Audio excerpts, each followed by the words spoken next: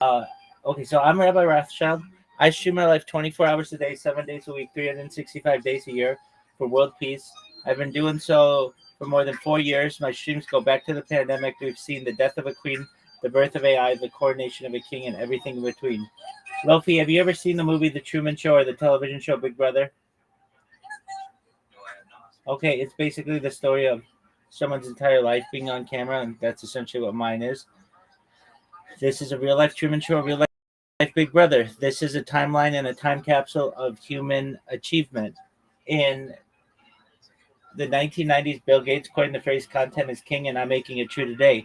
In 2018, The Economist magazine stated that data had overtaken petroleum as Earth's number one resource. And I have more data archived on the internet than any person ever, which is making me a very influential person. And with that influence, I want to make you, your friends, your family all independently wealthy if you're not already. I want to make sure you have generational wealth if you don't already. And I want you to be able to start charities and philanthropic organizations of your own. What'd you say? But how can you make me wealthy if I'm looking at your stuff and you're all doing all right, but like you're not like a millionaire, billionaire? Yeah. So I will be. I'll be a trillionaire. How much money you got right now? More than you. Probably because I'm unemployed, but Well, then definitely more than you. All right. Hey, Lofi, if you don't want to be on the list to be made rich, then hey, you do your own thing. I know more about everything. Absolutely. I don't understand it. So, as I've said, that data is Earth's number one resource. I have more data archived than any person ever. I'm going to be able to monetize that. I have more social media than any person ever. I'll monetize that. I am already endorsed by cryptocurrencies that are worth $100 billion, but I'll be able to do even bigger endorsements for major corporations, billions of dollars of revenue, and I'll take care of everything that you ever need. How the fuck did this happen? Like, how did you get into this? So just one moment. Um, I It was during the pandemic, and basically everybody started. Uh, my job went. Just one moment. I'm trying to listen to this at the same time. This Twitter space. My job went remote, and I got more comfortable being on camera, basically, and then just started live streaming and haven't looked back. Um, okay, so that's what I do. How about you? You're a streamer on Kick. Excellent. Well, very well, man. You're always welcome here. Feel free to always join whenever you want. And chill. I wish I could talk more, but I'm in the middle of a Twitter space, and there are like 500 people in this bad boy, and I'm a speaker, so I've got to listen to when they talk to me. Do you ever do Twitter spaces? No, I know. Okay, well, you're missing out. It's a good time. Yeah, I just googled it, or you could live in this for 69 days. No, no, no. Oh, in here? Yeah. Yeah, probably, but way more than that, though. 4 years. No, that's exactly the time. No, 4 years. Well, I just read it like the timestamp for like the call, and it's 69.375 days. Okay, yeah. And then I'll unmute everybody.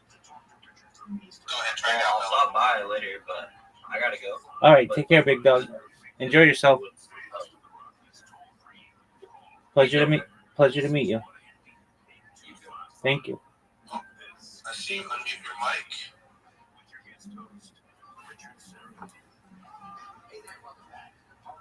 Yeah, I'm not hearing anything, Bella.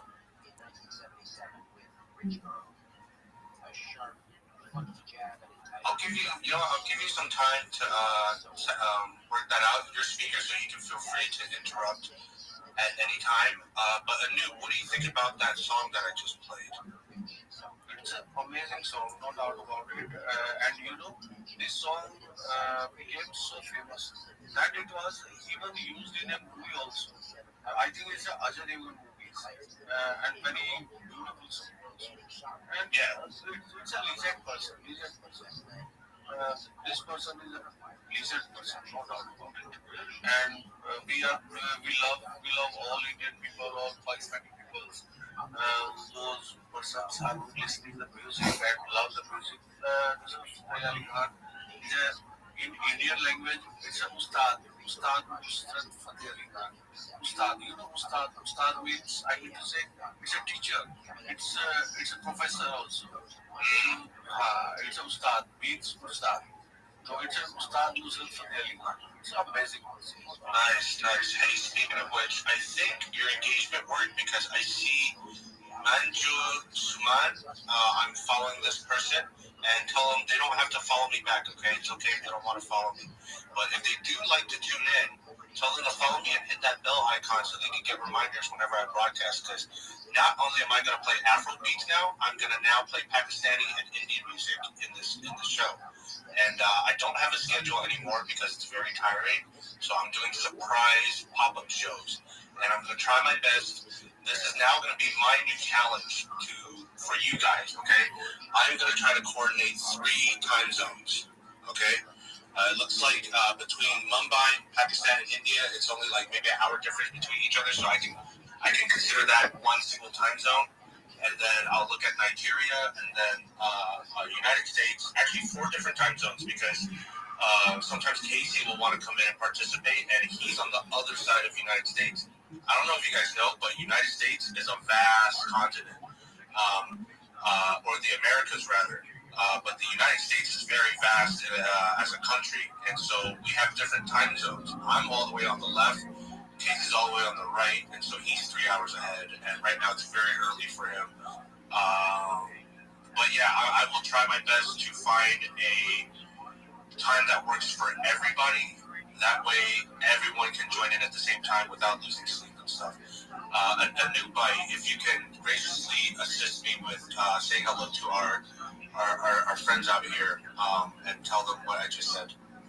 Absolutely, absolutely. You are doing very hard work and you are very serious about this platform.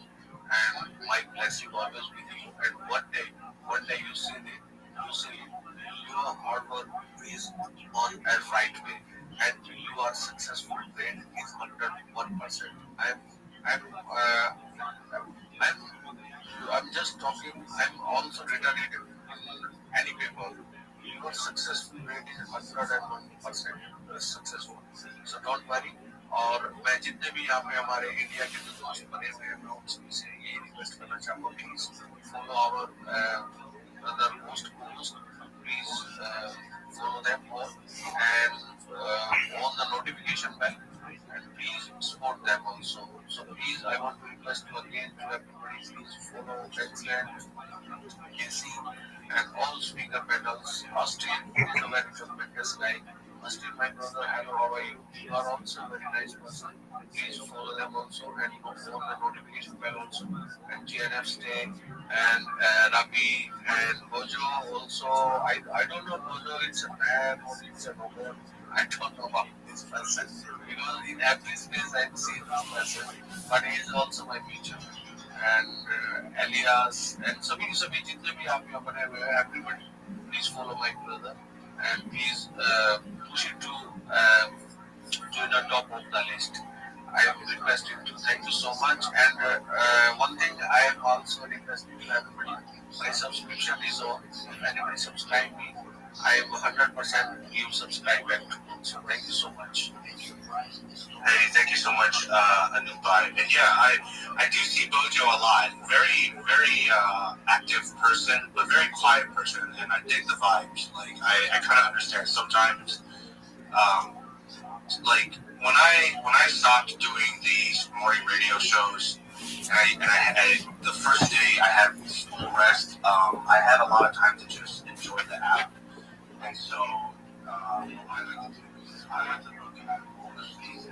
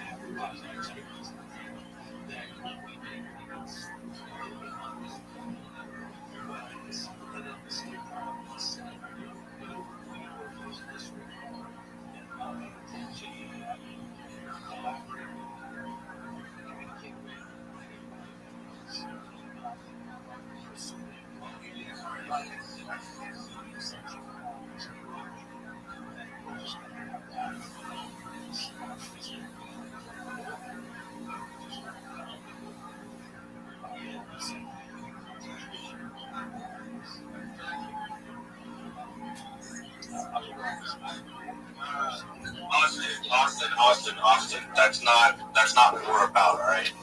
Give the follow, just forget about it. Because if you unfollow, you also go to jail. Did you know that? No, I don't follow you. Yeah. Well, hey, how about this? You want to talk about engage? Let's do this. How about this? If we up here get all of you guys down there on follow, will you request for the mic and at least come up and say hi to us? Like, you don't even have to follow us back. Can you guys do that? That's I'm not asking for purple pill engagement. I'm not asking for reply guys. I'm just asking you guys to just at least come up and at least let me know if you received it or not. Because sometimes this app plays games, and so if I follow you, sometimes you might not receive it. So you know you can at least say yes. Don't even say hello. Just say like yes, I received. How are you, Daniel? Don't even thank me, right? Just I want to see how. What's good, son? Stubborn. I'll go ahead and follow you. I want to see how same shit, different toilet. You get me? come up here. Word, dog. How'd you find out about me? It's very hard as a new listener to come up and have a mic. Bro, you're a bit of a celeb. Oh, I know that. I know that. How'd you find out about me? Right now, and so you're actually not Bro, really your name is amongst many like a lot of people. One thing I want to say, yo, you could make a lot of money if you did a stream on Pump Fund. I don't know if you've experienced. Baby, I'm live on Pump Fund right now. Let's just have like an open conversation. No way, really? 100%. Talk amongst yourself.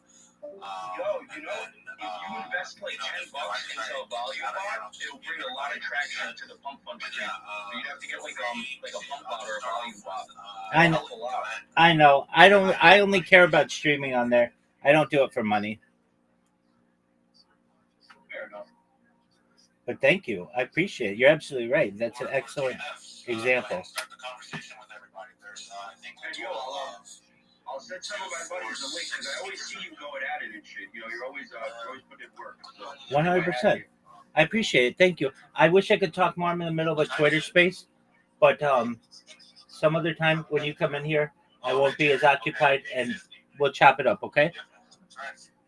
Of course. Have a lovely day, my friend. You as well, my friend. Thank you for being so nice. Thank you. You're welcome. It's your first time. Hey, welcome, bro. Did you get my follow? Oh no, I didn't. Let me follow you. Did you get it? Let me know when you get it.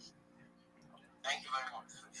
Yeah, and don't worry about the follow back, right? You can keep it. I don't care. But hey, if you like this radio show, you're gonna want to follow and then turn on the notification because if you're first time listening right now, I let everyone know that I don't do this schedule anymore, Nigerian time. I used to do it every morning for you guys, but it's because yes, I feel it's because of it. Perfect.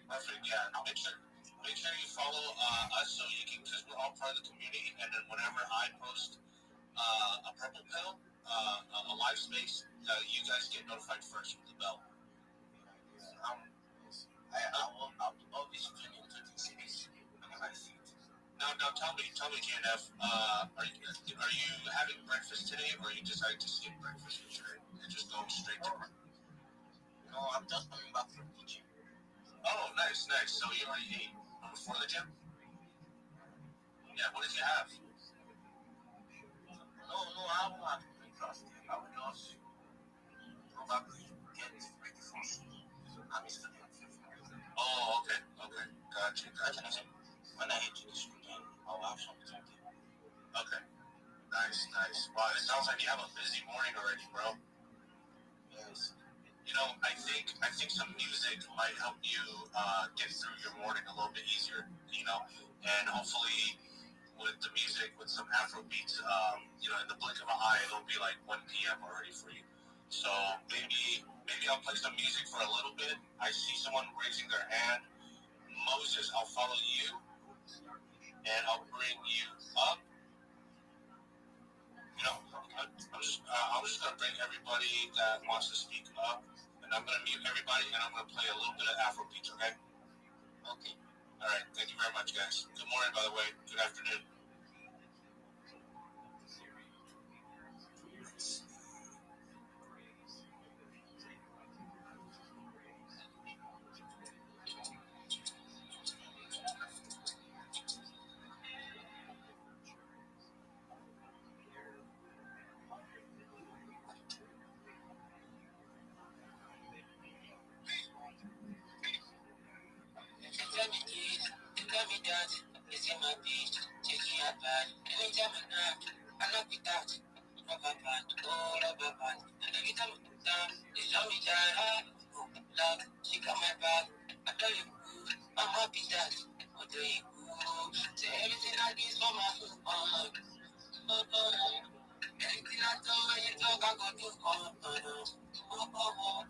We are not just another girl for my visuals. Loving you, now my ritual. I really like when you put it you. Taking me love, you want it too. All of the books you rush to see. When I'm putting love, it's not something. Girl, give me love for my soul. Girl, you're like in my soul. Say I'm man, I'm up to go. Say I'm the guy, say I'm soul. Say everything I do is for my woman. Anything I talk, when you talk, I go do fun. We are not just another girl for my visuals. Loving you, now my ritual. Yeah, I'm not a charlatan. I'm not like your baby. But I didn't need me. See, she understand my pain. She like, I'm Aku bakal dapat better. Akan dihati of problem. All of a sudden, she's me aku ini. Okay, sana makwalegi. Okay, my baby. All of a sudden, she's me aku ini. Okay, sana makwalegi. Okay, my baby. Say everything I do for my woman. Anything I do, when you talk, I go do. We are not just another girl for my visuals. Loving you, now my ritual. I'm in good guy. Good up. Good guy. Need to my baby. I think I want it. From the past. That's what I think I'm on. Need good guy. Good up. Good guy. Need to my baby. I think I want from the front. The back. From the television to the good.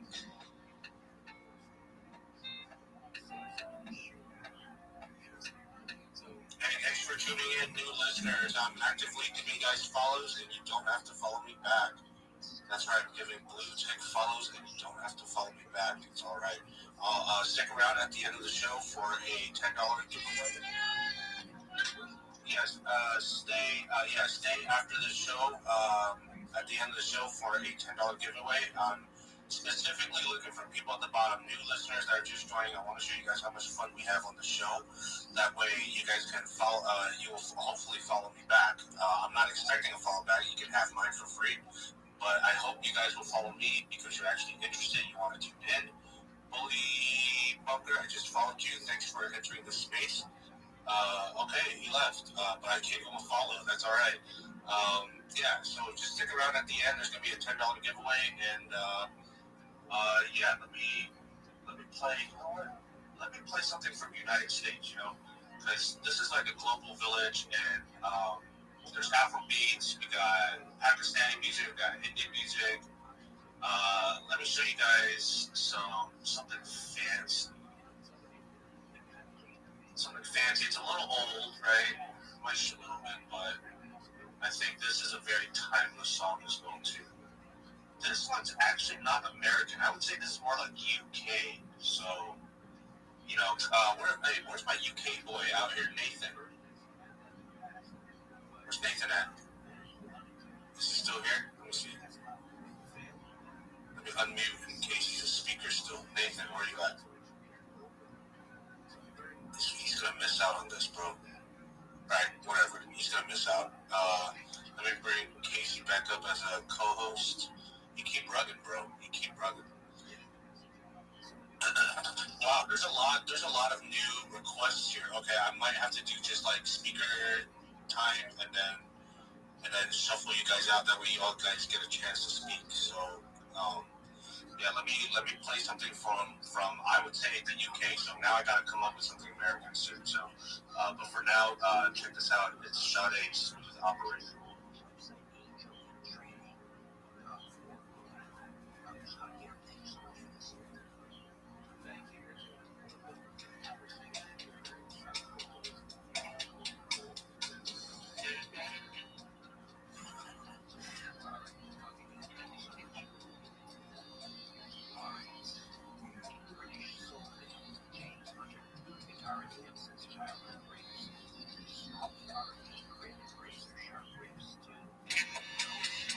Oh, I got moved down.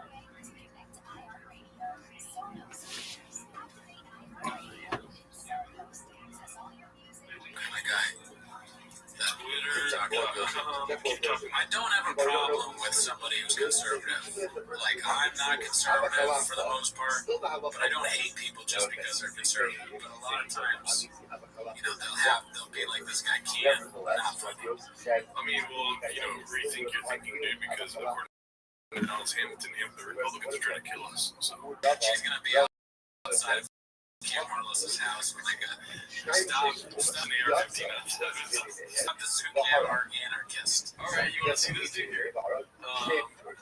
This is a tweet that says, "This is what bravery looks like."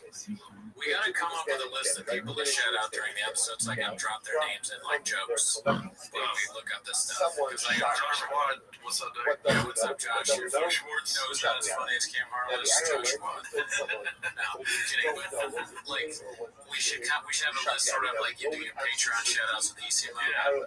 But I'll just do it as like insults. I'll drop it in like when I'm talking about shop. Okay, so both are going to be simply objecting to a retweet of a sexist joke and a colleague's false accusation of bullying leads to this. For instance, this tweet, bisexual or bipolar, it's like Rachel Friedland is both of those things. She's not either one, but as far as I know. Were you just thinking of what to say while I was talking? What was that? What? You're tripping me up. I was reading this tweet right here, so he said, "This is what bravery looks like," and he's retweeting Felicia Sonmez, the girl that started this whole thing. Oh, he retweeted her? Yeah. Oh, he's being sarcastic. She apparently lost, in the article that I clicked on, the first thing I read, she lost a court case against Washington Post for discrimination already for something else. I wonder what that's about. We should look that up too. Oh my god, here we go. All right, keep talking. So, what bothers me about this is that she seems like one of those people that just likes to start shit. Like, your colleague retweeted it. If it really bothers you, why don't you just talk to him about it? Or why don't say, hey, why did you retweet that? If somebody, I do think it's kind of weird to, follow and care what people tweet. I don't, really think that's great or, mentally healthy. But if it's your friend or colleague and you're worried that they're doing something stupid, just mention it to them. If you know me, if you're any of the people that listen to the show, Jay Light,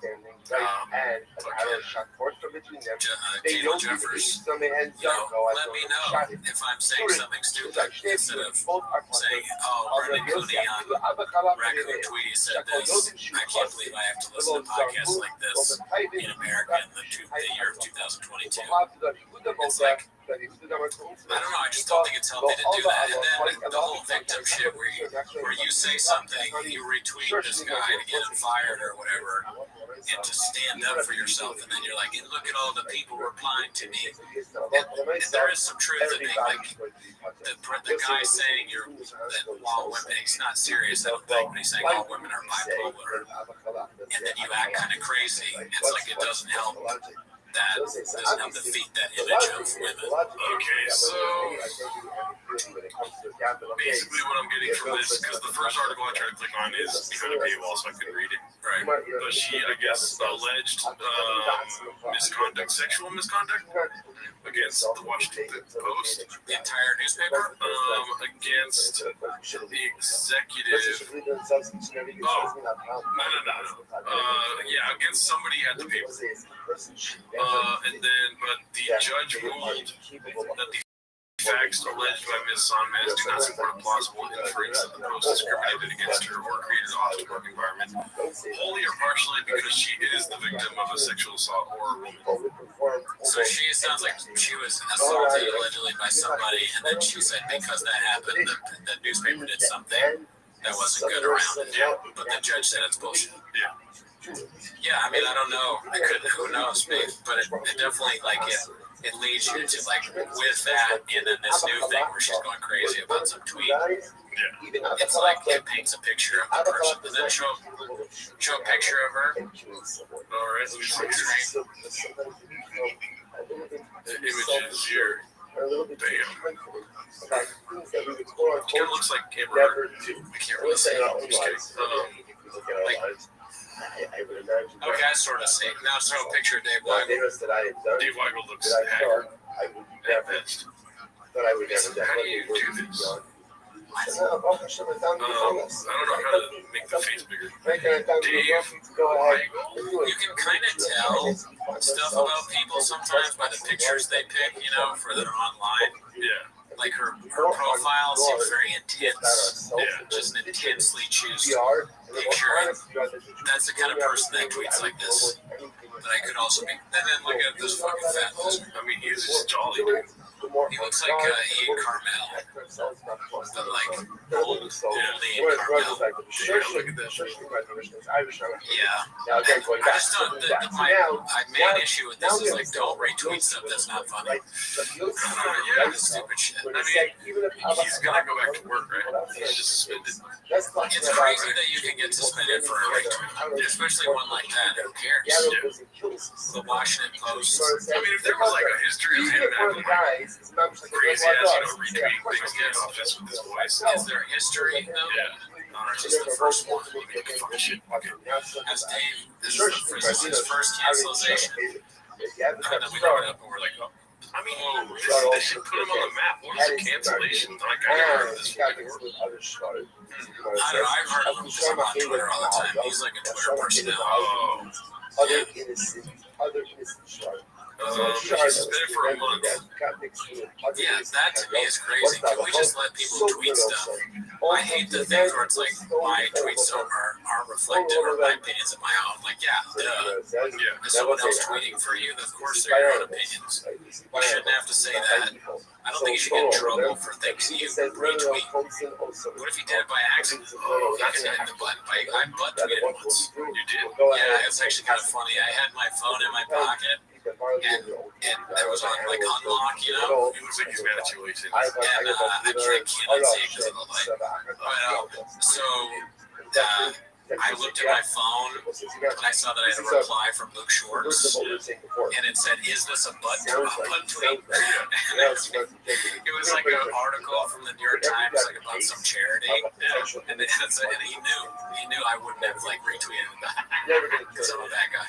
Man, he should straight up just go for the butt tweet defense, dude. I mean, he could, I guess. I mean, you can do that, but then no one believes you. No one believes anything men say anymore, and women. If you're not on whatever side that's angry, even if you're telling the truth, it's like, fuck you for, whatever I think, whatever I'm mad about that day. It doesn't matter. Also, if you wanted to retweet something racy, just go to Brendan's Twitter and get a couple flappers tweets. There we go. Dave Weigel could have retweeted any number of flappers tweets. Yep. But instead, he chose to retweet some juggalo who was like eating soup cans and is an anarchist apparently. Who follows fucking Jack Probusek and whatever that. What's that guy? Who's the rock star guy with the guns? David Navarro. No. I don't think David Navarro's political. I'm thinking of the guy who like threatened Obama. He's like, I'm gonna shove my AK-47 up Obama's ass. That opposite. These are the worst guesses. Oh, okay. Yeah, I said, who's the southern man that threatened Obama with a gun? And he said, the Dixie Chicks. I remember the Dixie Chicks were all political. I'm not political, dude. Yeah, I mean, I'm not that political I'm either. historical, dude. I'm about history. Yeah, but you didn't know too much about it. I know that fool's fucking weirdo. He knew less than shop. I knew, but he had a hole in his head, didn't he, from fucking syphilis? Damn. But that time, syphilis was the thing that was going on. That's nothing to have. Yeah, there were plenty of people retweeting syphilis. They were like, I can't believe I have to work in a place like this where people have syphilis. I just don't like that anybody at any time could cancel you for nothing. Yeah. I don't like that this guy's working with me and I'm You already sued who sues who they work for and then stays working for them. Yeah, that's stupid. The Washington Post sounds like a horrible place to work. You go to work, you work all day, writing whatever in the news. You see a tweet that you think is funny that's not, you retweet it, the next day you go to work and you're fired. Yeah. Because somebody saw that you work with. Yeah. Somebody at the other desk was like, you know what, I don't like Dave, I don't like this tweet, so I'm going to tweet about Dave. And then you're out of work for 2 weeks. He's suspended. Was he suspended with pay or without pay? Do they get comp benefits? I don't know if they articulated that or not. Right? It's just Why? messed up, man. Because people, All right, you want to go into Amber Heard or no? haven't been I want to keep talking about this. The Washington Post, like, working there, you just fucking, what are they gonna, what's it gonna be like? Is it just all gonna be annoying people? Are they also like super blue washed? I don't know, but I'm thinking like, so this guy gets fired, right? So, and then, but the other person who retweeted about him is not that they should face any consequences for that. They shouldn't. But is it going to be all people like her now? How are we supposed to trust the news? How can we trust the news if it's a bunch of people that are just angry if their coworker likes a tweet of somebody they don't agree with? So you may not think that it's funny, but is it clever? No, it's not clever or funny. I wasn't asking because I think he did that. I was wondering. Yeah, definitely not. Why would he retweet it then? Because he's stupid too. Because he thinks it's funny. Yeah, I mean, obviously he thought it was funny. So then he should lose his job if he's stupid. That I might be able to agree with, yes. I think he should lose his job because he's so unfunny. Like, if you think that joke is funny, I'm okay with you, because writing for the Washington Post, or writing for a newspaper, a well-respected newspaper, you should have the ability to realize whether something is worth retweeting or not. So if you're retweeting bad, like I bet if you go to Dave Weiss, like he's retweeting like NBA memes and other things that aren't funny. Yeah, like Club is true, but he has other funny shit. Dave, weird name.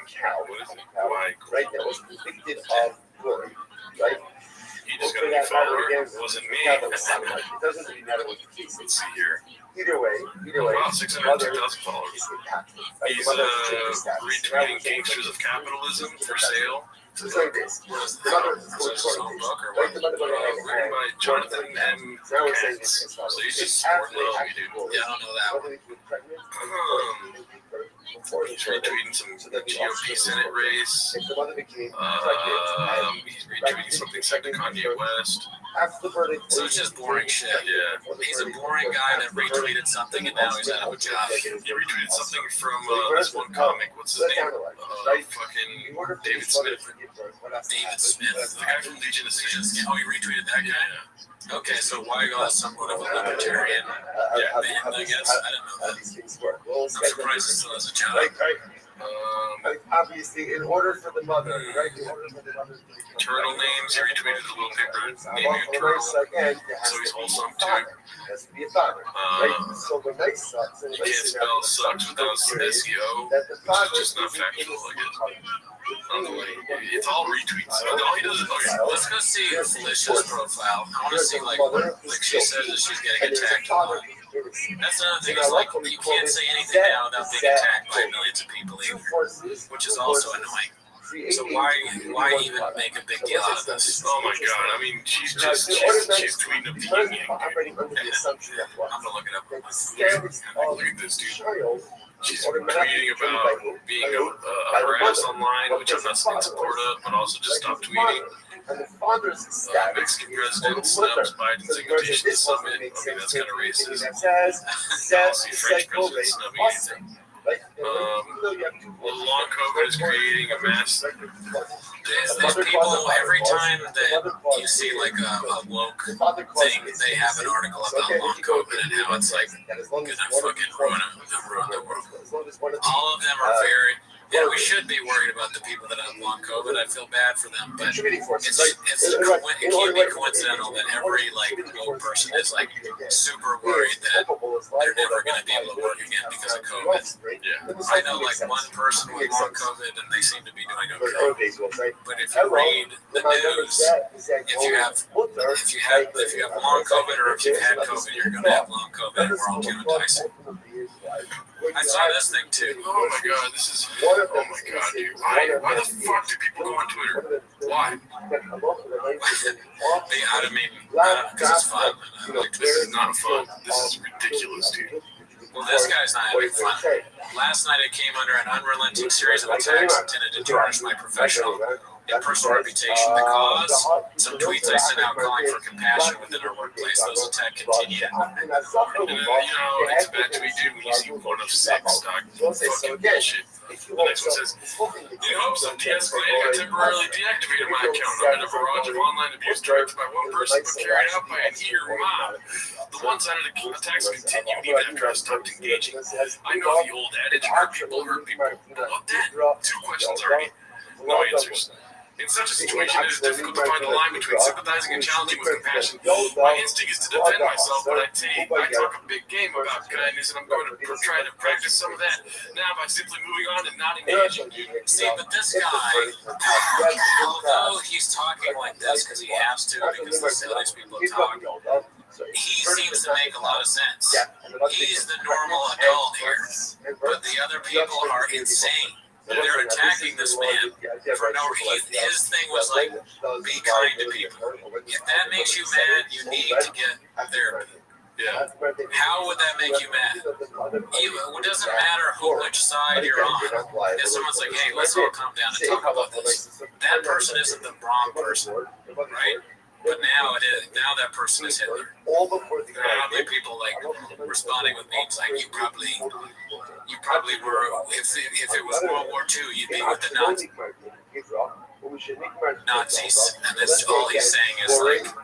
Talk, be kind to each other.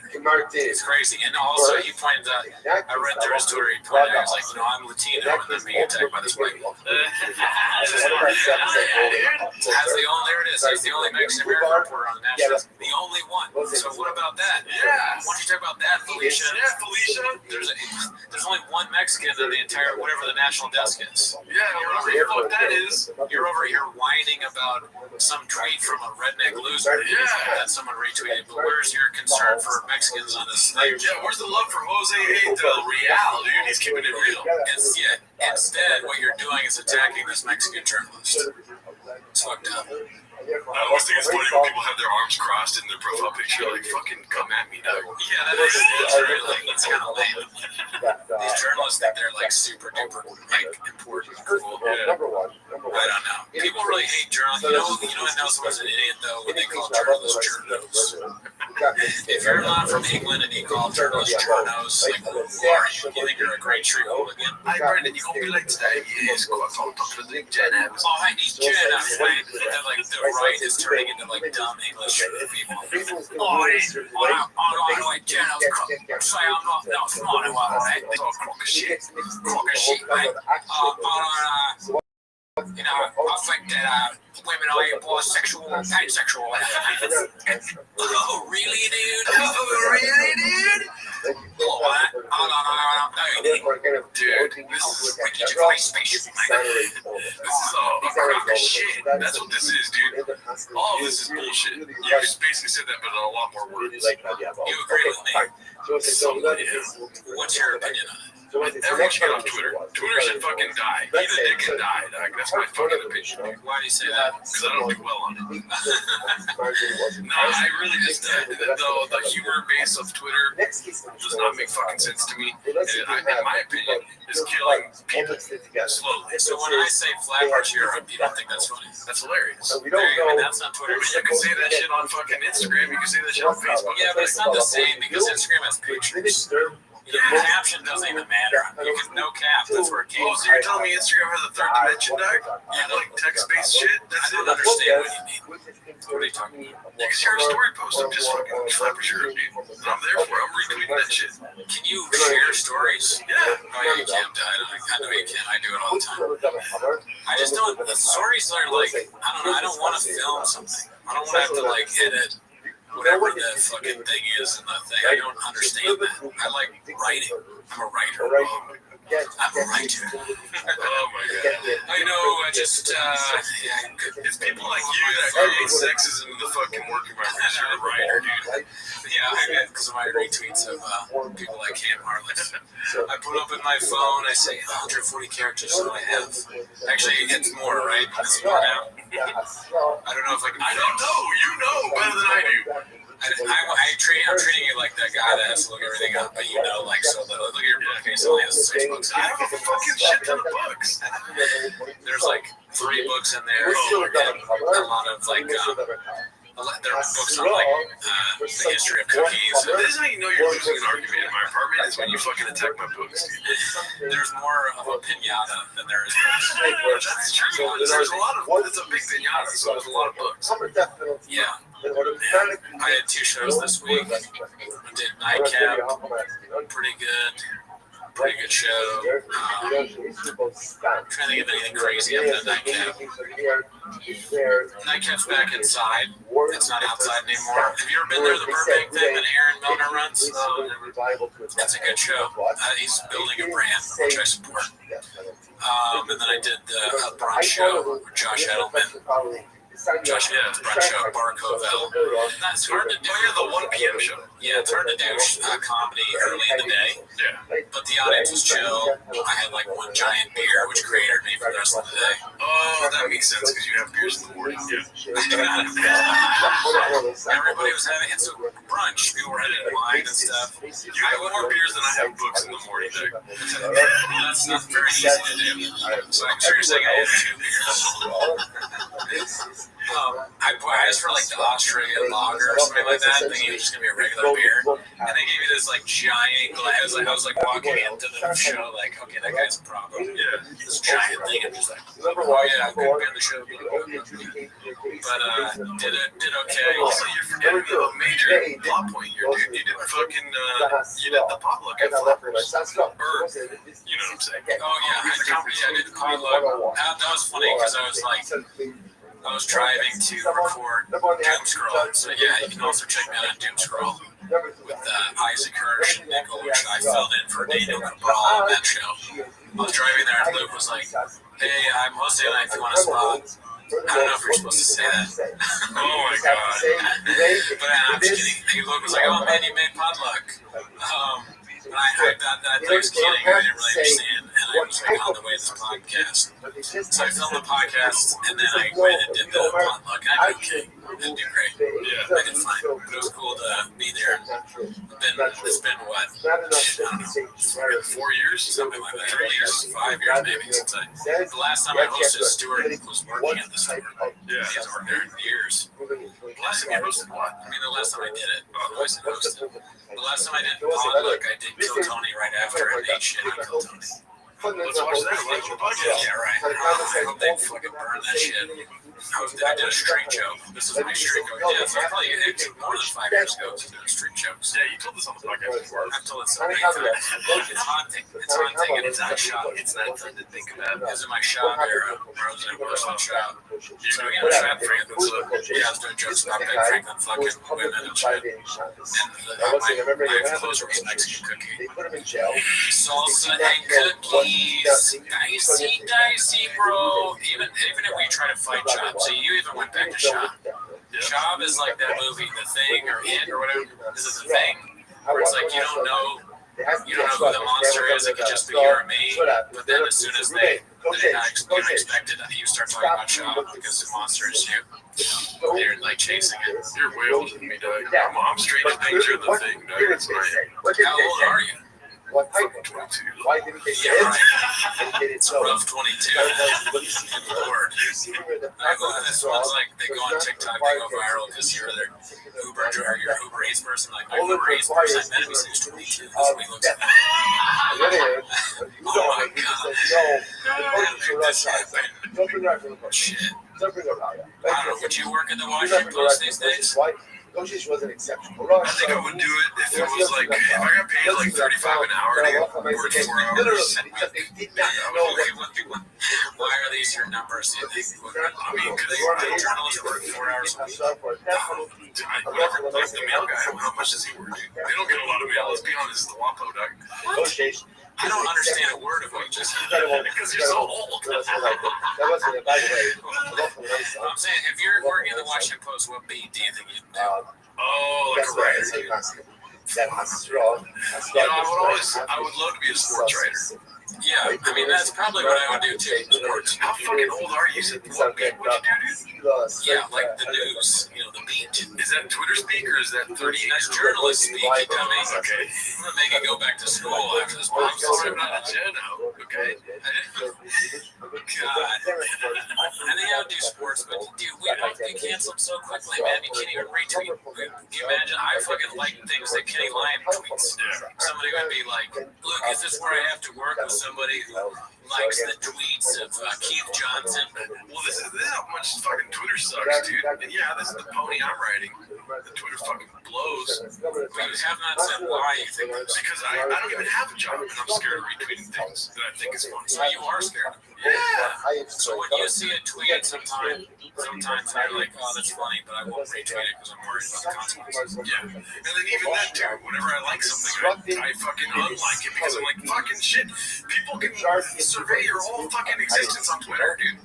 Keep talking. I want to You want to look at things that I like? No, I have this one tweet. I'm just going to show it to you if I can find it. It's so fucking funny, but I would never retweet it. It's so fucking funny, though. Life on Instagram is so much simpler. There's no surveilling people's activity on Instagram. Twitter, you can see everything I like, everything I fucking look at, dude. You can see my fucking algorithm. You can't see stuff on Instagram. You can definitely see celebrities all the time. They're like so and so like their posts. They're like, oh, these two celebrities haven't liked each other's posts in a month. Yeah, but that's people that have no fucking life that continue to like refresh pages and see if there's things that are being liked by fucking Cardi B or whatever, dude. Yeah. Can you find it? I tried to like. I'm gonna write it out and show you what it is. But it's so inflammatory in today's world, and it shouldn't be. You know what? I'm not even. I can't. It'll take too much to air. I'll show you after the Yeah, podcast. just show me the. It just sucks that you can't. Stuff that's funny, it's funny because it's a joke. It's not serious. You know. Like, I understand we shouldn't bully people, and we shouldn't be overly mean, but, I get made fun of all the time, and it's fine.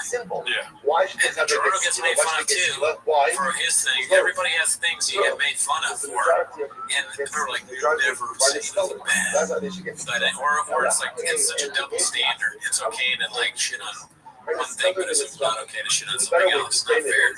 And it's going to make it so that people who don't accept the dogma of one political party aren't going to trust what's in the Washington Post anymore. At some point, if all of your reporters are fallacious Sundays and they're all angry, then who's going to do news? Every thing of news will be mad. The person reading the weather is like, it's 90 degrees today, and that's why people's fault because of global warming is caused by people watching Friends. I don't know. Also, what is real fucking news? There's no real news, dude. We got people over at WAPO talking about fucking gender and sexism. There's no real news. You don't know what the fuck's happening in the outside world. So many people are fucking dying in Nigeria right now. You don't see that anywhere on your feed. What are people dying in Nigeria? Fucking mass shootings at churches and shit. Right. I saw that news article. I thought that was Nigeria. Is that like an Al Shabaab thing or is it just a random mass shooting? I don't know what food is doing this. I don't know what Al Shabaab's like a terrorist group. Oh, okay. They're popular in Africa. That's so insensitive. That's what you said. And it's not, I don't think, Al Shabaab does sound like kebabs. I don't think that he should be fired from crazy. Although that's up to Tom there. A woke member of, I love how there's like a woke member, an anti-woke member, and then a guy's completely checked out. Like Ryan's like, you two are arguing, and then if one of you says even one thing that's negative about a Rubik's Cube, oh really, dude? You're gonna hear a fucking earful. You say one thing wrong about a Batman comic, and Ryan is gonna get their ass. Yeah. In my opinion, dude, there's fucking, woke does not exist. It's just, it's people seeing what they can do to other people. That's all that shit is, in my opinion. One thing I've heard people say, I don't know if it's true, you'll see people say, like, woke isn't really what you think it means. It was like bastardized and stolen from black people. They came up with it. I have no idea whether it's true or not. But whatever it is, and whatever it popularly means right now, I very rarely agree with it. It seems awful. So, I mean, because it leads to shit like this. Yeah. Here goes Brendan telling me to come on part of the podcast. No, I'm not. Leave it in. I want people to know what I think. And I can be wrong. I'm not the smartest guy in the world. You know, you heard me. I thought the 16th president was Andrew Jackson Franklin. I know that that's Abraham Lincoln, but it was a brain fart or whatever. It was a Gringo Poppy moment. And we're all gonna, it'll be. Somebody's timing us. I know how long it takes for us to bring up Brendan. I mean, it's podcast gold, baby, and it's just hilarious. You know what they want. The guy standing clips are always bad, and he keeps putting them up. He doesn't stop. Can you imagine if you had just bad clips, and you're like, gotta put up another one? I mean, I'm doing that right now. You're putting up bad clips. I didn't see really. Yeah, I mean, I haven't seen any of your clips. I put up a clip a couple days ago, and it got like 4,000 views. But That doesn't sound bad, but then again, I mean, I'm not proud of it. I just did it because I needed more action on it's myself. not funny. That's not the best way I've done the joke before. Then why would you put it up? Because I can always do it, redo it. There's a delete button. Yeah, delete it. Yeah. Wait till it's good. Put that up. Yeah. I want to get some of that. I got I wonder if Nightcat can send me that tape. Play it so good. Dude, there's a fucking, this woke shit bugs the fuck out of me, dude, because obviously I do a podcast where we talk about woke things, right? Whatever the fuck you think woke is, we talk about whatever that is. And there's this, it's funny to me because, so there's this girl that comments mostly every video talking about how trash I am. Gerardo's a fucking stupid ass. That seems kind of mean, lady. Yeah, you fucking, lady. And you know what's funny though, dude, is that I get the messages on my YouTube Studio app, but they don't show up on YouTube. I didn't hide her from the channel or anything. It's just used so many curse words in every single one. That it's just She calls me a shitbag. She says that I'm a dumbass, and then it has a lot to do with Joe Rogan. She calls me a Joe Roganite all the time. You don't even like Rogan. I love Rogan. I thought you would. But see, when I say I love Rogan, then people fucking put me in a fucking corner. You know? Did she see that episode where you're like, you didn't want Rogan? That's the episode she said. That's the episode where she's like, it makes total sense where Jordan loves Joe Rogan. I'm the one that wanted to do that episode to talk shit about Joe Rogan. Yeah, you did. You said that Joe Rogan shouldn't talk about that next or whatever. Yeah, that in California, the episode was California. That's so funny that she's, even when you're on her site, she's still like that fucking shit bag. Yeah, she really doesn't. And then there's other people leaving fucking essays, dude, of comments on my thoughts. Can I be totally honest with you? When I created that fake profile of the woman that just shits on you all the time, I didn't think that it would hurt you this much, and I did. I don't know. No, all I do is I reply back with the tongue emoji like that. Nobody can see it. I mean, I'm sure that makes her mad. That reminds me of two I things. saw them all at one time because keep in mind I get constant comments on videos, and then so I went back trying to find a video where somebody commented, new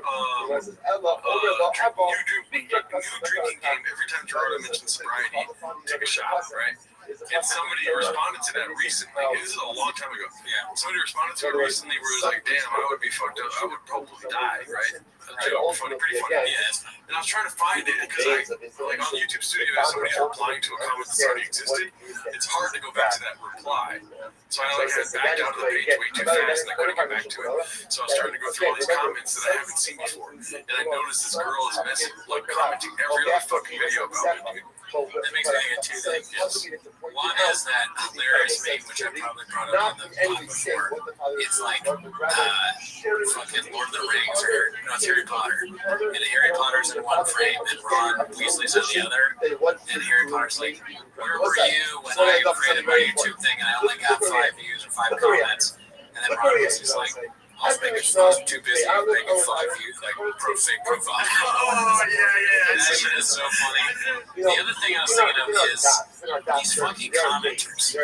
The thing that they love to do is they're almost, you know what they're like? They're exactly like this Washington Post person. They love to be like, oh, well, my comment was deleted when it wasn't. Or like, why? And you stop, like, I'm getting buried by whatever they have. So this guy on YouTube, I was like joking around with him, he was giving me shit, and I was just responding like, shut up. You're like, what else you got, Jen? You're no church girl to yourself. He's like, when I said, what else you got, Jen? He said, my last comment was deleted, so I guess nothing.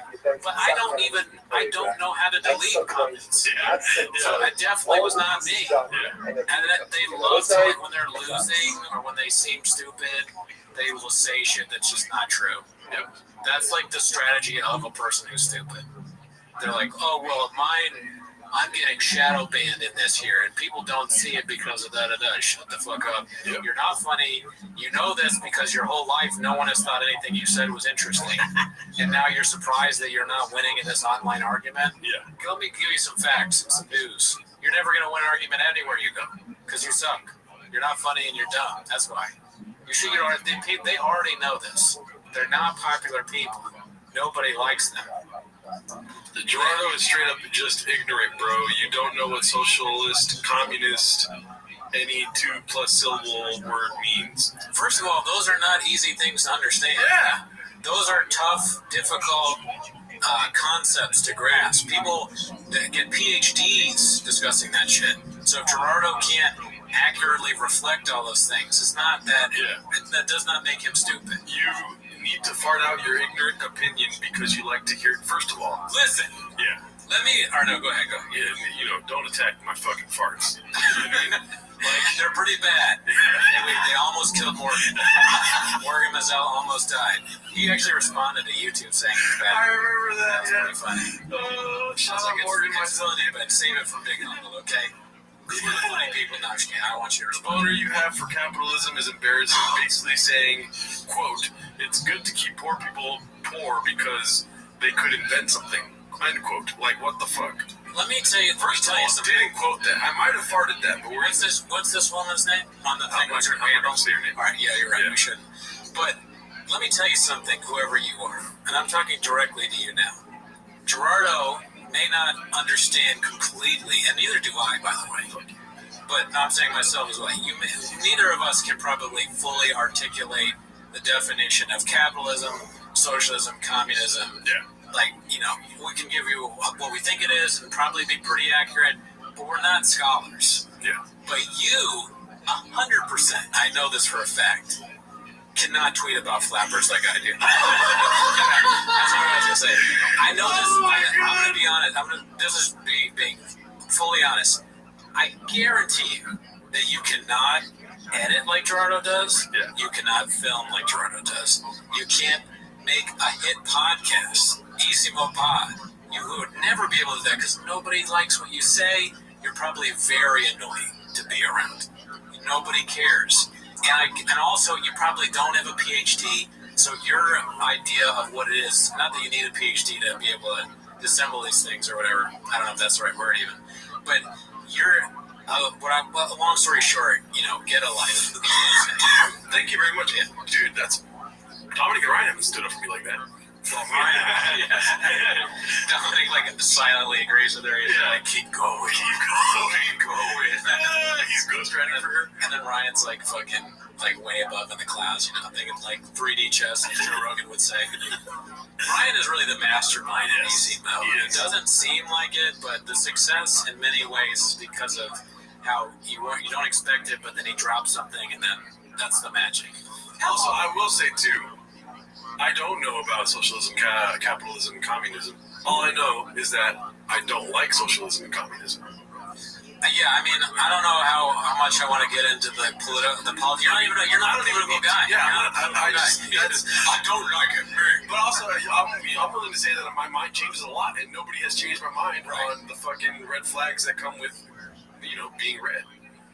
My thing is, people that have never done anything impressive at all love to talk shit. Your podcast is impressive. My Flappers pilot is amazing. Yes. I've done stand-up at some venues that other people couldn't do, and so these people that are just random people being they're dumb, they suck or whatever. It's you're saying that because what have you done?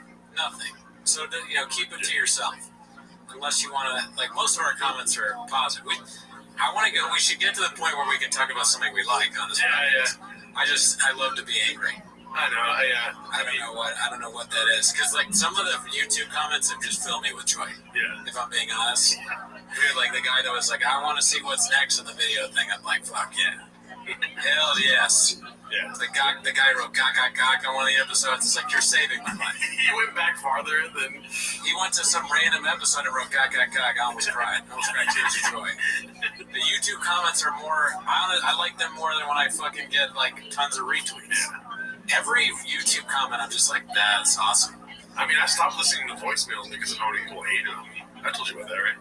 Dude, what's that? Because he had like a voicemail thing? We have a voicemail line for Easy Mode. No, I don't want that. Oh, yeah. Let's get a Raccoon Tweety's voicemail line, dude. No, I'll have Discord before I have that. Oh, yeah. I'll let people talk shit in my face, but I don't want to hear voicemails of people. That's too... And one more thing about Gerardo. I'm just going off at you. Yeah, it's just, there was one that was like, Gerardo, you suck, and that's all they said. And I was like, why was that? Yeah, well, just because you want to fuck Dominic doesn't mean you have to shit on Gerardo, okay? We all know. Everyone wants to fuck Dominic. Yeah. The women and the men that say they're straight, but then they look into Dominic's eyes, and then all of a sudden... And you know what Dominic does? He goes like this. Yep. Yeah, we know why you don't like Gerardo. It's funny that your podcast is like you have like a Lord of the Flies thing. You're like Jack and Ralph. Yeah. And then Ryan's the rock that kills Piggy. Push Ryan on this fucking Piggy and kill him. Fuck, man. Anyways, we're already an hour and 5 in, dude. Damn. Good. We got to do these segments, though. All right. Checking in with Scott. All right. Dude, I look up Scott Lurs so much now because of this podcast that I get recommended his tweets every time. Good. I don't miss being poor, but I do miss doing stand-up more than a handful of times a month. Because Scott, big news in Scott's life is, promotion after promotion. He's balling, getting married, doing a lot of, very busy man. So he can't do stand-up as much, as he used to, which is sad, but also, with success comes responsibility. What are you going to do? With great power comes less open mics. With great bar jobs comes a life that's more rewarding. All right. And then our favorite segment is Heather. Okay. Is it? Okay. No chance. All right. Heather said, before the pandemic, I wanted to do things, and now after the pandemic, I don't want to do things. Is this relatable? All right. Not really, but I'll like it. It's kind of funny. Oh, I saw you like it right now. Live on screen. I'm not retweeting Heather. No, not this time. I don't think it's worth a retweet. But the pandemic did make, it's like you'd be inside, I want to go do something, and then, you'd be exhausted from work when you're back. I don't know, I want to just watch all these, there's still so many shows on now that are good, Just watching, We Own the City on HBO is fucking awesome. I think that just ended. I was watching Ricky Gervais on Ricky Gervais special. Under the Banner of Heaven was out. Norm had a special. There's so much shit going on. Ali Sadiq, did you watch that yet? I haven't watched it, but I just was on that show Nightcap. I was with shout out to what's that guy's name? Luke Schwartz. No. Oh my god. I'm so tired that I forgot the president and this guy I was just talking to his name. But hold on. Oh, the 17th president. Andrew McKinnon. Oh, Mike Eshak. Mike Eshak was at I can't remember the name of the club. He was opening for him at the Laugh Factory in where is it? Long Beach or something, or either that or the store in La Jolla. But he was with Ali Sadiq, so he was fire, crushing. And opening for him. That special, I watched it twice already. It's amazing. I want to see it. I like that guy. Like I said last time, he was very funny. Yeah. So it's cool. As I say, these guys like him, they should be the guns getting shots. Yeah. This is the real issue when you talk about unfairness and racism and sexism and all that. And just not getting the shot or whatever. That's the real thing is that there are black guys like Ali Siddiqui who should be getting it more than they're getting. Ali Sadiq. I love saying Sadiq. Sorry. But Ali Sadiq, there's guys like him that should be getting the shot and they're not. Yeah. For whatever reason. And that's what I struggle with more. But on that same token, he's creating his shot, dude. Yeah, he's creating his own shit. And that's not a basketball pun. What do you mean? Like creating, it's shot creation. Okay, sorry. I don't get it, but I guess what I'm saying is I shouldn't have said it. I don't understand what you're saying, but I just want to know if like, let's say you see one person, like, and they're like about to fall off a bridge, right? They have like one hand like on the thing, and like one hand is reaching up. Yeah. Would you save them? If it was Kengar, I would not. Damn, I was gonna be like, yeah, I was hoping you were gonna say yes, and then I'd be like, what if it's Kengar? You'd let Kengar fall to his death because he's the worst comedian. I'll say this. Ken, where are you, man? I haven't seen you in a while. You're playing poker. I hear you're losing to women. Oh my god. Oh my god. Cancel me now. All right, that's it. Bye. Bye.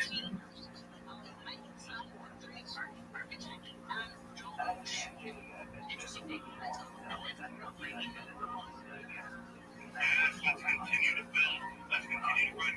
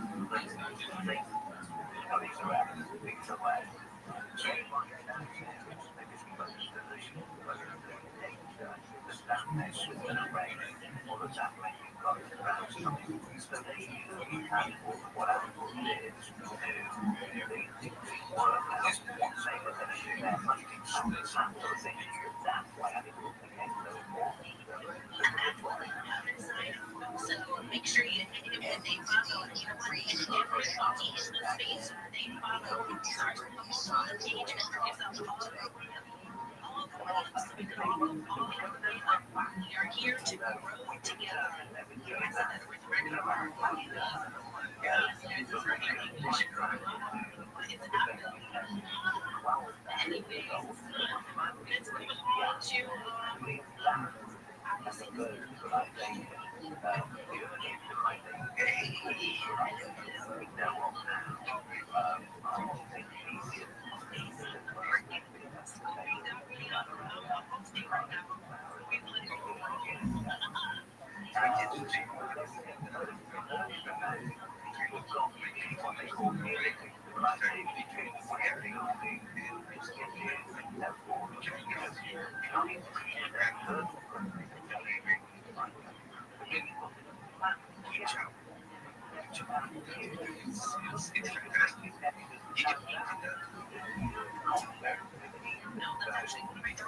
I drew that one up and then I tossed it into and other apps to make such video. You have to watch it 2 times to be able to actually. So you watch it right here and then you turn your phone upside down so you can actually see the other faces. Yeah, I did that myself.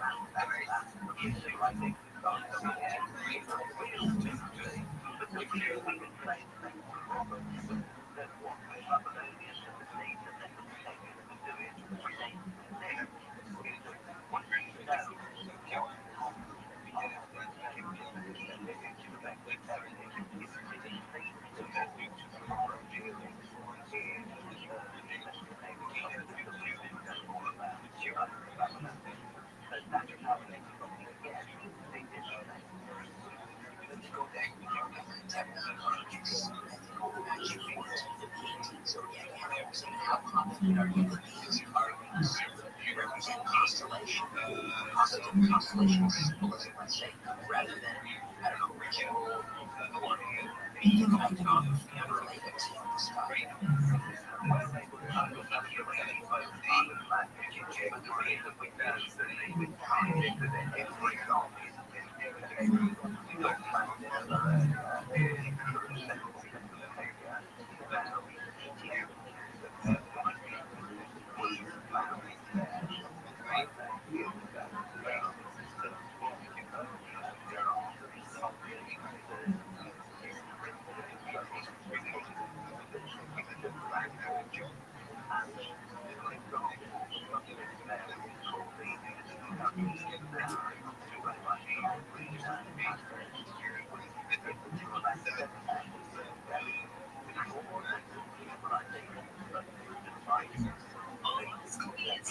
He is absolutely here. He showed me a DM and gave me some video instructions. He is absolutely insane. He's just letting me roll. So, he is here. Yes, that was completely he is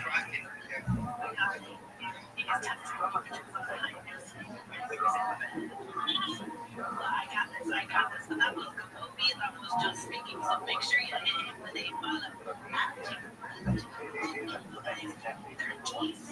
Actually 13 seconds to oxidate that group. And you want to shout out my people.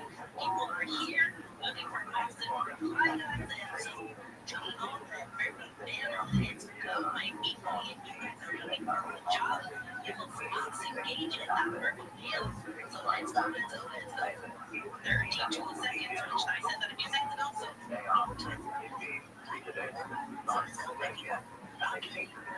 French toast in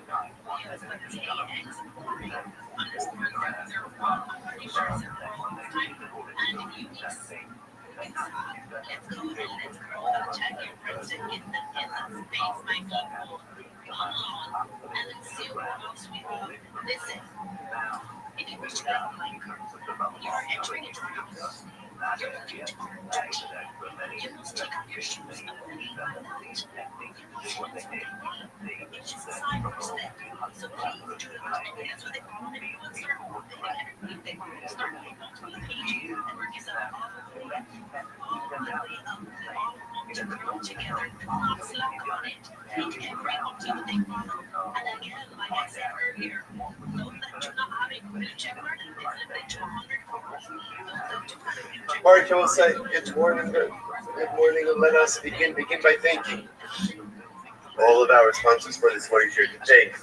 Our annual account for sponsorship of Tavshin Aid, closing the Shbach of Eretz Yisrael. We're dedicating all the Shur and Roshals as his plus from Soros Tomos and Yisrael. Our Torah sponsors for the month of Adar, Haba Alim Latova, Stephen Terry Zinn, in loving memory of Terry's father, Dr. Harry Khan, Steve Hirsch, Ben Yosef Hakorim, on the occasion of his 12th yard site, the Ziv, Levin, and Berman families in memory of Mr. William Ziv, Zev Shmuel Ben Yisrael.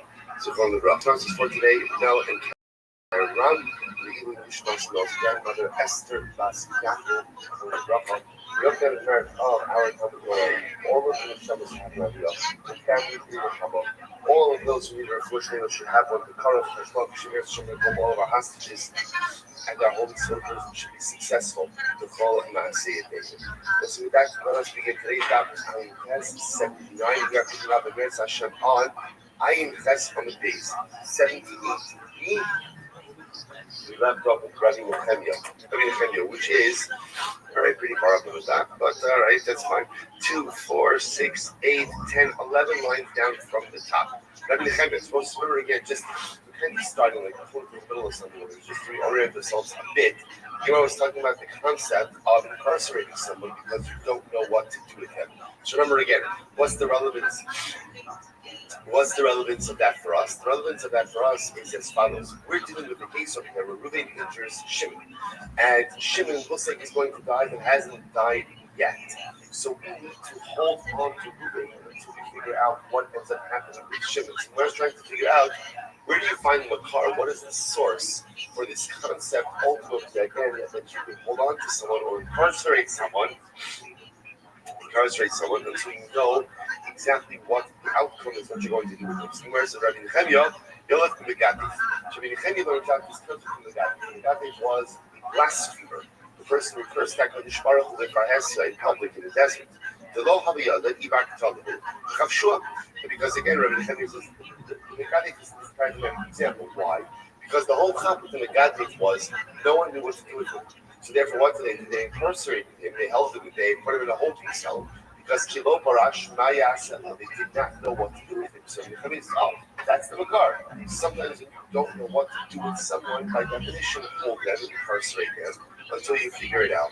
So the Gemara says, Rabbanon Megadif Hora Shah Haisa. Rabbanon says, you can't bring a rifle to Megadif, because the Megadif was an outlier. Hora Shah literally means, like a temporary allowance. But for our purposes, what it also means is it's an outlier. It's not a paradigm, it's an outlier. Why? It's very interesting. There were two instances of people who committed egregious acts in the desert. Okay, let me reframe that. There are multiple instances of people who committed egregious acts in the desert. There were 2 times where someone did something that Moshe did not know what to do with the individual. One of them was the Makoshish. The first was Mechal Shabbos, violating the Shabbos that had in public. And the second was the Megadik, was the person who blasphemed HaKadosh Baruch Hu. Listen to this. Gemara says as follows: Moshe knew that the Makoshish, the guy was Mechal Shabbos, Moshe knew that he was chayiv misa shneimar b'chalaleha mos yumas, because everyone knows that the punishment for Shabbos desecration is death. Hello, lo haya yodea be'ezim misa. What did Moshe know?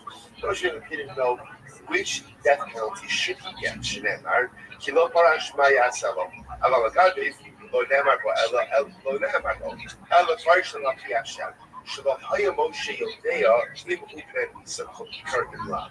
But by the Gabi, Moshe had no idea what his punishment was. It's interesting that Moshe knew obviously something has got to happen to this guy. He did something terribly egregious. What is his punishment? What is Moshe had no idea. Therefore, they had to go and incarcerate him. According to the Rabbanon, because Moshe had absolutely no idea what to do with the Gabi, he cannot serve as a source for this concept of chashua, of incarceration. So Bishlam of the Rabbi Nechemiah had a good trip on Dini. So what's this interesting? So now going back for just a moment. So we had this concept.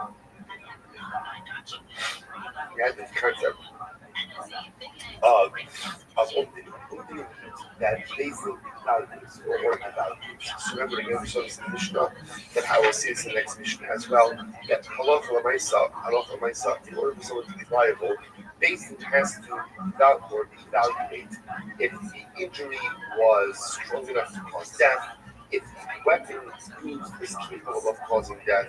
So the Gemara says, I understand why the Torah records two different concepts of Umdini. Chad, one case is Abdul Lamisa, the Chaya. So one is like about a case where Beis Din originally said, so Ruben hit Shimon. Beis Din, right? Shimon didn't die instantaneously. So what happened? Beis Din evaluated the situation. They evaluated that Shimon is going to die. What happened? Chaya. Shimon lived. And what's the halacha in that case? The halacha is that Ruben goes free. The other case is where Ruvain again injured Shimon. Shimon, Baruch Hashem, while Shimon looked like he was going to die, then Baruch Hashem, he has a recovery, or I should say, a partial recovery, that in that case also Ruvain goes free. Why do you need two of these evaluations? So one is talking about a case where literally again, Ruvain injured Shimon. Shimon was going to die. Beis Din evaluated that he was going to die. Baruch Hashem, he recovered. And the halacha therefore is that Ruvain goes free. The Chad, Amdul L'chaim Umeis. And one is talking about a case where Ruvain injured Shimon. And then what happened? So Beis Din said, okay, he injured him, but halacha l'meisa, he didn't injure him in a way that's threatening to his life. And then Shimon ends up dying. Even in that case, Ruvain goes free as well. Right? Why does Ruvain go free as well in that case? Because halacha l'meisa, at the end of the day, Beis Din originally evaluated that Ruvain did not do something that potentially caused Shimon's death. Rabbi Nechemiah would say, "Amdul l'chaim umeis lo tzarich hikra." No. Halacha l'meisa, the case where Beis Din evaluated it, it said Shimon's not going to die, right? And then he died. Of course, Ruvain's going to go free. And there's no shaila over there. Why? Shari Yotza Beis Din Zakat. Because again, once Beis Din already went ahead and said that Shimon's not going to die as a result of these injuries, Ruvain is scot-free already. Now again, he may be high for damages. But Allah says he's not going to be brought back to Beis Din for any kind of thing. Okay, what's the first one? Like,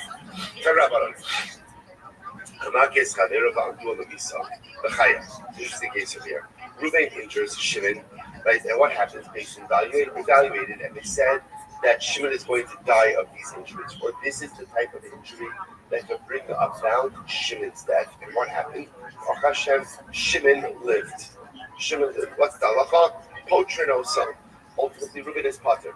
Again, also I have to see exactly what pater means. Pater, obviously, what does pater mean? What does it mean? Pater from death penalty, right? The shaila is he going to be chayiv in damages? All right, we'll get to that. And conversely, let's say again, Ruben injured Shimon, and then what happened? Beis Din evaluated and said, okay, Shimon is going to die as a result of these injuries. And then what happened? And then Baruch Hashem, Shimon's condition improved. What's that halacha? Omdin also, Omed Sheni V'Bavo. Oh, very interesting. At that point, I will say, obviously, if Ruben enters Shimon and Nathan says, okay, Shimon is going to die, there's no financial judgment against Ruben. Why not? Why not? Right? You can't be chayiv both Misa and Chol. You can't be chayiv both penalty and monetary compensation. Now this is very interesting. So Ruben enters Shimon. Beis Din says, okay, Shimon's going to die. So therefore, again, we're waiting for Shimon to die. Then we'll execute Ruben. There's no monetary judgment against Ruben. In this case over here, interestingly enough, that Baruch Hashem, Shimon has a shtickler, unfortunately. He has a little bit of Ruben in his condition. In that case, the Brisa says, we bring Ruben back to Beis Din, Omdin also, Omid Sheni, Lamavan. Okay, Baruch Hashem, now Shimon's not going to die. No problem. So Baruch Hashem will bring Ruben back to Beis Din for a second judgment to assess monetary damages. Good. So the Gemara says, "In La'achar came Hechbet in base." Halach. I'm sorry. I'm sorry. In La'achar came Hechbet in base. I was like, what happens afterwards again? Now, this is the case, right? So Ruben enters Shimon at first glance. So basically, said Shimon's going to die in injuries. So obviously, we're going to wait till Shimon dies to execute Ruben. Then Shimon's condition improves. So Allah, so what we do, we bring Ruben back to Beis Din for a second evaluation for monetary damages. Then what happens? Shimon becomes ill again, and his condition worsens, and he dies. So what's the Allah in this case? Halach afad omen ha'ibzai direk nechaya. But the family says, okay, in this case over here, we're not going to put Ruben to death because there's too much going on over here. So we'll go after the second evaluation, which is damages, and we will pay those damages to Shimon's heirs. The Chum say, ain't omen after omen. Chum say, no, we don't go ahead. We don't do valuations after valuations. I think that's too confusing. I need another brisa. Antua b'misa omdin also l'chaim. So this is what I say. If halach l'maisa, Ruben entered Shimon, and again, and Beis Din judge Ruben that he's going to be put to death. And then what happens? Omdin also l'chaim. If Shimon's condition improves, we'll change the evaluation. All right. L'chaim ain't omdin also l'misa. But interestingly enough, if Ruben enters Shimon, and Beis Din initially says Shimon's going to live, and then Shimon's condition worsens, we do not change the evaluation. In other words, essentially, what they're saying is like this. We'll change the evaluation when it benefits Ruben, which is in line in general with the general motif that we are reticent to put people to death. That's what's happening also. So therefore, if Ruben breaks through Shimon and Beis Din says Shimon's going to die, and then Shimon's condition improves, we'll change the evaluation from capital to monetary. On the other hand, if Ruben enters Shimon and the first glance Beis Din says Shimon's going to survive, therefore this is what monetary is on the capital case, and then Shimon's condition declines, we will not go ahead and switch the evaluation. What happens if we originally evaluated the situation and we said that, okay, Shimon's going to die, and then Baruch Hashem, Shimon's condition improves. Also,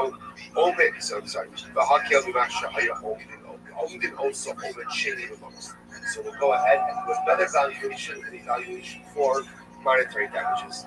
In the African came if it remains, and if Allah said afterwards, Shimon's condition worsened and he died. So that law is Mishali Nezek Sar Liarsh. We'll go ahead and we'll make, so again, in that case, there's already a monetary judgment against Ruben. We'll make Ruben pay the damages to the inheritors. The aim of Mishali, which is in general, when he says damages, we'll say, especially in these kind of cases where there's an injury, maybe he's going to die, then he gets better. How do you evaluate the damages? Ultimately, from the time of the injury, so we don't assess damages, we don't assess damages. Let's say from the time that Shimon's condition improves, we switch it from a capital case to a monetary case. Rather, we assess the damages from the injury itself. Stomach, and ultimately, and then the Stam Mishnah follows. Okay. So the way the Rambam passes is just in this case. This is actually an interesting case about changing the status of valuation. So the way the Rambam passes is very interesting. He says, כל החיים, לא עושה כמה שדבר ונפטר, ואפילו חלה עמוקה בהשקל וישמח וזמח הארץ אחד. Ruben injure Shimon, didn't injure Shimon. If Beis evaluates the situation and say, okay, you know what, Shimon's going to live. He's going to live, obviously we'll say, and obviously Beis is also that. He's also, and they're not making no decisions based on this. But Allah says, Ruben's going to live. Fine, so what do? They assess damages against Ruben and Gershon. And even if the next day Shimon dies, and doctors determine Shimon dies as a result of injuries, that's it. There's no capital liability for Ruben once the judgment has been done. And Allah said this is that Ruben is chayiv financially. The case is closed even if Shimon subsequently dies from his injuries. That is good. It goes on.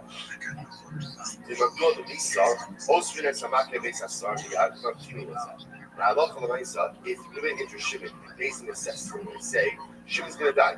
Shimon's going to die. So what do? We incarcerate Ruben until Shimon dies. It makes a hard comeback.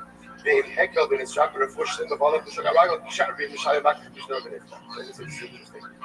this case, so if Shimon dies, Ruben's death. If Shimon experiences a refuah shalema, we'll get to this. What is actually something that yesterday's that? What is the definition of refuah shalema? Definition that Shimon walks on his own volition outside.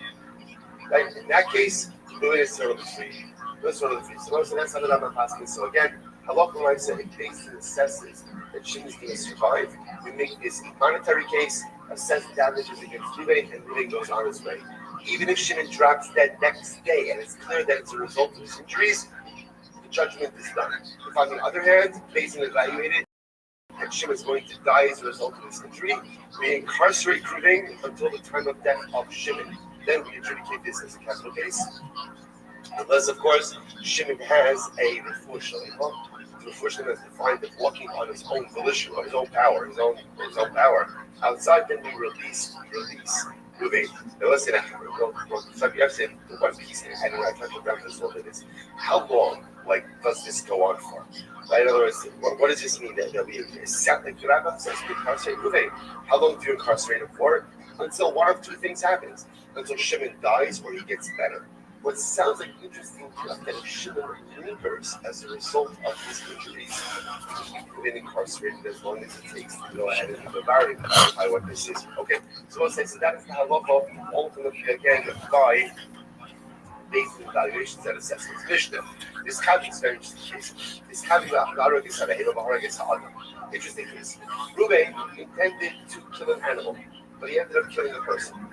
Okay, so again, he's going hunting, right? He's going hunting, right? And what happens, right? Deer season, right? He's right. He decided he's going hunting, and he ended up killing a person. Okay, or for that matter, again, the Ovid Kohama Haris Israel. He intended to kill an aqua, but instead he killed a yid. But if following Maharik is Ben Kayama, he was going to kill a Nathal. Nathal in this context is a non-viable child, right? And he killed a regular viable person. Right? But in all of these cases, Potter. We'll say in all these cases, Potter. Now, why? Because remember again, in order to be chayiv for murder, there needs to be intentionality. And intentionality is defined in this first piece as you have in mind to kill someone specific. But if again, I will say in all of these cases, Ruben did have in mind to kill someone specific, and then that mindset did not materialize. Therefore, he's going to be Potter. Next. Is coming la cosa al nasra, but hayna ba kibela hamis al nasra. The whole kola al libo, the haysa kite la hamisa al. Ruben goes over to Shimon, and his intention is to hit Shimon on the leg, right? Very hard. Now again, but that type of injury on the leg would not have caused Shimon's death. Ruben did not aim his punches blow very well. So what ends up happening? He ends up hitting Shimon on the heart. And when he hits him on the heart, Shimon dies. So here I will say, but again, the intentionality of the blow delivered, had it been delivered in the way that it was intended, it would have caused injury, not death. But because the blow was not delivered in the way it was intended to be delivered, it causes death. So the verse, what's halacha? Pater. Once the Muslim is received or is hired for capital cases, there has to be intentionality. And intentionality, we're going to see that it means two things. Number one, intentionality for a particular person, and intentionality to deliver the blow in a certain way. Next, Reuben intended to hit Shimon on his heart, top of eye, that's but the truth is, and it was a hard enough blow that would have killed Shimon. But what happened? He ends up hitting Shimon on the leg instead, and this type of blow normally when delivered on the leg. This type of blow when delivered on the leg normally would not be a death blow. We don't have to emphasize what happens for base. But nevertheless, Shimon got as a result of it, Potter. Because we'll say, now why is Reuben Potter in this case? Because again, we'll say, what we begin to see is, in order to be chayiv in a capital case, the injury you delivered has to be one that under normal circumstances is capable of causing the death of the individual. So in this case over here, this type of blow on the leg normally would not have been able to cause death. It did in this case, therefore Reuben is going to be Potter. Incredible. This kind of hakos al hagodol for lo'ay bakidei lahamis. Right, hagodol v'halcha lo al hakatan lo'ay bakidei lahamis as hakatan. This Potter is going to say a similar case over here. It's Allah for my sake. We intended to take an adult hagodol. This type of blow would not normally kill a adult. But instead you end up taking a child. And again, this type of blow could kill a child. If you kill a child, once again, Potter. This cabin hakos says hakatan. Reuben intended to go and deliver a blow on a child, and this type of blow would have caused the death of the child. But what ended up happening? Reuben ends up hitting a gadol. Now, under normal circumstances, this type of blow would not kill the gadol. But in this case, the base killed the gadol. Potter. Again, I both say same theme over and over. About this cap, so again, so this over here is this according to Mishnah. In order to be chayiv for killing someone, what do you need? Number one, intentionality of the victim, or intentionality as the identity of the victim. In order to be chayiv in capital case, you have to kill the person you intended to kill. That's number one. Number two, wrong, or whatever it is. Maar jij dacht, een moment om schermpartners. Black Friday deals te scoren. Snel, Jeroen, de speculaties. Krijg tot 30% korting tijdens Amazon Black Friday Week. Vanaf donderdag op Amazon.nl. This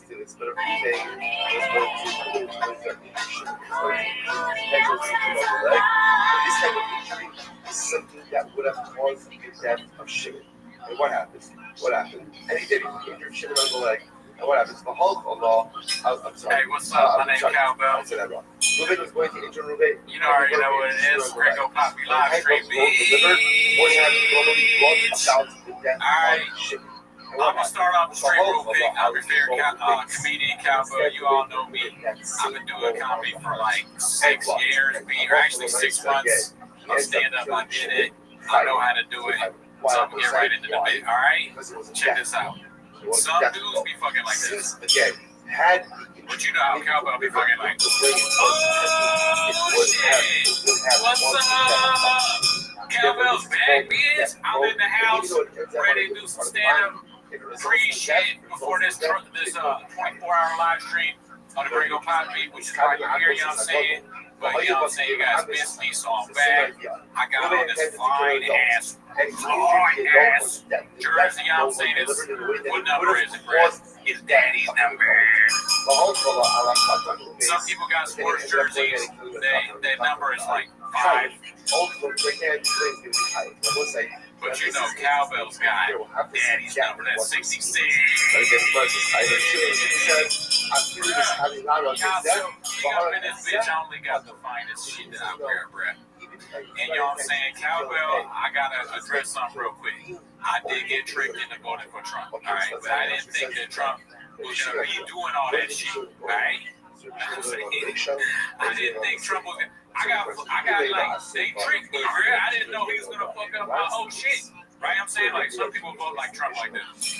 Cowbell voted for Trump like, yeah, motherfucker. Be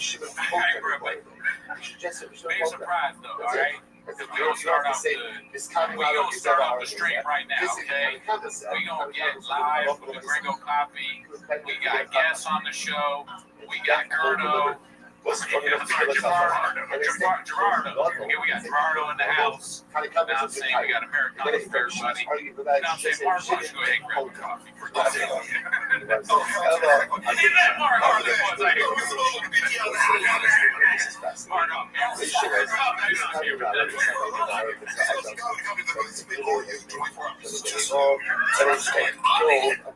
I'm stopping.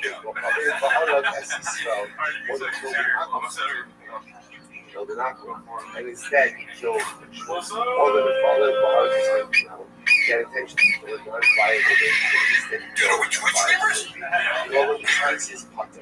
All this is potter. I must say, I walked through with this. One is Tabi Laro, the Seba Hara, the Seba. It was like interesting. A generation where you're just like, hey, film yourself every day of your life, for every minute. Like, The only reason this is self-reflection. I don't know. Like, you guys have built up your creative skills by being like, I sit alone and write jokes. Right? That's I had attention to kill a Because like, I'm paying attention to a chat, as if I'm looking in the mirror or flexing or something. Killed the Which bench. I'm familiar with, but, I try to be less and less of this serious. But according to this, according to the They never talked about that when he was there. They were like, dude, we gotta do like a live stream like Jerry Sinan or like But you know what? The funniest stuff was when he was on Logan Paul. And he was disrespected him. They're like, what's up? Yeah. even It was if I like a end up 40-minute episode. They're like, oh, we're going to go to dinner. He was like, oh my god, you're walking right now. as Like, my why did you intended hang on? victim. Also, at the same time, it's like, we don't actually give a fuck about you. This is a favor of fucking was awful. And what's he gonna say? Like, That is not true. you're That is not true. No, it's not. Now, Resident two things have to And Number one, pretend you that have to sometimes you look get at a a bunch of offers someone that you don't. death. That's crazy because you told me how you get a license, which But if you Oh, man. the business sharkiest element of British personality is the fact that now again, he's willing to lie in negotiations. When he says that, like, oh, you gotta lie sometimes, is that something that he's coming up with himself? Like, he says his own Brendan 48 laws of 55 laws of power? Yes. Or is it like somebody told him that? in the same I think it's in any facet, it's a fascinating Okay. If it's somebody, because this is where I'll go I'm happy to give Brendan credit for it. People are like, my credibility shitting on someone is amplified by the fact that I will give them easily credit where they're good at. And so, even though again, as far as podcasting, for example, because I've been trying to podcast for people when I was No. hella toxic, and it's like it's a learning process because I get so hella toxic. It's so organized, like true crime blog. I'm like, incredible. you haven't watched any podcast and it's like I'm talking, so I go, you just walk off the podcast multiple times. Every time she goes, I fuck this, I hate this, but it's funny. This is the entertainment. It's funny. It's the entertainment. But she, in her mind, because she watches this true crime podcast, she's like, it has to be structured and it has to like tell a story. I go, no, that's a totally different genre. This is the genre of conflict and humor and everything. They can't be like, oh, what's next in our outline? Well, we're going to talk about the toxic traits of who yeah, but it makes her funny is charismatic and funny, like I'm sure right? She's funny, even her being angry, it's like she's funny when she's angry. I agree. If you're really I've heard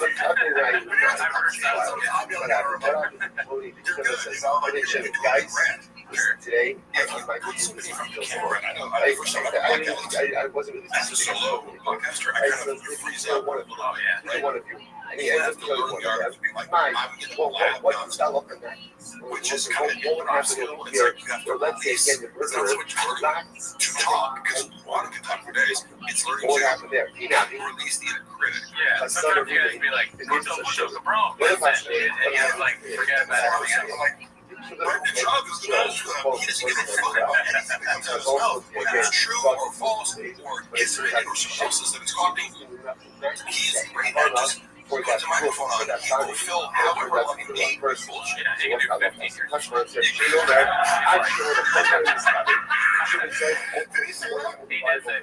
We didn't know that. We were watching on the live the other day. it's not a great idea. Yeah, and we just saw that. We both first that last year. I was like, how did we miss that? It's so good. I mean, he's like, George Bush, because you're in two lines, you're like, oh, this guy, like, killed a million innocent Iraqis, but also he had malapropism.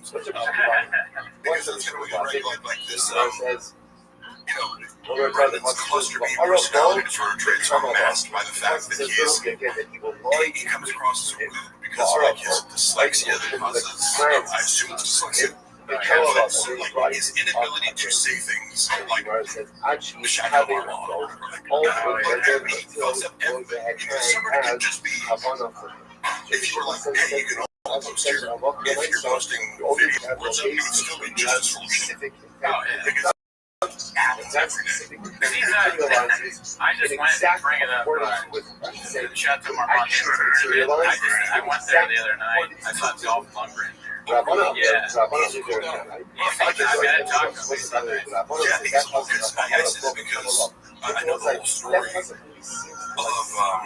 he has like a master's in chemistry, so he's a really smart guy. Yeah, and so we're big fan of like buff guys or like exterior. Yeah, I almost want to go like, do you know Mark? Because they're both big guys. But to hear that he has this kind of academic, like a serious academic. I think I heard that too. Yeah. And he's going to be a real estate guy too, I think. Hearing, he's just like a... ASW, Alan Trickle Lampson record, buy that dude. By the way, He's our buddy, he's a It's really good. Also, I would actually trust you guys for hella toxic is the podcast, right? I didn't know you had one. I'm going to bring it right out a little earlier. We're just like, I'm deleting all my comments like bitchy hard, so I took it out of the episode so that you could retaliate against me in an argument. But again, we've shot a lot of episodes. I have to start putting them out because I'm like, the humor is in the fact I started every episode and she was so annoyed with us at first. We're like, do you see the joke? Every episode I go, this is episode I help the first and final episode of the second and final episode of the final episode That's a good bit. which you know, the first one, no, you just, and then you walk off the first one, and then you reshoot it and pretend it was a video. The thing that people do on podcasts, and everybody loves me to talk about the craft, but the thing that Podcasts are talking about podcasts. yeah, all three of us are black belts, and we've been, we're on a different level. They were civilians, and that's fine. I will twist your neck off. If I love the way Twist your fucking head off. Yeah, me and Mark, we'll fuck our way out. Yeah, it's weird. But one thing they do sometimes, like Gerard mentioned this, is like you do a podcast with somebody, ask them a question, and they just go, no. Yeah, I don't know. It's a little bit of commenting podcast. Like, I know I talk a lot of it. If it's an issue for other people in the chat, you can go ahead and tell me. I was talking with someone last night because some people are more. You guys are very patient with my communications, though, but some people aren't. That's fine. If you it's considered to be want like to fill space, you know, I now I don't when I say nevertheless, Much needed on this show. it annoys the shit out of some people, and I'm okay with that because I don't want to listen to myself either. So, I mean, I don't want to put lists. So again, therefore, what we have over here is No, I can't. I don't know. I was going to put a poll in the chat, but I'm reading it, but it's by the way, I'm like, because Brendan's saying, oh, Mark, who is this guy? Literally, his legal argument is like, like so there was a guy I buy tickets to come on the road and like fuck around, but you know, that's not so looking at this. they had in mind. I'm like, oh, that's crazy because I have like, And I ended up 12 hours of taking photos and your social media stuff, and you text me and do videos. So like, you realize I have the most devastating arguments. But it's like, Brendan, if you're watching this, I don't have anything on you, and keep on your lawyers doing bullshit. That's gonna lose you. do you want to be? Have at it, but do you want to be talking about your legal? Oh, you have the pod. You don't care. How's that It's going? so fucking stupid. How's that going? I got a settlement hearing for the Golden Hour, for some reason that was delayed. They like combined some of it. I actually, you know, he's a lawyer. My friend Rob, who I went to college with, Rob Babel, brilliant attorney, and he's like, I don't say this lightly when I say people are geniuses, you know. And he's so smart that I can barely understand what he's saying sometimes because I'm like, he'll start going off on how he's using AI to create like a structure of like a whole, basically like a service that replaces paralegals, like using AI. They don't just like he'll call me from a bar and like start going over. I'm like, I'm not smart enough to understand what you're saying. Like if I can get 10% of it, but this is who I have. He's an animal when it comes to legal shit. Just because he's so highly organized, like he created a database where they like upload and categorize every bit of the thousands of pieces of evidence that have to just destroy Red Shop. That's it. He has no idea what the because he had zero before. He was guiding me to file the case in the first place because I put to him, hey, just recognize like, am I at risk for the 16K that you owe me? And he's like, ask me a series of questions. It's like, were there pay stuff? Were there deal breakers? Business, right? And I'm like, what is there? So he's like, he's going to owe you a lot more than that. Oh, yeah, you calculated your damage. Yeah, and it's like, but it also was a lesson in like, Brendan doesn't do anything correctly. You open a business, you think, like, you just go, there's labor laws, none of that. But also, like, said some years ago, I'm being berated about, like, hey, you didn't show up at, like, 11 p.m. on Saturday night for, like, staying in the whole live stream. I'm like, am I an employee or not? Yeah. How are you berating me in front of a group of people telling me that everyone, including the talents like Frank Carello, is upset? Is it actually where I was like, oh, the talent is mad at me too for leaving 30 minutes early. For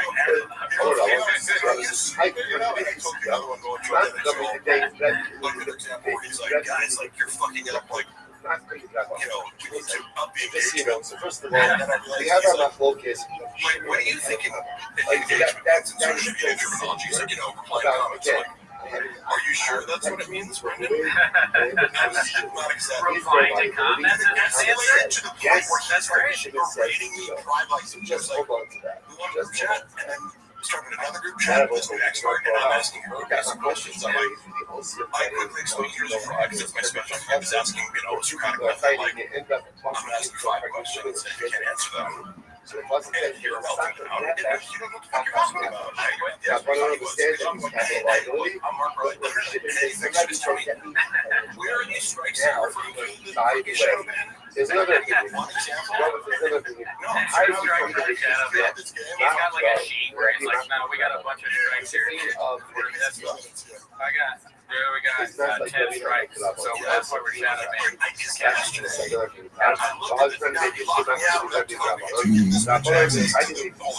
It's kind of out of the collaboration. The non-follower engagement has been fixed. Where were I looked yesterday at the strikes yesterday, right? Where are these?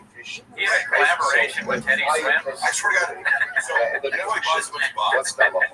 So, here's the main things I was on fixed. That's super frustrating. We need to do better. I'm like, I've given you so many ideas and different techniques and posts. Your non-follower reach doesn't exceed 1 to maybe 3% of who's like, yes, how are you? I'm not hiding anything. 1% non-followers, it doesn't make any sense when you look at it.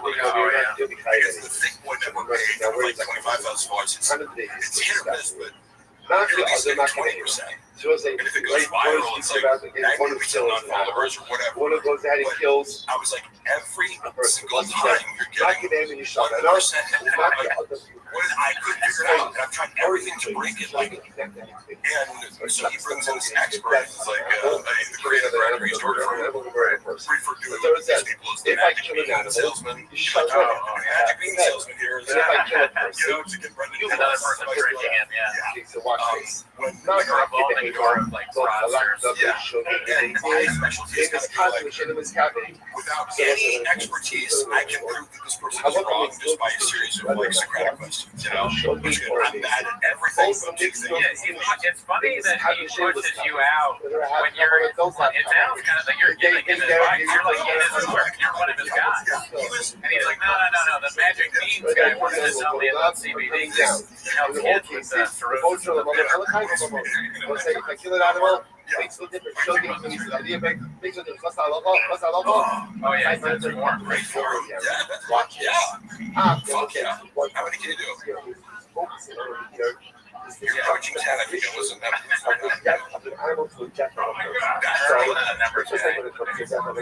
Okay, two more. You do 10 more, you can have a cookie or Failure on your cheese roll. You're at a great point right now to do something. When I know I had That's awesome. I kill a person. See, we told you earlier on the kiwi diet is fucking shit up right now. There is no distinction about saying I gotta kill someone to show The them. podcast is switching. Ernest getting I kill amazing. Right? So showing amazing. Baby You scouts can, in fact, get super jacked. intentionality, lack of Oh yeah, I love it. Yeah. therapy, whether I kill a person going up or coming down. Let's hide the moment of You were mentioning, the variable is I have like death. it reminded me, the Frank Grillo thing reminded me of, I remember that interview where he was, because we watched a bunch of clips from it, and I saw him, I went to this movie premiere that he was in, and he was dressed like very like metro kind of tight. The CV and was he? You said he got mad at you? I always wondered what he was like after that. When you kill an animal, That's like it doesn't matter how you evidence. kill the animal. One One of the thing things is what? Which is what? It's like The Kayev mother.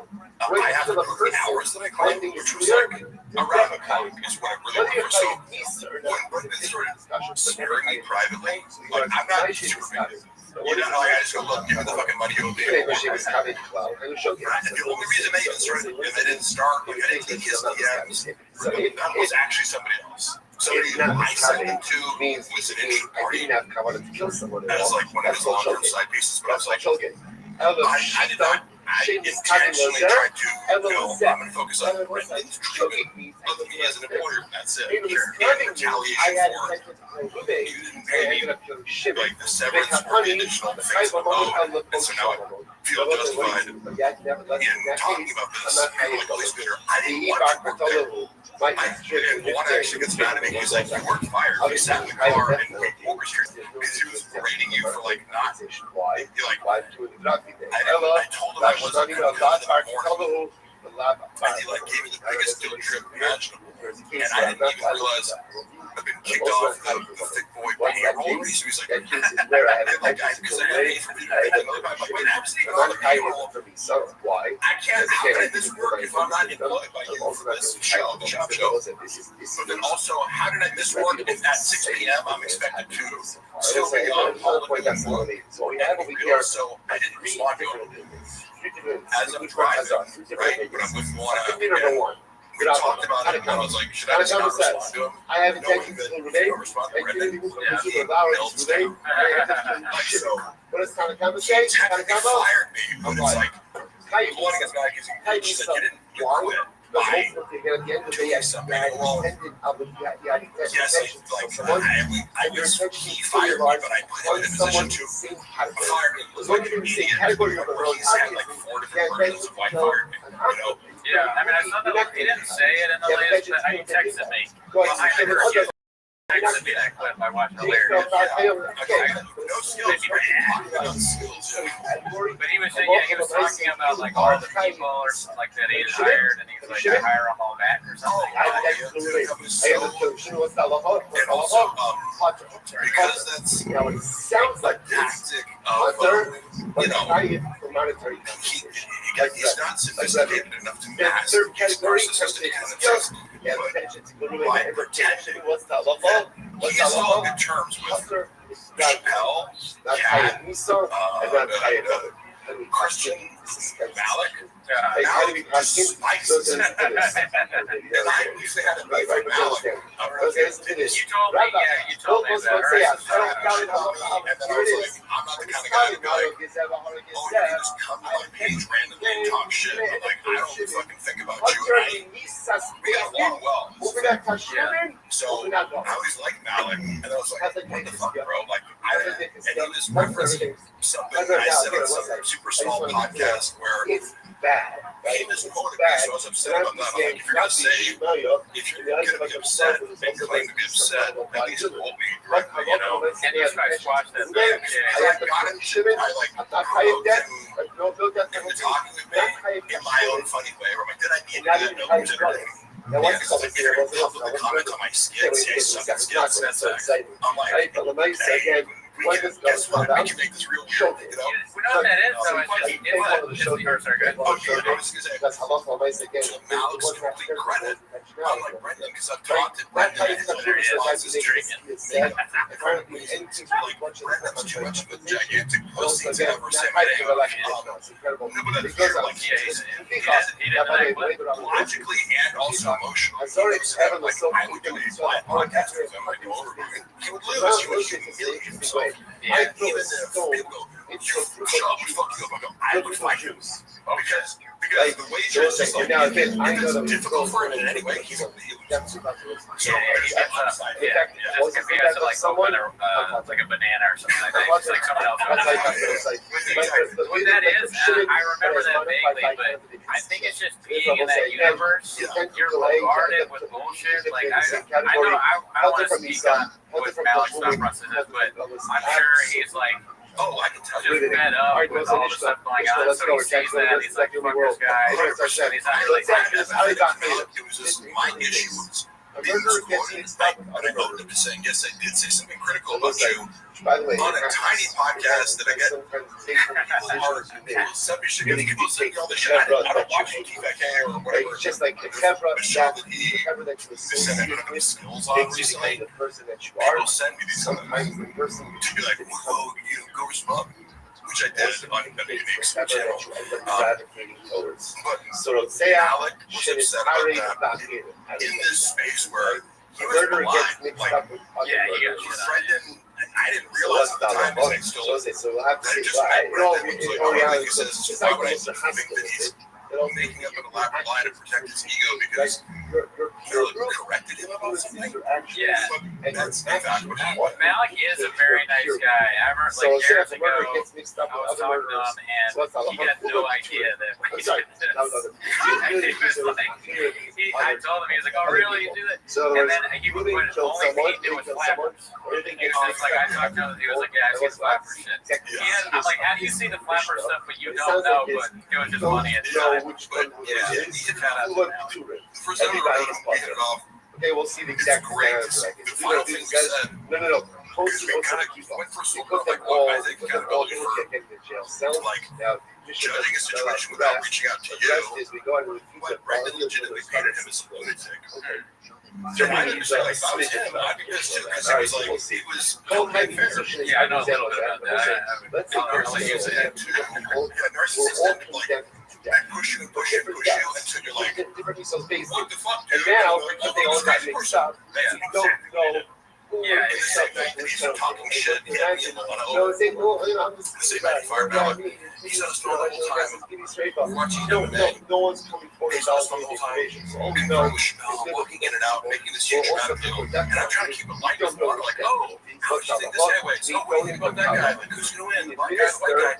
And then on his podcast on Monday, he was like, oh, we had Mark and his wife, like, Jesus Christ, they wouldn't shut up. And I was like, what? Like, that's not true at all, right? So I'm not in the room, but you're making this public to 200,000 people because the time of views were on Netflix. For example, It's the first moment where I just let's get a head rub. I wanted to, I was glad at it, but then I decided not to, because I felt that give them all skill. Right? Why? Straight for Kabula. Because everyone knows, straight for is what Kabula is skill. He did not No, he wouldn't straight for. It's the opposite. Straight for why? Skill Kabula. Watch the fights, Yeah, there it is. yeah. He couldn't watch the fights because me and Luana were talking so much. I'm like, no, you're on your phone. And walking in and out of, what the fuck are you talking about? But it's a straight for what's that? oh, people show you there. Yeah, We're going to do the high school. Schema is more how do you know? It's the black schema. And the person who works with idolatry gets Dude, which one is this? You know what I'm it sorry, says? which one Yeah, is rugged it? and I can't. Which one is this one? What do you Some of do them are this? subject to hereg. I should know, but we'll be watching it 24,000 And others times, so are we'll catch up. which one gets When you watch, which is more it's so out. funny. There's no science. You should say science. It's almost better when you can't hear the others. Yes, it is. Like But I used to know exactly my heart. Everyone It's agrees on funny the because principle. What's the principle? hours Get of shooting death stuff. Like, I row. would have loved to Get be flying all the editing. and we're not sure he's Pagliacci. yet which death He's a fucking not idiot. sure getting which death I can hear So what's that? Well, only ministers to go viral. They're gonna go viral. That's great. It's categories between I don't even remember this part now. which is I called watched it all the time. My girlfriend called it which is called Oh, there it is. What's Who shows the right?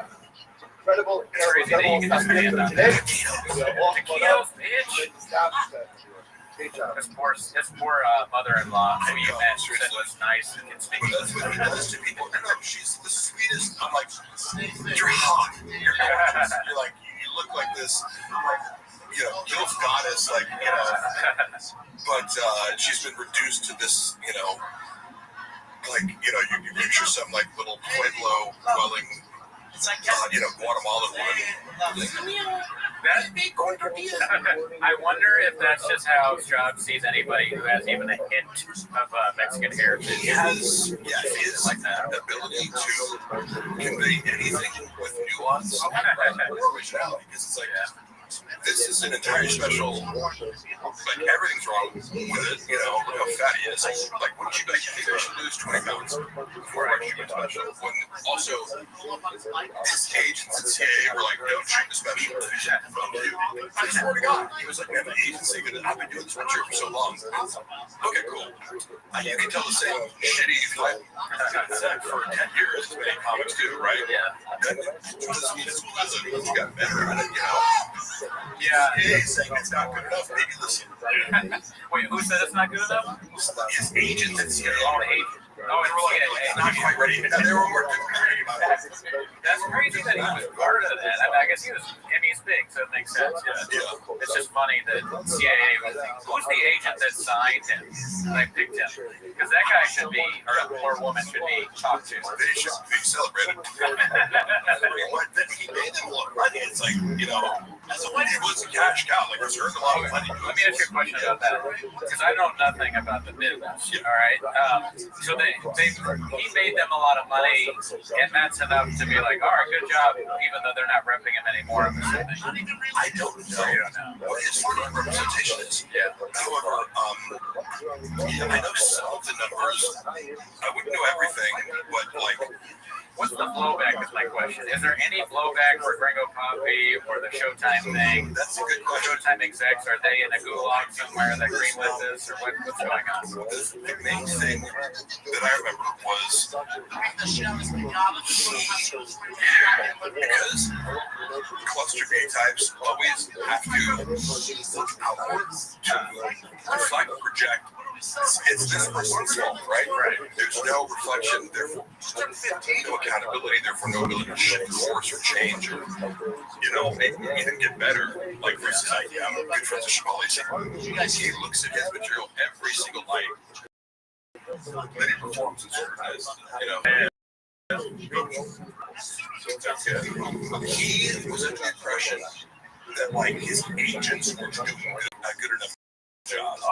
Like, I'm not getting more opportunities because my agents are pitching you for the wrong things. And it's like, well, what do you do? Are you a host? You can't even speak English, And it's saying that you burn every bridge. It's like if you work for Bravo or whatever. And this is funny because I remember Ariel Hawani beef started because they were like, he said something. Everyone hates Did you hear that? Did you hear that? Oh, sorry. It's like speech music, but don't worry about it. I turned it up. Sorry. speech music, you know. Please let me give a speech. I thought it was the hawk noise. This one is hawk. Yeah, that's hawk. So he's always convinced. He's like, man, I get in arguments over like, yeah, technically they book in my deals. He used the phrase, I eat what I kill, because he didn't want to give a percentage. Thanks, Jake. These stand-up weekends, to the agents, when they just kind of like book the show that he could done on his own or whatever. So he's, They have a question for you, Jake. Billy Gates.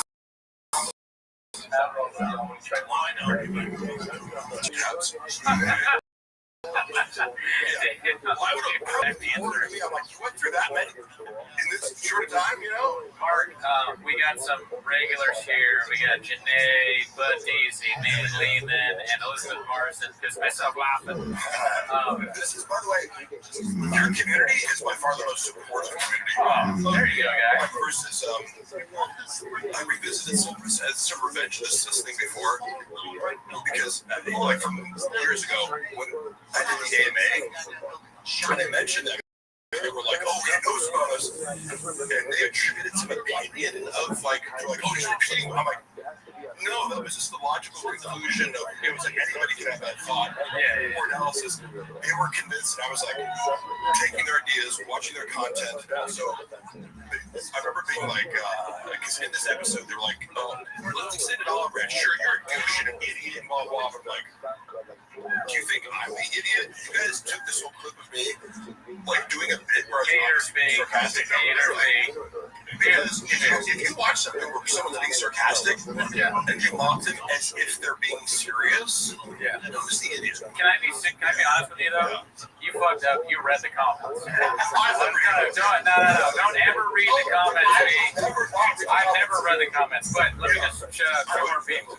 Successfully, this dude goes viral in our Reddit. You gotta talk to Margot, go viral on his podcast. Okay. What's up to Ryan, Patreon member? All right, shout out to the Patreon. Thank you, Ryan Hardy, for being a Patreon member. Sorry, I got to cut you off. No, go ahead. You should not read comments. That's addicted to my any girlfriend's cars. Oh, drug flip. But I saw that video recently. Because I'm probably going to take it down because it actually affects my fucking job. So, that's whatever. What was it? I was, you know what it was? I was arguing with Luana about the angle that I was like, you were backing me up into like this wall. She's like, no, it wasn't. You were having a logistical argument about like what position the car was in when she was backing up into me. So I was like, literally debating. She was going to run you over with the car, is what you're saying? You can't, it's hard to see in the video, but she was reversing it. Oh, man. You know, but the whole thing is taken out of context. Yeah. She's acting, you know, she posted it and let people believe that she's Cassie from the P. Diddy party up. No, you had my shit in your car. I was about to leave for like a, you know, it was a whole day of arguments. And then she has my keys in a lockdown, right? So, she asked you to wear a mask, and you were just doing what you needed to do. Actually, during COVID, we had so many arguments because she's neurotic. I don't know how you guys feel about COVID, but it's an issue to buy just on a personality trait level as like, super low neuroticism. Something falls on the ground. I'm not scared about things. I don't worry. And I don't falter because the media made it seem like COVID was the most dangerous thing. But if I went to work out of the park, she'd like, you know, sanitize my whole body. It was like, okay, come in and like, she was just very concerned. But I'm like, being me, I go, no, shut the fuck up. It's not a big deal. And she's like, no, it's life or death. And so we had all these conflicts already over like COVID and like how to properly clean yourself. Me and Gerardo never had that issue because we both are deep into methylene blue. We both done double placebo blind tests. You better drink that scorpion venom now. It's one of the best fucking. Put that in that fucking thing. Ryan, I like how Ryan, as he's gradually gained power in this dynamic, even as it turned back, and now that he really doesn't give a fuck, because of the power dynamic, which Brendan exploited for many years when he knew that Ryan couldn't leave no matter how bad he could. And that's also the test of like, if you're somebody who enjoys sadistic stuff, you're either a sociopath or a narcissist. I would watch him enjoy like torturing and humiliating Brian in a way where like, I am viscerally uncomfortable with how you're treating this person. I've never witnessed something like this. Podcast, you take pride in putting this person down and convincing them that what they're doing is boring and unfunny, but in reality, it's so Mark, how was the? I'm sorry. Yeah, I can't multitask, but That's fine. I just wanted to do a poll. I'm sorry. I'm a little bit like Shots, even more than Gerardo is. I assume most of them listen. I want to listen to everything you're saying, but I can't multitask. I just did a poll. Which is best? Doctor's advice, methylene blue, scorpion venom, or double blind? Apparently, I got a scorpion dick who feels bad. Brendan literally told the whole job. It's so funny. I want to also make that book up because I was looking at my text messages. We had arguments over like, I'm like, hey, after like arguing about wedding engagement meetings, for 3 hours. And like 11 p.m. I'm like, hey, it's weird. Can I just tell you I've been feeling increasingly disrespected over the past few months. I'm like crazy or can you acknowledge this? And he's like, how? And I'm like, I literally listed off like 30 fucking things, And I'm like, one of those was, I've never had to hear this joke about how I said shitty dick pics as the opening of your joke. Oh, yeah. Your whole set. Like, that you could name anybody's name, but like for some reason I just don't, I get, it's like, talking, roasting each other, but I go, I'm not on stage. I can get you back. I can't light you up. Oh, yeah, you have no. Yeah, so it's like, I'm forced to be in the audience doing social media stuff, so it's like, are you hazy? What is going on here? Whatever. And the fact that he said, wouldn't hire Mark, he has no, he's obsessed with me. I'm like, I'm sorry, was I doing a joke in 80 different cities about your dick? Oh, thanks, Sam. It looks like they're asking you a question, actually. Mark, if you were around about Travis crowd, how did you think that lost labor team? I was not around there, but I mean, Brendan's ability to do mental gymnastics is, of course, incredible. However, privately, like, he will front as if something doesn't bother him until he needs to play the victim in order to make you feel bad about setting boundary, right? Which we have many examples of this, but he is not, he likes to pretend that nothing bothers him. Of course, the comments are bothering me. Travis getting the shit beaten out of the boyfriend of a girl he used to date who's way bigger and more successful than you. Oh, Rondo, yeah. Ultimate narcissistic, right? Yeah.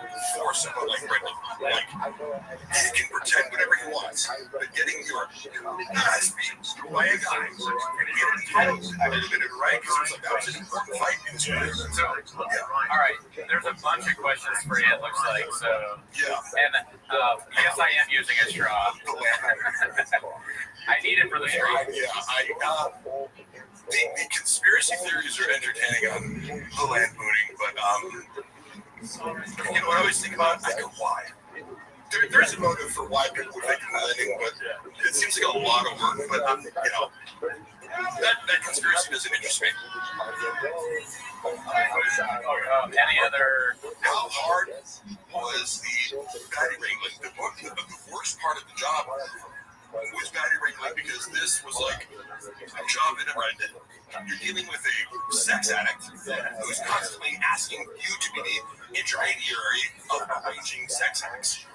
It's constant attention and validation. So this is the part of the job that made it 24/7.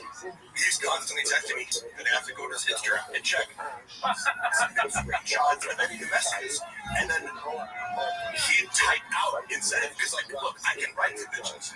I can dumb it down to sound like Brendan. Like, I can chat GPT Brendan's voice easily. He says 4 things. And I roll retort. He says, thank God.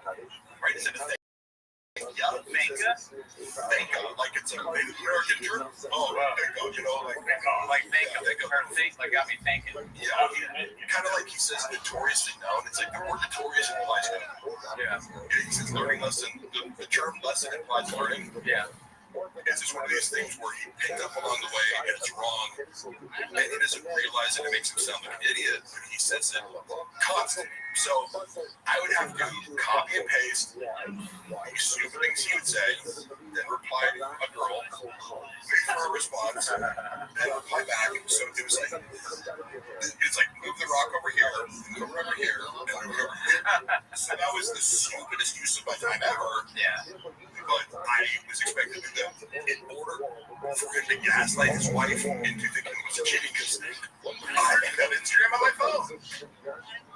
That's I'm just yeah. messaging Mark all the time. Huge lie, That was hours a day. What? Oh, that's not right. That's like English money or something?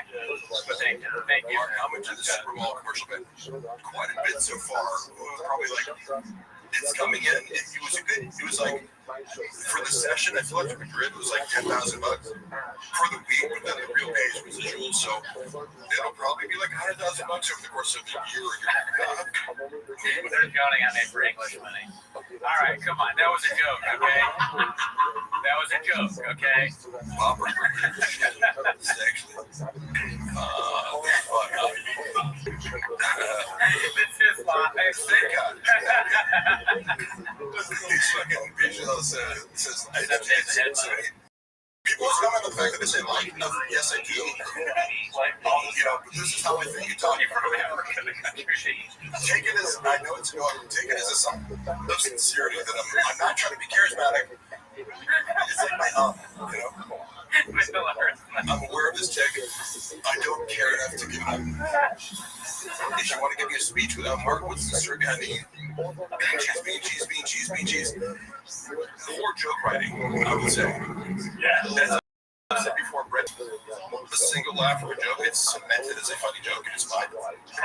As it evolved.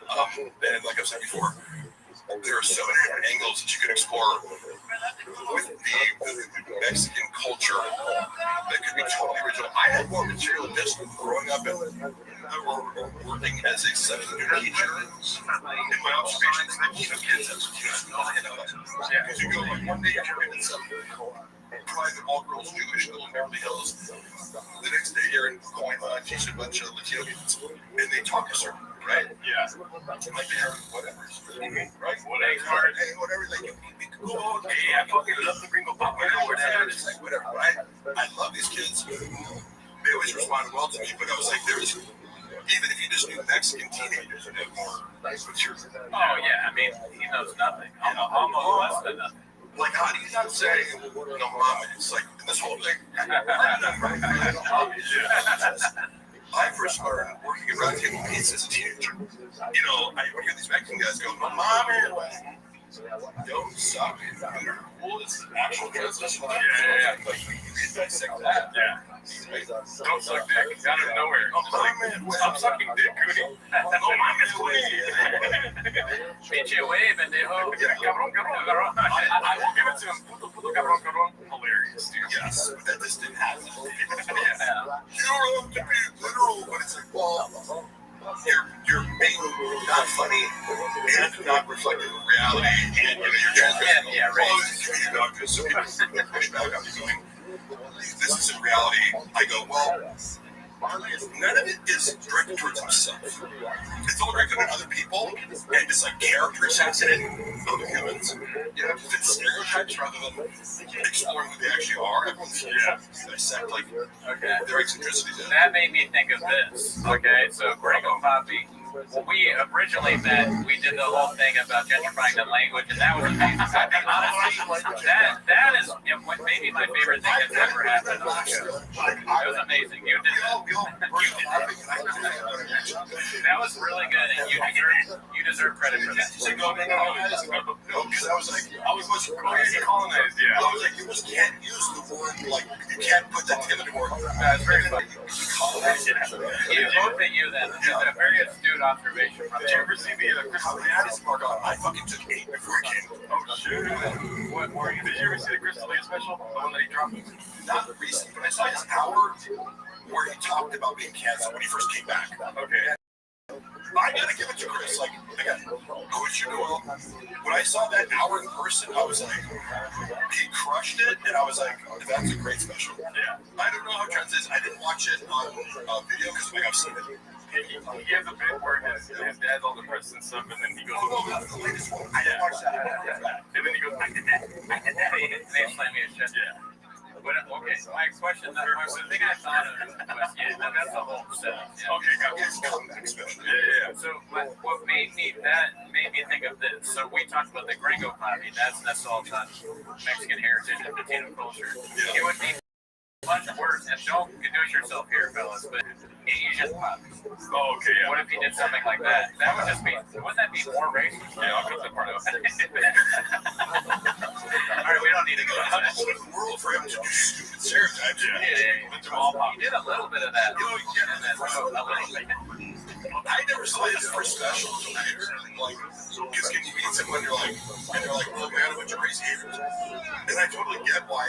Because in normal life, there's a certain percentage of people that project like the absolute worst interpretation of what I look like on my personality. But being associated with Brendan, it was like, oh, he is a narcissist, so everyone perceives me to be equally narcissistic when they don't get that I'm like, I'm more autistic than fucking narcissistic, you know? Like, I'm awkward, I'm not fucking exploitative, I'm not whatever. I have a million character flaws, not in the same direction that Brendan does. We all have flaws, baby. Yeah, like, no, I'll come to everything, I'll steel man your argument. And I am a narcissist, but you would have to rely on taking things up come. So, I don't know too much about So I want you to say this question. Martin should start a podcast about loser comedy / podcast culture that would even semi-in Roman's orbit is fun. Yeah, I kind of don't, I'm not a big hater, like, because that's like a trend for podcasters. It's like, everyone who's on Rogan is not funny. I like Ari Shaffir's special. Yeah, we like her. Yeah. Shane Gillis is amazing. Yeah, Shane's great. I like Mark Norman a lot. Since I get like, I don't know about that one. I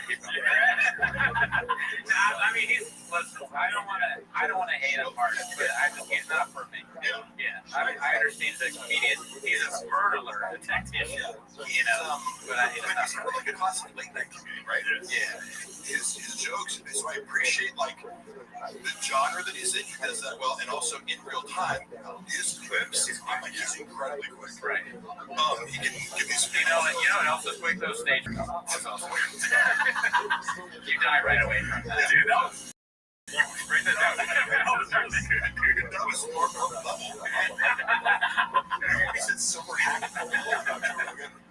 That was one of my funniest. Oh yeah, I mean those are great clips. I'm not listening, Mark. And in no way am I saying I'm funny or better. Obviously, he's a great, he's a very good. I like his stand-up, but I just don't. I don't enjoy it at all. In any way, in any way. And I also think that like people don't realize. I look at comedy like genres. It's like, do you not like this song or do you not like country? You know, like country. That's a good way of putting it. You know, all comedians are different styles and genres. So, I find Mark Norman unlaughable and trite. That's what Jeff Dye said. So Jeff Dye is the worst ever. But so Mark Norman, Jeff Dye is the nicest person in person. I can see he was nice to me in person, so I feel very bad about saying that. He's been out of the whole group that I met there. He's the one person who checks up on me. Who'll be like, I miss somebody who'll meet up with me. So. I'm definitely a bad guy. He was nice to me, and I shit on him. I always want to give him credit for before I say anything about his comedy, I want to establish Jeff Dye is in real life one of the nicest people, and it was funny watching the Mark. Sorry, I got this fucking acid reflux. I was watching this Mark beef with him, and Jeff Dye's crime was calling out the fact that Mark Maron's an asshole. People, I didn't really. I was like, and it helps him at the end. This whole thing, Jeff Dye, that helps Jeff Dye. That whole thing, it's now when people are talking about Jeff, he can go on the podcast, he has something to talk about. I empathize with Jeff because he was like, Mark Maron is mocking me. Oh, did your feelings get hurt? And Jeff was like, yeah, that's so point. My feelings got hurt. Because the guy Jeff Dye is, where he's like, I'm okay to admit that said something hurt my feelings. It's not a big deal, you know. Okay, here's my thing. If we're gonna talk about Jeff Dye, I'll just say this. If I had advice for Jeff Dye and he cared, I would just say, think a little bit about your issues with women. What's going on there? Like, are you like, why is that a thing? Maybe I don't do some deep reflection. That's what I would say. I consider him. He's not like, you know, some people get into comedy like those the Hodge twins who are like conservative black guys. I guess they have comedy shows, and they're not watched. Yeah, they do. Yeah, they're funny, but like I consider Jeff an action comedian. But if you cater to a right-wing audience, and oh, by the way, he posted a clip recently, a few years ago on TVK, where I was like questioning him, and he was like, "Oh, Paige Van Zandt is she's got her kids out, her husband's based out in bikini." He's like, "Why she got to do that?" And I prompted him. I was like, "Hey Jeff, you're seeming real Christian conservative right now. Just came out." Yeah. And his whole conversation like, "What's wrong with being Christian conservative?" I'm like, "Guys, it's a podcast. I'm teeing him up to give a funny response, you know, to justify himself. But that is his crowd, right? So that tends to correlate with like kind of being critical of the fact that modern culture or traditional gender roles, it permits more kind of soft or hard, but in Jeff's case, Jeff is lighthearted, anti-trans. It's right in flavor, right? I'm okay with that because it's like, well, that's your audience, you know, sure. But part of that is going to be like, wait a minute, I don't think Jeff has any animosity towards women. I don't know. It's less that, like, I'm kind of being funny, but like, even with that, he's just not funny. Like, he's just not good at stand-up. So that's my main criticism, is that his stand-up is bad and kind of stupid. Was there a specific joke or like, fill me in on, when you say like his issues with women? Sure. Do you feel like he picks on women? Well, he has a whole YouTube, he did a whole episode where he's like, people think I hate women. Here's a list of comedians I actually think are funny. Podcast? Yeah, like a YouTube. And then during it, he was like, who's that? It was someone he supposedly picked. He was like, Don. Like, it was on his list. Like, did someone else pick this for you? He forgot who the woman was? And it was all, like, network. It was very, like, industry plant and famous people for the most part. I'll give credit. He did say. What's that? You're saying that they are funny. You're saying they are funny. But, dude, would you do a podcast where you're like, here are the women that I actually think are funny? Crazy. You know, I mean, like, I know I'm acting insane here. You know, like, these women actually did make me laugh. And I just he's like, was one of them Whitney Cummings? Because that's a crime. If it was a Sharia law, he would be in prison. And we should have Sharia law. No, allegedly. Stop. We should have. I'm sorry. We should have. Jeff Dye is a super nice guy. You know, like I stand by that.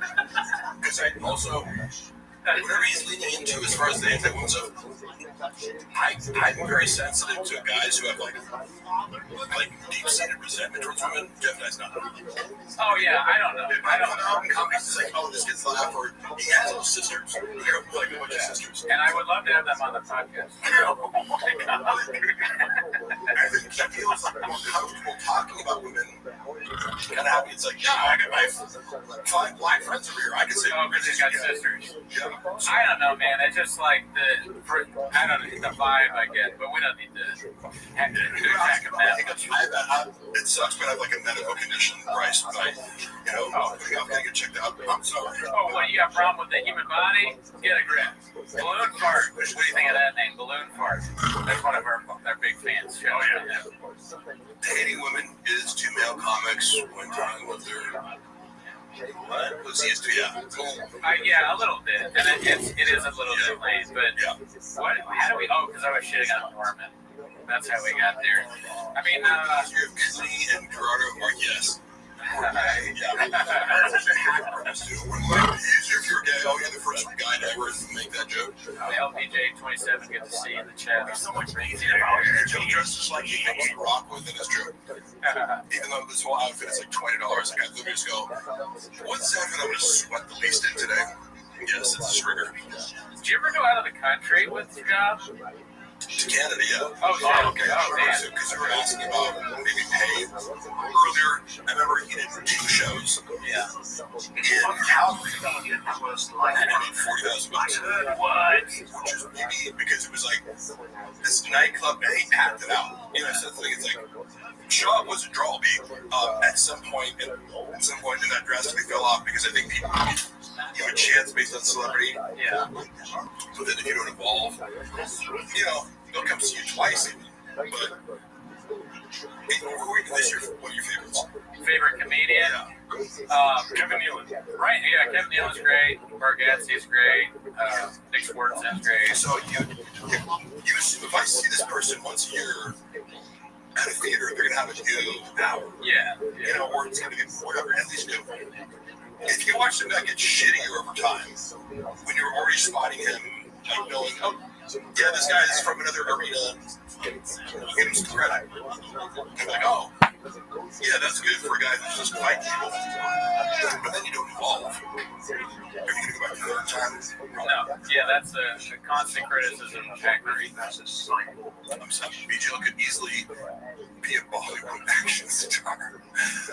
All the guys were running the block from stuff. I definitely missed the boat on a lot of things. I should have just started hitting the steroids heavy, you know, in my early 20s and became a fucking WWE guy.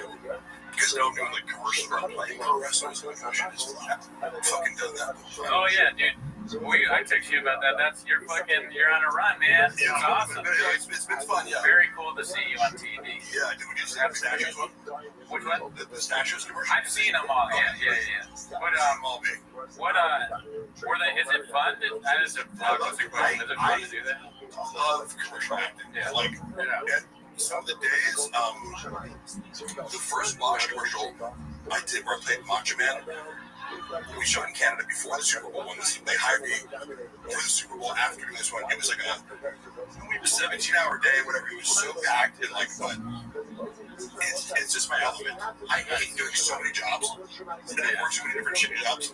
Acting, even when you're actually busy and the focus of everything, and I'm standing in a singlet, it's cold outside, and I'm need to like his commercial to be perfect. So it's like that 30 seconds does take the whole day because every single second of it has to be perfect. You know, I'm a photographer, they gotta be award winner. So, but I love doing that shit. It's such great. I've never done it, but I consider a lot of the work we do with Rain, like when I have Rain on the podcast, kind of like we're trying to get a deal with Sure Shot, man, it was fine. Lots of these the other day. There used to be a frigid thing when I fucking lived off these. It's a fucking day, you know. That's crazy. No sleep, fucking, you know, batty ringling all night and then waking up. You need it. You gotta message girls. You're not gonna just do that without Rain. Nicotine pouches. Yes. No, I just started to. Somebody sent me a bunch. I don't really do nicotine, but it's kind of nice. Oh yeah. Oh, you love it. Oh yeah. Yeah, I was worried about getting nauseous because I'm like sensitive to it. Oh. So you know, people say, "Oh, here, take this." It's like Shaw was taking like 18 milligrams at the time.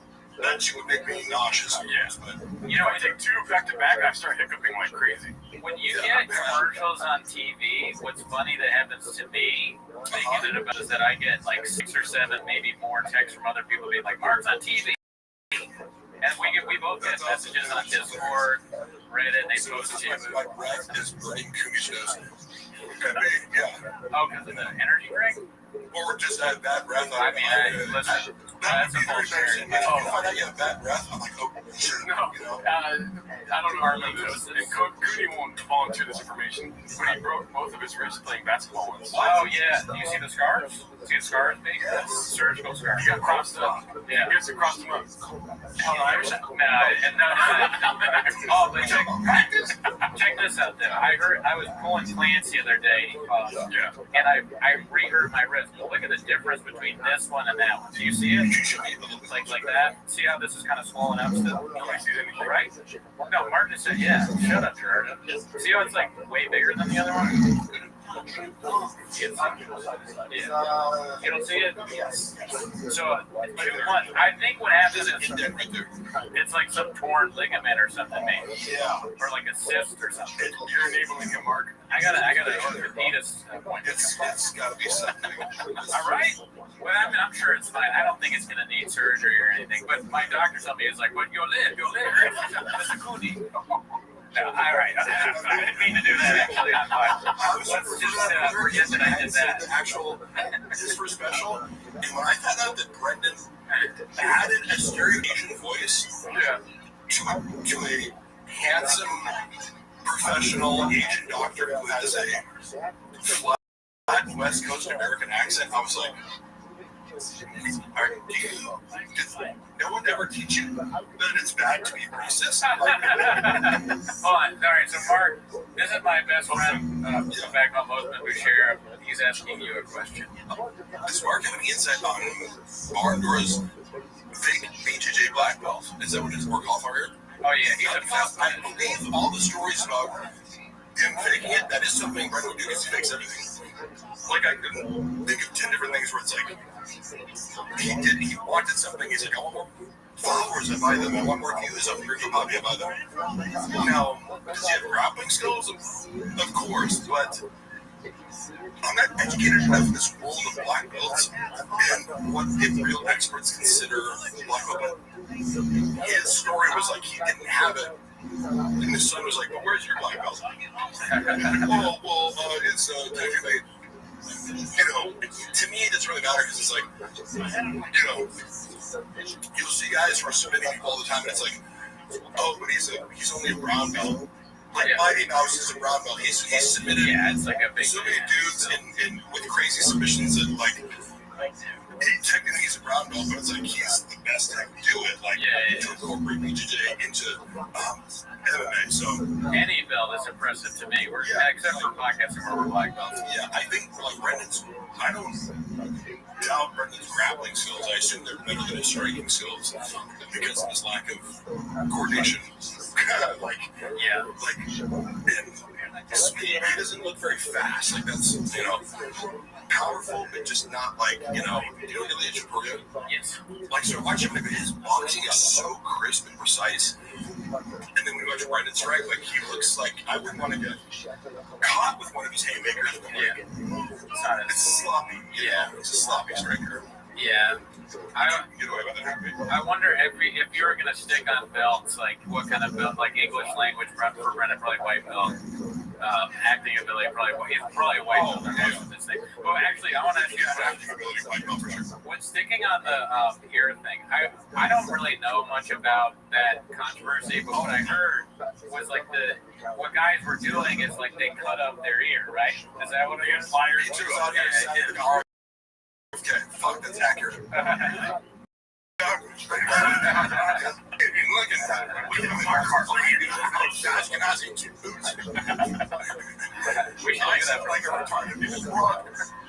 gonna mess up my ear for them. So you don't think he did?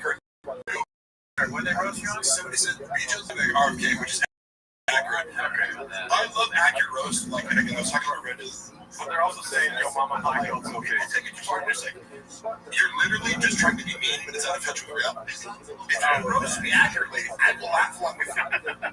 Okay? Yeah, they say I fuck squirrels, so don't believe everything they say. I got small teeth, big gums, off the ball, they're crazy things you can say. But they think I don't know how I look, motherfucker. Like, come on. Somebody said that you broke his wrist coughing.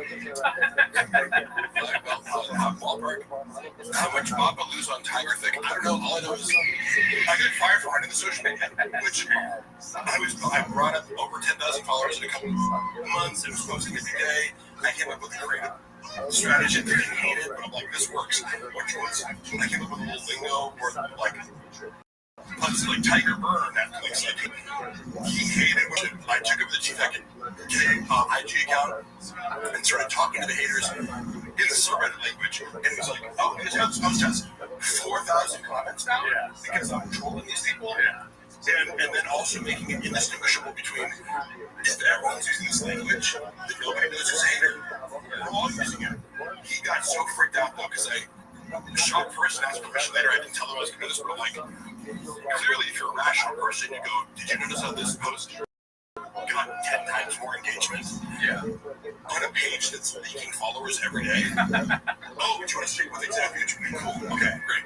So, same thing with Tiger Thick, where I was like, I came up with just some catchphrases and things, and immediately it was like, I'm like, this is working because you don't know how social media engagement works. Where like, what drives engagement when you have no money is like making a community and interacting and being unpredictable or whatever. The minority would say, oh, my investors, it's really him. Oh, yeah. Just being like, I don't like this. And you'd be like, oh, the team or the investors don't want it. I'm like, yeah, you're just posting it because he was like, his directive was, It's really like a child's empire. dude, with the rocks and tequila. The Rock has tequila in it? Yes. Oh, yeah. Like, you wanted to base the market. It's called water or something like that. Yeah, I'm like, cool, give me $20,000 for a photo shoot. If it was called that, I mean, Hollywood is fucked up at that point. Like they're naming a Disney movie, the tequila brand. We gotta shut this thing down so we can figure out what's going on. That's actually Shaw Logic. So remember he thought that Dan White stole fucking Friday or fucking Wednesday or whatever. Oh, yeah. He just stole my fucking idea for this. He's said it 1 week, and David's been doing the show for the past 3 years. Yeah. And then you convinced yourself that he stole your like the term to make a show out of it. It was crazy. Yeah. If you just didn't say anything, you're like, yeah, for sure. Dana's stealing your ideas. I mean, podcasting is a dangerous thing. My wrist isn't working. You have pickups, Gerardo. But dude, honestly, you know who else had hiccups? Fucking George Carlton. Calm down, he's one of the greatest ever do it. Yeah, what's funny is the only way to fix this is to drop. We got you covered there. We have a throw up thing that we do in the Rating throw up. If you want the most famous person in Mark's phone contacts, I don't know a guy named Antonio Banderas. Oh, shit, dude. I'm from the Hawk Noise for that. Yeah, Antonio Banderas. He was super cool. Oh, from the commercial FaceTime. I was a huge fan, and I was like, hey, dude, first of all, he was super gracious and complimentary. He was like amazing to work with. He's so cool. And I was like, hey, I have a little favor. In full Macho Man Randy Savage complimentary. So like FaceTiming the one, I'm like, hey, what's up, pal? You know, I've been trying guess who's here? And she was like, oh, yeah. Like, so it's so nice of you know. He's like, well, don't have to do that shit. Yeah. He's a very cool guy. Desperado. How would a shop say Antonio Banderas? Fuck, that's a good question. He would fuck it up somehow. Banderas. Yeah. Antonio Banderas.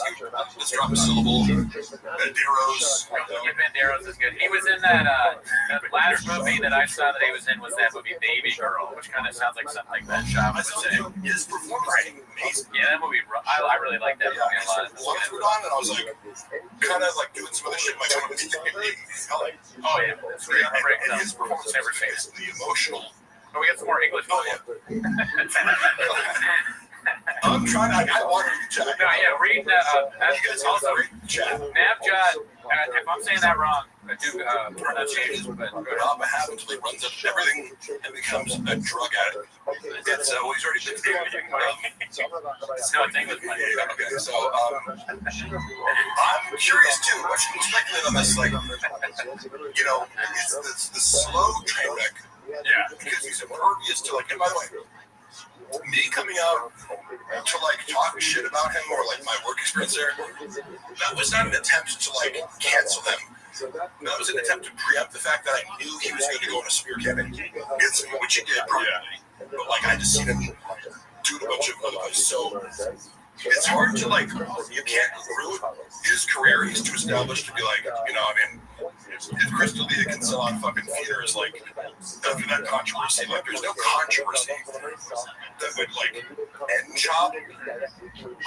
But the trickle of, like, the trickle down is the funny part. Yeah. At what speed is this declining to? But it is not doing stand-up because he can sell tickets or write material. Yeah. Because that requires honesty and self-reflection. Yeah, I mean, that's not a good. That's really not. It's hard for a lot of the Rogan verse to do that. I think the honesty and self-reflection. And I think, I mean, I don't know, because I've never had a ton of money. But it may get harder as you like. If you're able to just go buy a Rolex and fall asleep during the day, it might be harder to do self-reflection. So, as a comic, because I consider comics under this umbrella of like, you didn't get into comedy to be a millionaire. You know, if that happens, great, right? But I presume that if you start out by doing open mics and working your way up, it's because you have a love for this art form, right? That supersedes any materialistic pursuits. You're like, yeah, it's an outgrowth of that, great. But Brendan had this mentality of materialism, kind of validating his craft. It's like, well, I have a Ferrari, therefore I'm good at stand-up. And it's like, not really. Versus a guy, and I just think of him because he's a very close friend. Chappelle Lacey has an artist mentality, you know, like Chappelle Lacey could give a fuck about any clothes, cars, whatever. He can live like a hermit. He cares about his stand-up.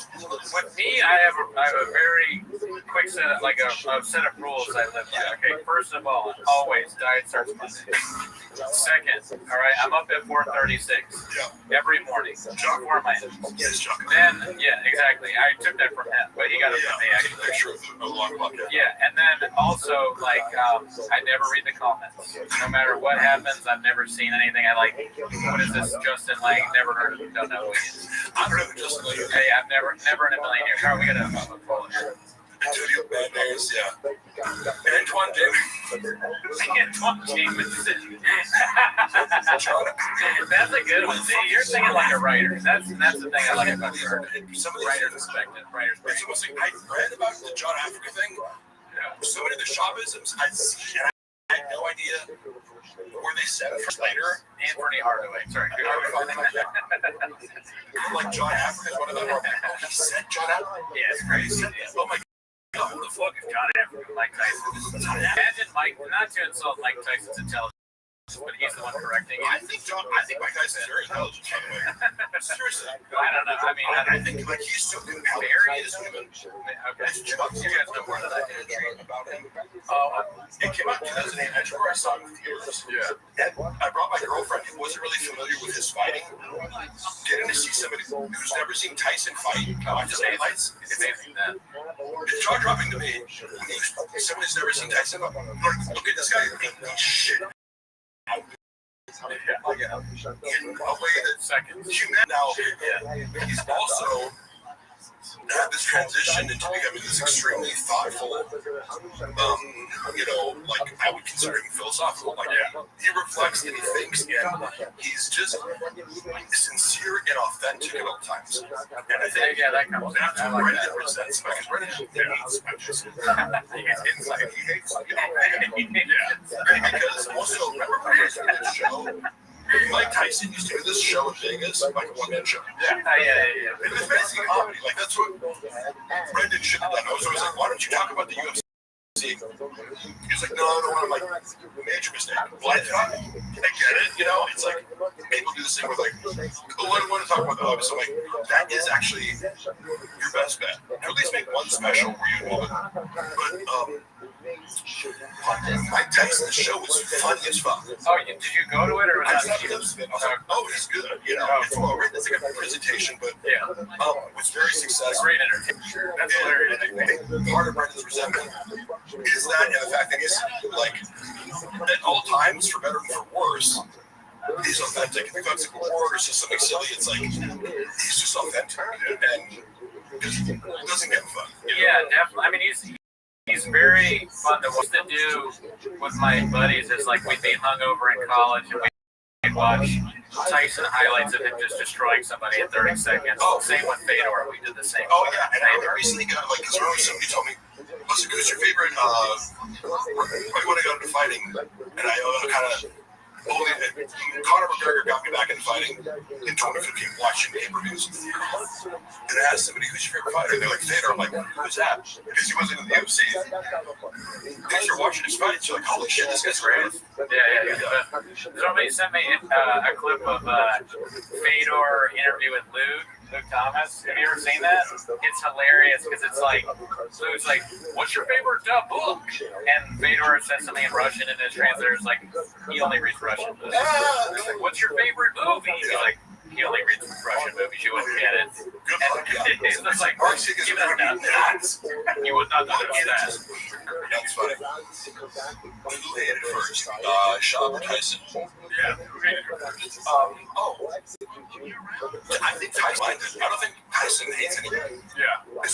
Because like that's part of his journey. Like you can just tell his. I don't think he holds animosity towards anybody. I think he's completely evolved as a human being. My favorite fighter is Cody Swanson. Fuck you, Marv. He had a great comment. He says, "Yeah, he was like, he thought he'd fuck up Mike Tyson." I think Mike Tyson today could knock out Sean easily. Oh yeah. without question, Mark sounded like he's having a stroke. Yeah, so what if I had, bitch? So the fuck? Act like you had a stroke before. Do a few hog noises. We were talking about, one thing we constantly talk about on the podcast, we have to address it, is the violence in my DNA. So back when the segment's over, holy shit, it's boring. Hey, what are you doing right now, dude? What are you doing? You're fucking... I don't know which one that was. You're doing a little bit reading of comments. Just kidding. What do we got here? Sean disrespected Tyson. He did. Disrespected for no reason. And just kind of acted like he was an idiot. He was like, so he was on a no-carb diet, he went back to his, who gives a fuck? Mark, how is Chin not had a mental breakdown? I do believe that, I think about Chin a lot. First of all, he's so much stupider than I ever imagined. He doesn't know that Australia isn't in Europe. He couldn't name it Europe languages, and he goes, Australia? He thought that Australia was in Europe. It's a hilarious first guess. It's a second grade, that's insulting to second graders. That's a preschool level answer, right? Sean has so much issues with Chin revolving. He works like 3 days a week and doesn't really offer anything creative. He doesn't think that's a Korean culture. What? Really good one.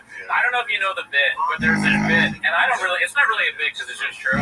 Everything that Gerardo owns is kind of small. It started off with the fridge. Because he had a guy deliver the fridge, and the guy was like laughing to himself. And Gerardo's like, hey, what do you think's funny? And he goes, I use a small fridge. Oh, fuck. So it is small. But then they kept having other things that were a little small. Right? A single guy living by yourself, dude. What's up? It was fine. We would never have known about it had Gerardo not made a big deal about how mad he was at this guy.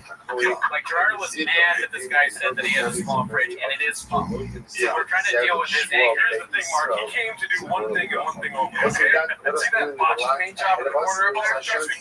Yes, thank you, dude. You had to go paint that up there. And then I'm like, do you need me to clear? So, like, I'm over here. I'm like, do you need me to clear anything out? And I turn to him, and he's staring at my fridge, and he goes, with the, accent type shit. He was like, you got the small fridge. You got the small fridge. You see this?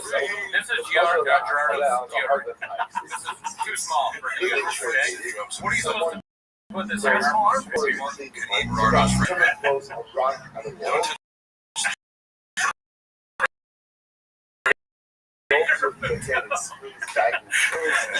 Mark, Gelatos, friends that can't jump away. I don't need one right now, but we also have Diet Cokes. And then if you do want food, also at any time. I will bring a Diet Coke.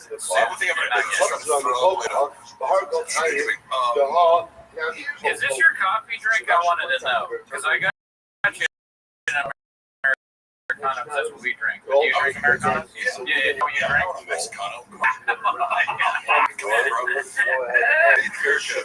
I love them, dude. That's one. I share that with Leah. I love them.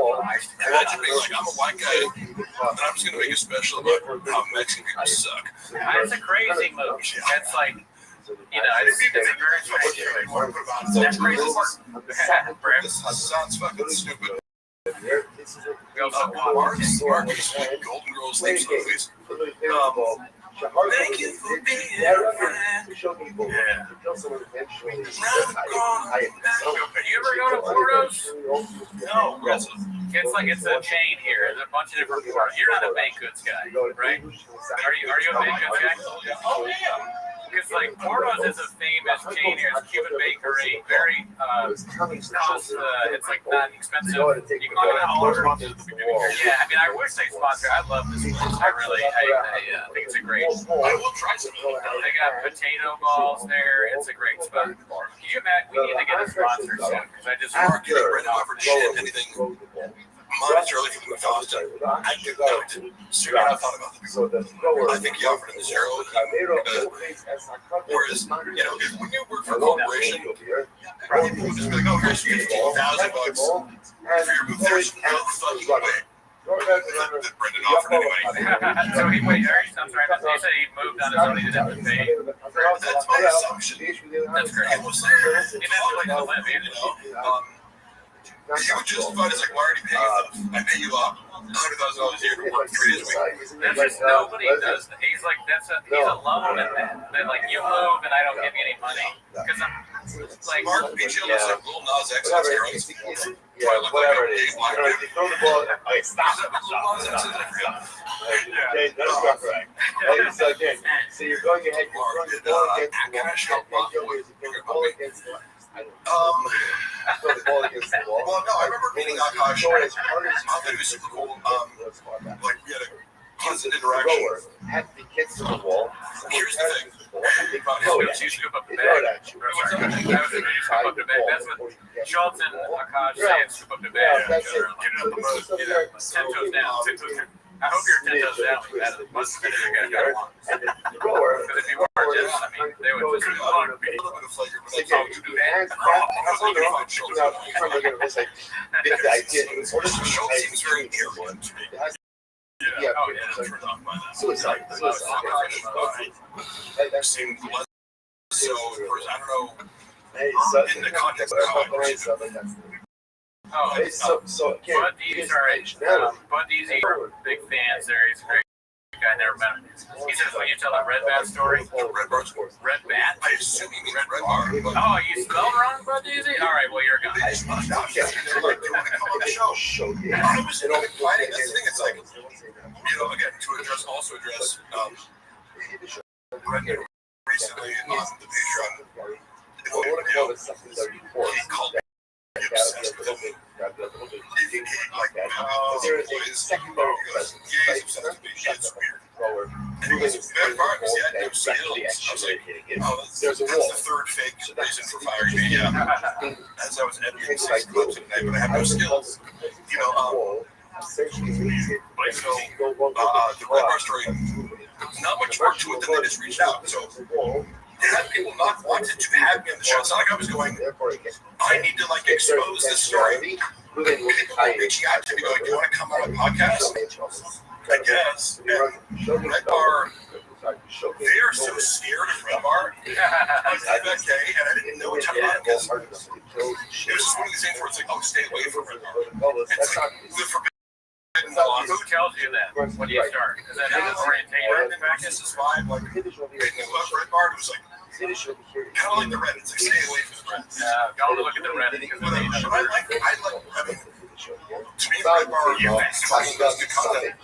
I know it. So with that, that's kind of funny to me because that makes me think like there is, like I was joking there, but an orientation of some kind where you start at Dickboy Nation and they're like, here, thanks for joining the team.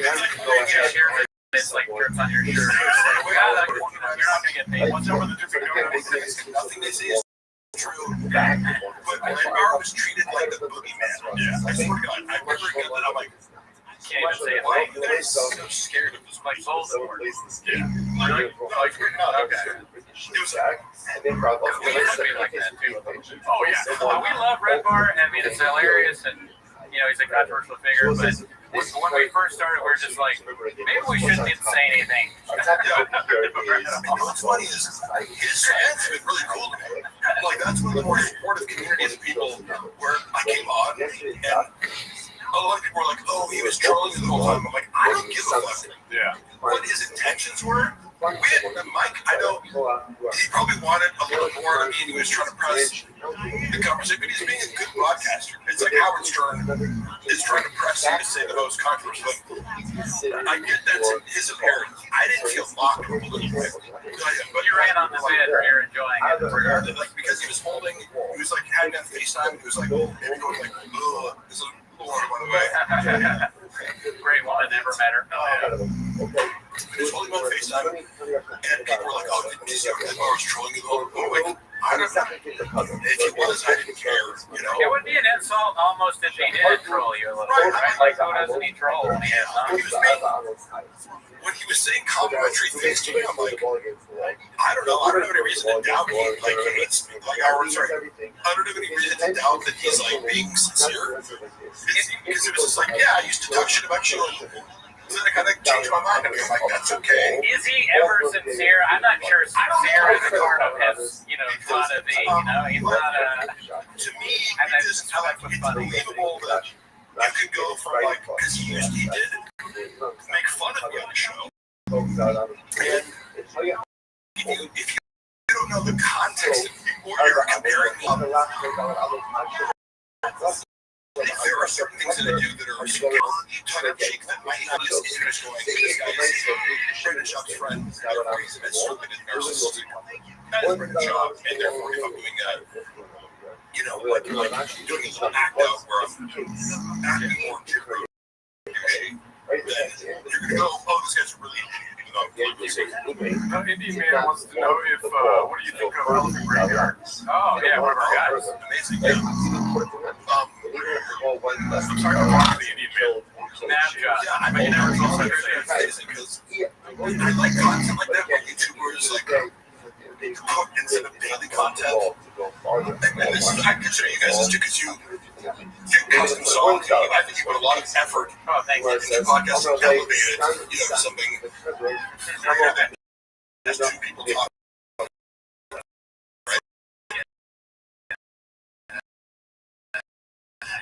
And I think Elephant Graveyard is a good example of it. Oh, yeah, I mean, he's a legend. I mean, those two are like, they're like Socrates and Plato or something like that, or standing on the shoulders of giants. What's Sean's salary? God damn. Crazy. Allegedly.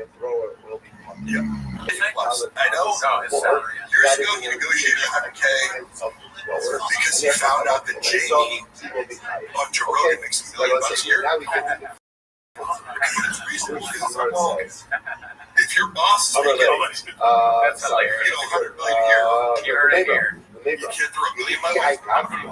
Jamie basically a poverty in Austin. Yeah, exactly. $1 million. What the fuck is Mark talking about? Effort? I don't know what that means. Sassa's watching. Let's get set up for today. The latest, I forget what it's called. The latest film career that just blew everybody away. So funny. At least most of it, Yeah.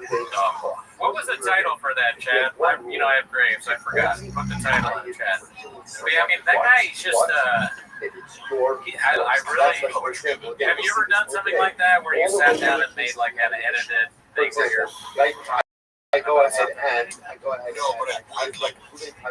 do enough basic editing or like here's the main thing that I'm looking at. The visuals are great, editing skills, to edit and comedy down jumps.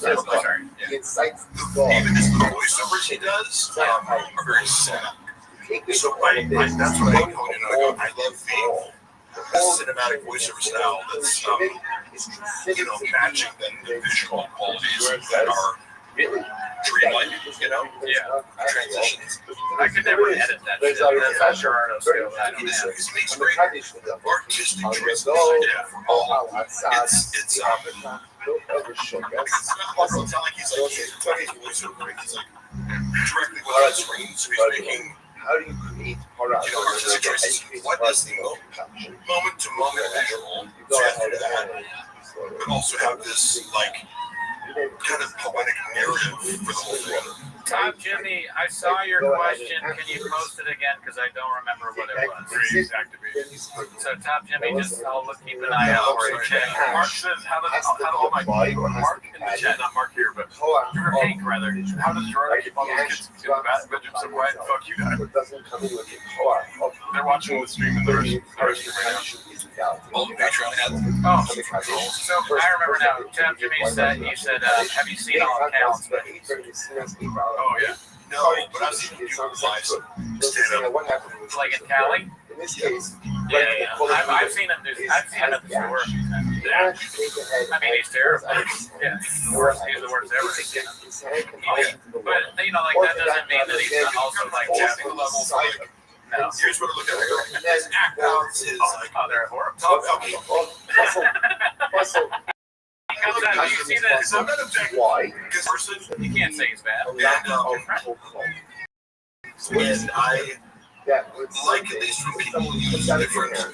It's something Like, else. I appreciate goes into the final destination. physical comedy where he's doing something. It's It's like not the car. he's making choices that you don't like, but I go, he's way better than Sam. I don't know. I mean, I'm not sure. I'm not sure. Cooney's trying to pay the bills. He has to pay. Oh yeah, that's fine. I think Jeff Dye is probably better than Callan and Sean. I mean, Jeff Dye is fine. I want, comedy should just be instinctual. This is maybe laughing at the whole thing. Right. Whether you like it, That's the thing though, because like now when I watch Brad Chop, I laugh like almost every time. But I don't laugh. I don't even laugh when he's done Callan does the hawk duck thing, which I love. I love it. Unironically, I love the bit. But I'm like gonna make me laugh. My son, that's the stupidest thing I ever heard in my life. Yeah. When I see clips of Brian on the podcast, as a friend of his who likes it, it makes me sad because Brendan is such a bad comedic partner most of the time. You know? Oh yeah. Like, he doesn't understand the basics of comedy or improv or just standing, so it's like, sometimes he gets it, like, but he doesn't, he shoots Callan down way more. Callan is very good as a comedic partner for two people. Him and Chris D'Elia have their chemistry because he allows Chris D'Elia to make him the victim of the comedy. Yeah. And Brendan like, wait, that's not fair. It's Chris D'Elia's roasting him. He doesn't keep it going.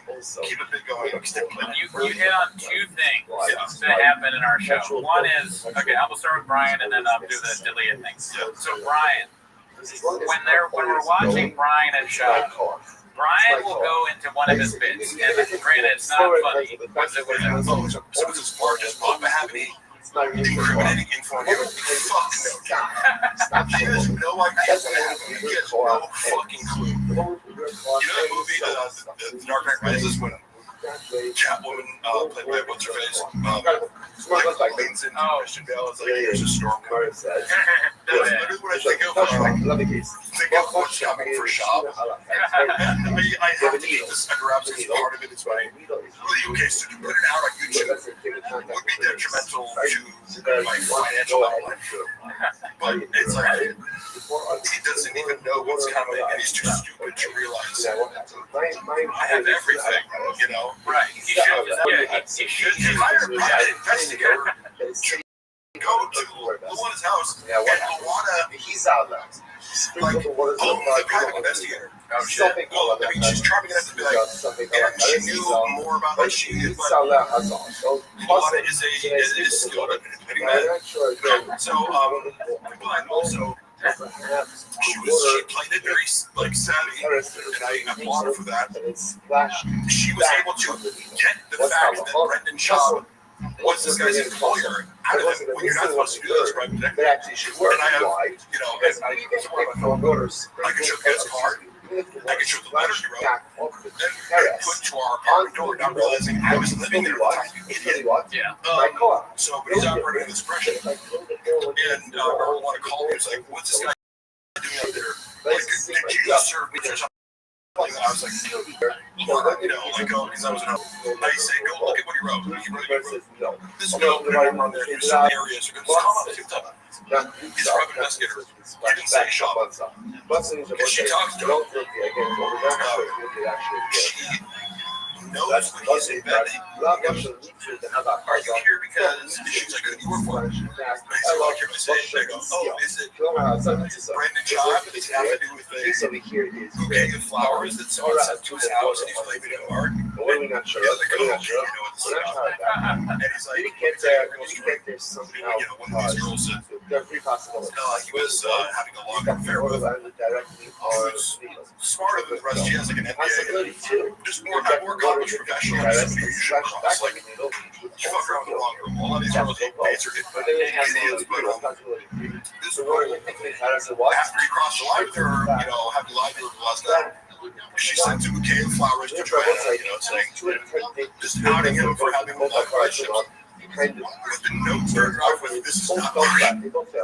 So, it's true, it wasn't Mark. However, they gave them just enough of a thing to go, Joanna, obviously it's Mark, because it says this is not Mark. Yeah. And then he invented an entire story whereby I somehow went to his house with a bouquet of flowers and a note and knocked over his bed. Like, it was like, you have security kids running shit like been in your house. The whole thing is covered by 8 different cameras. And he said, he knows I piece. Hey, you talked to Mark recently? I said, no, what's up? He fucking came by the house when I wasn't there. I was harassing my kids. He's like, no way. And he's like, yeah, I had to get the police involved. Like, I'm on the phone with them right now. I'm like, oh, yeah. The police. Yeah, sounds good, bro.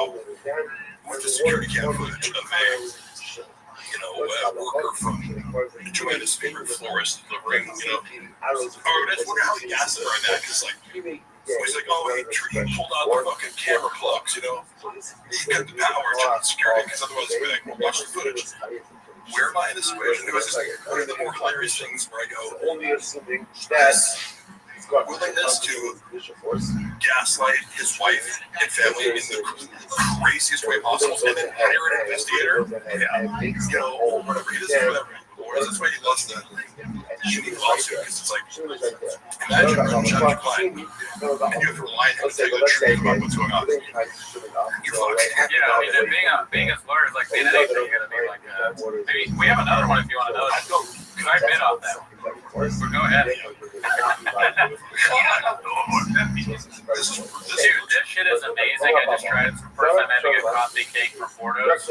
Surprising, I know. Cinnamon coffee cake. Wow. Listen, I would fuck my way into the room to get this. How would you hate those? The hard one kills shipping. What's the yeah, that's not good. No, that's the rules. Mark, you're a drama queen. We'll say that. What do you see from this case? Hey, if somebody runs a fucking smear campaign against me to try to ruin my life and make me unemployable or lies publicly about the reason he fired me, to make it look like he wasn't a fucking idiot for a temper tantrum because I didn't text him back for 2 hours, I get whatever the fuck I want for the rest of my life. I got enough dirt I can mark you. This is what the fuck I did. Or I hit him or hurt you. Brendan's so fucking stupid.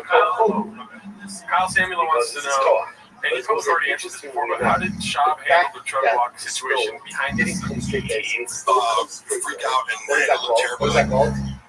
It's always, I also this answer. It's an even short adventure where it's like, hey, make the worst decision possible. If I would, the funny part is,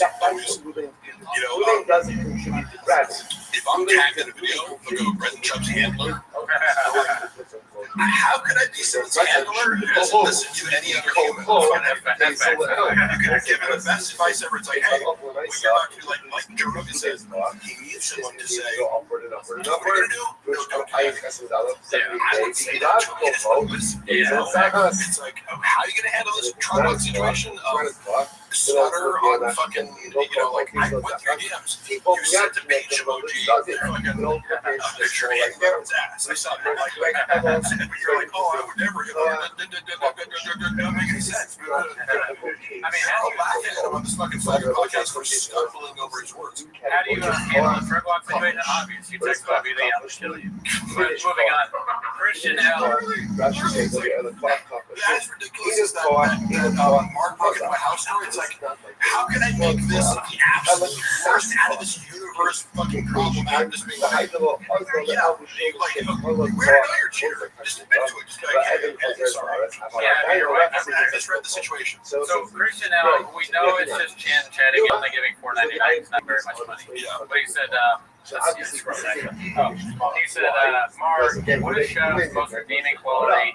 You must have seen something good in the beginning, hoping you answer good to me. Shop's positive qualities, but there's still the umbrella of narcissistic personality disorder, which implies in any stage of the relationship, he's going to be very generous. So, for example, the first time I ever traveled with him was to Austin, Texas, in 2021. I got permission to go for my wife, and she was like, why the fuck are you going with Job? Like, it was actually her birthday, so I was like, but I'm like, it felt like it was like, dude, I want to go to this school. Like, he invited me, like, come on, like, this is gonna be fun. I hadn't traveled like that much, like during COVID. So like, and Chappelle, like, one of those is like on with us. So she was like not okay with me going for no money. But I was like, oh, so I made up a lie. I was like, oh, well, Brendan's gonna give me $500. I told Brendan that. Just being like, you're into the joke. I'm like, oh, that's how I got to do it. But then he gave me $500 so to cover my ass, so I could be like, so that was a good thing, right? But yeah, I can name many things where it's like he has cameras away from all those things, but that's a short-term strategy to build trust and loyalty, so that in the end. Yeah, whether they the next year or at some point, as he values you and he cares about you, you feel indebted to him, right? Oh, thank you. So I would deliberately stop taking things from him and offer. Like, when I was having issues, like being honest, or having conflict because she was working a shit ton, she was working like 2 graphic design jobs, she was suffering from burnout since 2022. I'm trying to shop, fed up to my fucking ears with this bullshit as he's increasingly being disrespectful. Like, I got this crazy boss who's disrespecting me all the time. I'm traveling, then at home, I'm working, I have to be in the office. So we're both like high conflict. She's like mad at me about Brendan being like exploiting me and not getting paid enough. Mad at her because I'm coming to the door from traveling, and she's like, give me a steak face when I understand perspective. And then, you know, You're talking about like how he's a good guy. Oh, okay. So, or the things he does well. that's the other end of it, is what I mean, where it's like, he set it up so that later on the road, he was making me feel like shit for whatever reason he felt like. You owe him, right? Yeah, because I owe him. And I had to finally be like, look, dude, like, you're not even treating me like with 100th of the respect that you treated me last year. And I'm like, putting a lot of time and effort into treating you. Like, you think you're doing me a favor by doing all this? Like, I, you know, am college educated, professional writer. I do all these things. Like, I don't need this job. Like, I'm doing, like, you're paying me, and I agree to do the same fucking. I didn't even negotiate. It was like, what's Christian? I do the same thing. Just to prove you, I just want to pay me more. And then I'm still being shit on, like, fuck you. So, yeah, that's so funny. The first time I seen a guy tripping on accident, I almost took time to acid before I came up. Would that be funny if I was on acid? Yeah, like, with Shaz, what I've learned from Shaz, because he does have good qualities, is like, number one, he's helped me a lot. Like, I wasn't really that into my son's baseball team.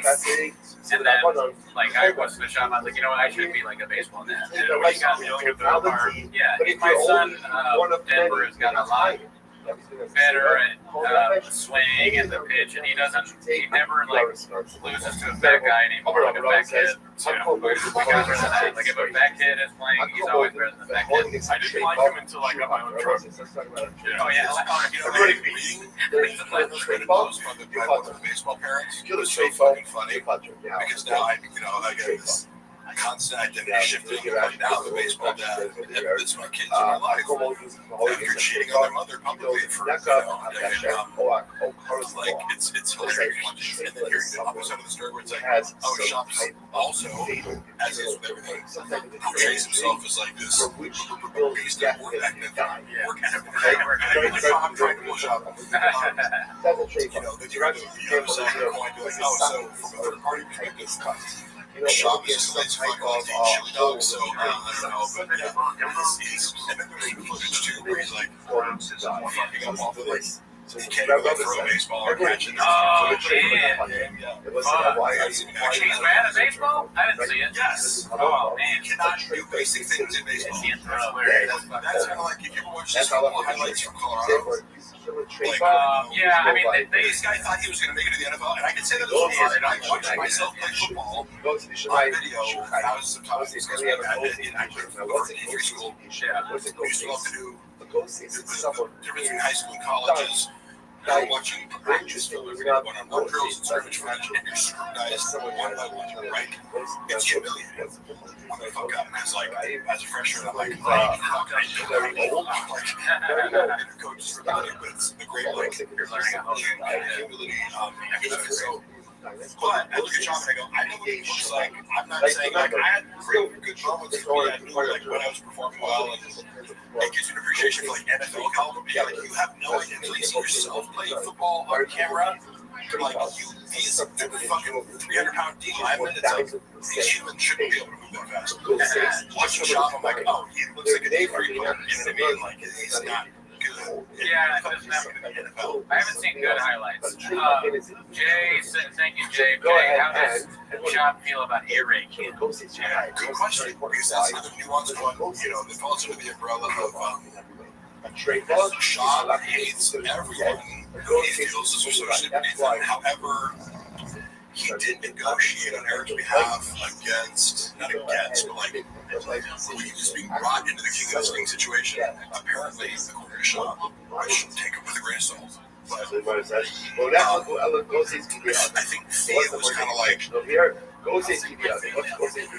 making it more difficult for him to kind of be a partner in this, like, dynamic or something like that. Because they were inviting him as a guest, and they will throw you this much change per week, and he's like, hey man, like, if I'm going to keep myself available, it's totally fair. It's like, am I going to call or am I going to be part of this thing? He was asking very fair questions. Shop advocated for him to be like, more fairly being kind of splitting in this kind of thing. I think Theo was kind of going, I don't want that, but also like, but part of this pie was the fact that, like, King of the Sting is what it is because of Theo Vaughn. Sure, Theo Vaughn is the drawing. Theo Vaughn does a solo podcast. Obviously, you know, in business, you can realistically go, what you got, like what you have. In a friend sense, or a very fair sense, you go, if we're doing a podcast together, and I said that I need you, let's look at it and say, the baked into this cake is a condescension towards Eric, not like his attitude, like he likes to dismiss people. They can't also take his, they can't do that. But Eric's personality, the comedian that you're running, and he's been on TV, he has, like, you know, I don't know, I just, Eric was always very nice to me, and a thoughtful person. He would always, like, he was the first person at Big Boy when I was like, really, like, I got depressed, or I would come to work every day, and I'm like, I'm waking up early and, like, dealing with Brendan's bullshit until, like, you know, 10 p.m. every night, 7 a.m., like, I just was trying to become dead at some point. Like, I hate every moment here. And he was the only person to go, hey man, you're right. And I was like, yeah. And he's like, he said, it's okay to not be okay or something. Really? I wasn't picked him to be a guy that talks like that. I mean, that sounds like a good idea for like a sitcom. Someone else you know? along, let's say that a lady comes along and gets Moved in the house recently. that ultimately they're going to leave his life. When people move in the house, it's always weird. It's even weirder. Hey, Rob, You're on a live stream right now. Are you okay with that? Oh, sure, yeah. I mean, I'm thinking of live stream. There's a lot of people watching. Actually, this the tenant to shop thing. Funny enough, this is my labor shop. Rob Pebble. Hey, Rob. Using my to destroy Brendan's shop.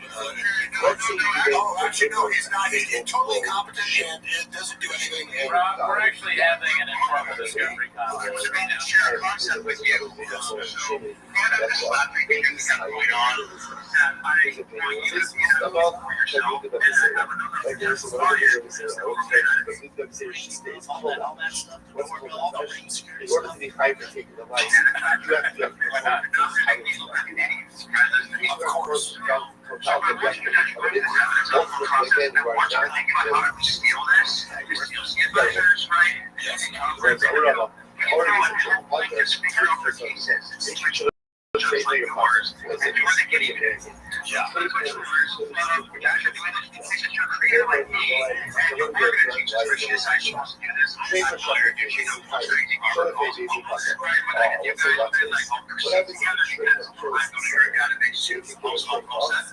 Yes. What happens if it's Thank you. Robert Pebble, attorney at law. All right. Good luck, Rob. Yeah, so Rob was like, I went to college with him. He's one of the smartest people I know. Right, I was like, if I get 10% of what he's saying, I'm lucky. But like, yeah, I go, he's better than John Flores. All right, motion to dismiss. That's it. So you went to college with this guy? Yeah, we both played football in college. I would consider Rob, if he had 150, 160 IQ, I wouldn't be surprised. He's like extremely intelligent, and specifically with organizational systems. I remember when he was like 20 years old. He's like a turbo, like me. So we like connected with lifting. I'm 20 years older than him. So he was a freshman on senior. We connected over like just lifting, you know. And he was like, well, what? Because I have this policy, like, if you ask me if I'm on juice, like, I'll tell you. But if you don't, I don't lie about it. And he was like, oh, if you're a cycle, I'm like, yeah. And so I was like, you're the first person with the audacity to just ask me politely, you know? Yeah. And he's very direct. And When you step into that deposition room, you want to look connect. I mean, like, the post of your presence on people. Like, Rob is really, it's deceptive because what I like about him is he's a Jack Hansen timber, but also he's like an autistic support of organizations. So when he was 20 years old, he was like making $100K a year running like LA fitness clubs. Like he would like train other people how to like run a more efficient like personal training architecture for all the clubs in Southern California. Like certain clubs were kind of like quickly they're like, what are you smart guys? Like, so I was going to college and also making other customers and like, you know, like telling people how to do their jobs. you didn't get your lunch by the 5th hour. You had 4 hours on the 10-minute break, dude. You didn't get reimbursed for business expenses. We worked off the box. Yeah, and he's also very moral too. You don't meet a lot with lawyers, like, you know, because some of these guys, you know, whoever's representing the shop, it's like, obviously, you realize this guy's an idiot, pathological liar who has no case. Kind of like whoever's representing Blake Lively, Ryan Reynolds, are like, you know, this person has no case whatsoever. And you can his clients and draw this process, but you know you're but Pebble is extremely Actually, you know what? Now that that is a good advertisement. I mean, he's a lawyer doing wage and hours in California. And he'll fire clients and get them ethical. Yeah, if you have a case or you're misrepresenting something, he'll fire clients. He fired me the other day, trying to sue Gerardo. Not enough Diet Coke. But we fixed that problem. We did. You know what? I drank a Diet Coke when it happened. He's a lawyer doing whatever will get the wrong numbers. Rob is one of the best labor attorneys in the state. There you go. It's a hard concept for people to understand that you can have muscles and also be good at a job, but it turns out It actually helps. So there's a It helps the muscles from everything. Marg is Rob, the sharpest tool in the shed. I know literally one of the smartest people I know. He's designing a service, like an AI-based platform that he invented and like programmed. Essentially, that's the job. Sorry to all paralegals out there, but Rob is designing a product to sell to law firms that like automates all those sort of things. And I'm doing an AI platform that watches shop content too. That will be also be part of our big trend. Have you seen Brendan toss his I know that's a meme. Of course, he's not conscientious. You know, so he's the type of person who just throw trash on the ground and expects most of it. So, of course. That's fine. I'd love Why do you need both things? If you guys played Sega NHL PA Hockey 93, this would be the exact same person. Well, I love that because I love that movie and I love that game. That's you've seen Swiggers, right? One of the greatest movies ever made. Did you play that? Did you ever play that game? That hockey game on was it Super Nintendo? Yeah, that game was the best. All you had to do was you go around the goal and then you click and then you can get a goal every time. And then you can also fight it. Super Mario's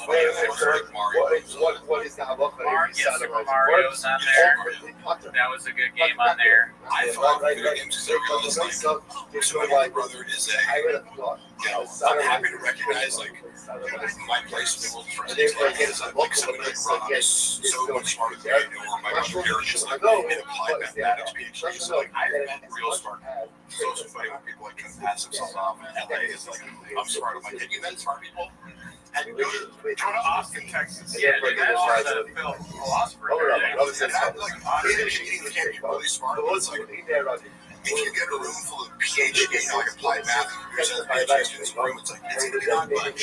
You know, but their IQs are off the charts. Yeah, they won't stand at all compared to Joey Diaz. That right here, dude. Shirt off. You have a PhD. I don't have a shirt. He's an interesting guy because he's very nice to me. So I said, I'm not going to try to trash him, but he doesn't seem to be good. Oh, no. His stand-up is trash. Also, like, he's taking Chipotle like 2 arenas with him. So it's like, I don't mean to hit on him, but he doesn't use people. That's true. He brings a bunch of people that can help him for a little bit. Yeah, that's for sure. He does that. I'll say The Machine. I enjoyed the movie. I might watch it actually. I like the movie. That exists. Never seen it. Straight. Another guy like I don't know. There was another question that we didn't answer from the fan funding. What is the estimated time of a shop's downfall? Then what happens? The second set of things that's what I was alluding to before. well, in order for Define downfall. Define bullying. I would just. But there's so many ways about at some point, right? There must be a why point where you stop because podcasting. that you're testifying about And because he says, so I would do this for free. Right? There's some, I remember seeing something like where someone, I'd fucking do this for you. I mean, we're making technicality. Would you though? Okay, incredible. Would you Hold on, other says short trade short. No, I don't think so. I don't doubt that. I do think Brendan Shaw himself being on his movies are the way I go, I don't necessarily feel the compulsion. Because whenever people call me like I'm constantly being accused of being a narcissist, even I don't like. I feel like I get enough attention in life where I don't like. I feel like there's this deficit of like I need to post things. You know, I feel like some people do constantly need to be in front of the camera, and I feel like Brendan does. I like even the feeling of importance of walking into a studio because you're like, he could be doing all this himself. There's nothing sophisticated about the production. Like, why do you need to pay a guy $30,000? Yeah, I mean, You'd rather save $100,000 a year to do yourself? That's when the shark You like Like, why don't you shark is not executed. In this case, and post-production? So it's just funny. Like, the shark, you know, there should be ways to He's like, like, there's a bunch of people here and I'm the center of attention. the shark is a trade bump. You also can't put the sharks to death. Why not? My type of. It's Brendan's crazy X. I like the people going crazy X. Do you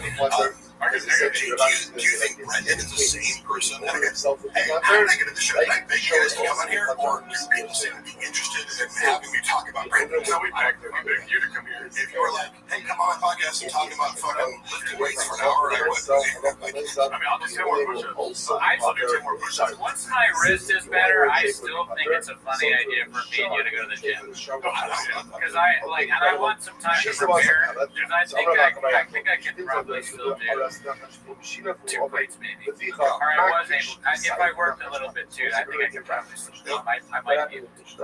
But I would need you there to make sure I don't die. Come back quickly, but Just kidding. you want to film it? I'm saying one plate. I'm not even listening one plate. I can probably do that. Once my wrist is stopping blockbuster. Yeah. I can do 2 plates 25 times. Purple shirt action. Or, you know what? Elizabeth Marsden said this earlier. You and me, or Jordo too, doing a race, like, you know, to see. We're hard to eat like a bigger slob. If you think you're going to bet me, we're talking to eat like a slob, good fucking luck. I mean, if you say the words "oh" with no talent, you have to be specific because look at the three of us. We all struggle. We're all. I'm thinking I'm insecure about my talent. I know exactly how much talent that I am. I'm not sure I could ever do 2 plates, maybe back in the day. That's not no, it's not true. Snake decides Yeah, once I go right out. and therefore even Roided, though because then with violence in my DNA, the roids, I don't know. I like the idea of doing game like raping with steroids. Yeah. Like tying you down. and therefore I love my son. Therefore I think you guys not responsible. We're looking getting close to Shane Gillis and bringing him in the right. Therefore I love the race. I mean, snake. But ultimately, again, is technically. Brendan, Shane hung out. I think we're in Philly doing shows. Like that. How lazy has been. So I knew about him.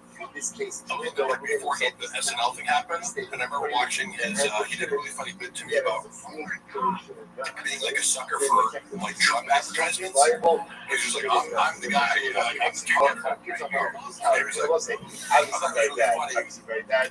But the nice thing is, A good angle of Trump. I love his Trump impersonation because I feel like Trump is not like, you know, oh hey Trump, look how he just does it. It's like it's funny, but Wait, who was that? Shane, yeah, what happened? yeah, he does a great memory.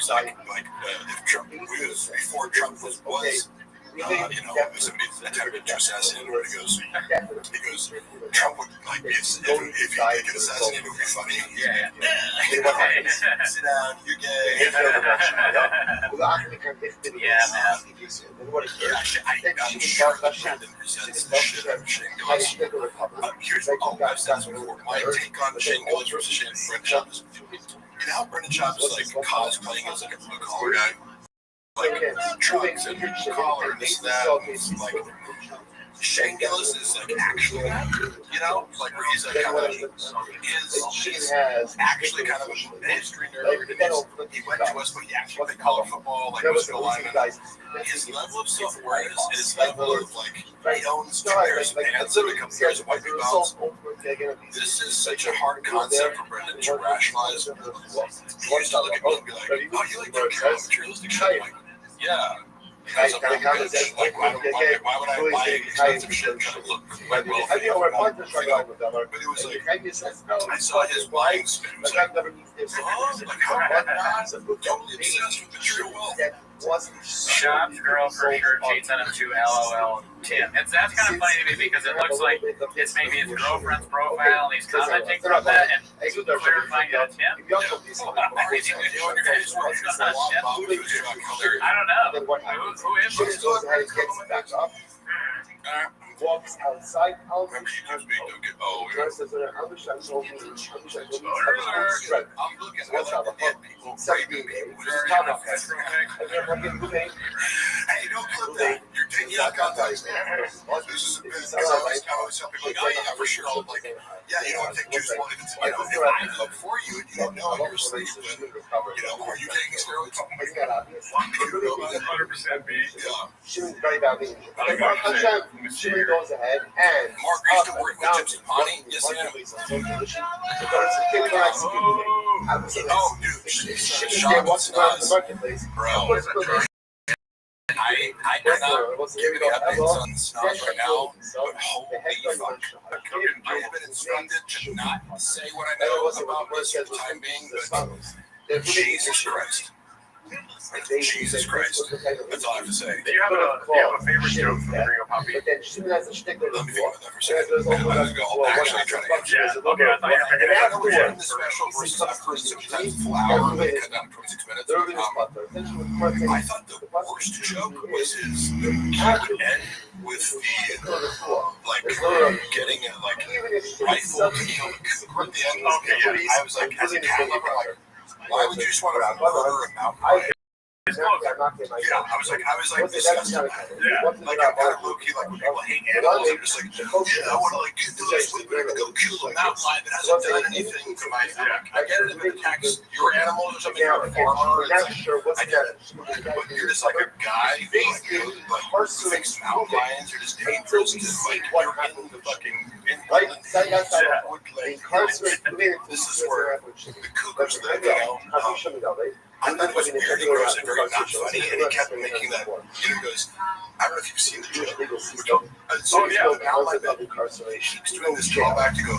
So my dog goes on to this. Big sorry about that. I was like, this is so ridiculous and not funny.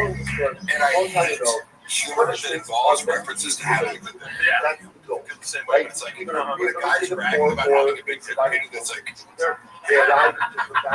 There's something going on there. Either you have a small dick or you're big, or what like that. It makes me uncomfortable because I'm like, what is this fascination? I made a prediction the other day on the podcast that honestly, Sean would make it so far if you, whether he is or not, yes. Oh, for sure. You would be like a huge influencer in the good space. It'd be like, here's some interesting things, like Derek posted and Jim Gordon openly like trans development. And I'm like, that's so cool. I'm a male comic. You would never know. And they've taken their fetish and sexual preference and just completely de-shaped, right? And I'm like, that is some of the boldest shit I've ever seen. Yeah. But it's totally authentic to that guy. And they have no shame about it. I don't even know if they're posting like the fucking Yeah. He said before, I guess. But I was like, this motherfucker crazy. I'm willing to take anything else you say at face value because clearly you do not give a single flying fuck right about that. Yeah, seriously. Yeah. So I always told would say about Brendan, if it is more authentic, the whole thing would work. But no real self, and you've constructed a false facade to make up for, a wounded self, whatever the NPD is. It's like, you can't be authentic. We don't know what you dig inward, and there's only shame. NPD was that. NPD was that.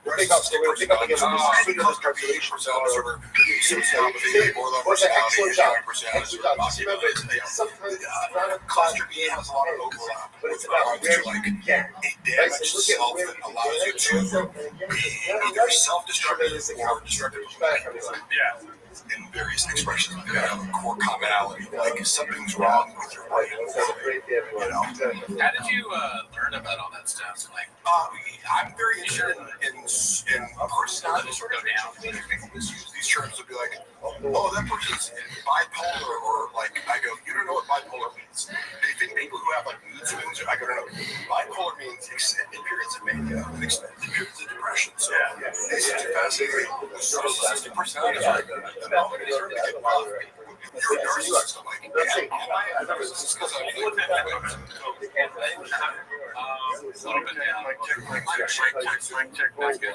That's fine. My cable was making Deadpool costume. Oh my god, I saw that skit. The Deadpool costume was super great. But also representative of like he used to have a team that would do these skits for him, so he's like high production value, but terrible and unfunny. Yeah. Okay, so I like how I don't know if you heard, but I asked him a question. I said, "What's your favorite bit from the Ring of Poppy?" And he was like, "My least favorite bit." Since we get it, Mark, you've watched Jordan Peterson podcast. First of all, I have consumed many hours of Jordan Peterson, but like, imagine me learning psychology from Jordan Peterson. Now he has, that's his area of expertise. I don't subscribe. Can you show me where I can get some pencils, But he is an expert. Like, have you listened to Jordan Peterson? Because what he says about psychology is highly accurate. You've been able to get pills in the past, have you I'm not? sorry, Mark. One look at Jim Norton that I knew.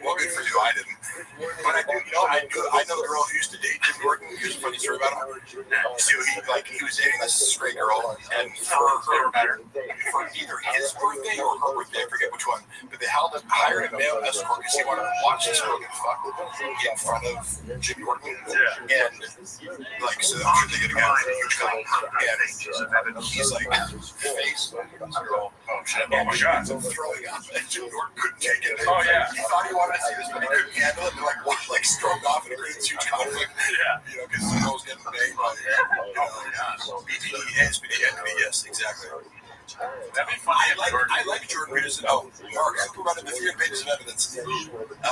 Brendan was, I have repeated this a lot, because people keep asking him, and it's like he can't admit the truth because it unravels his entire identity in order to admit this. But he literally hired hackers to try to take down the fucking subreddit for like $15,000.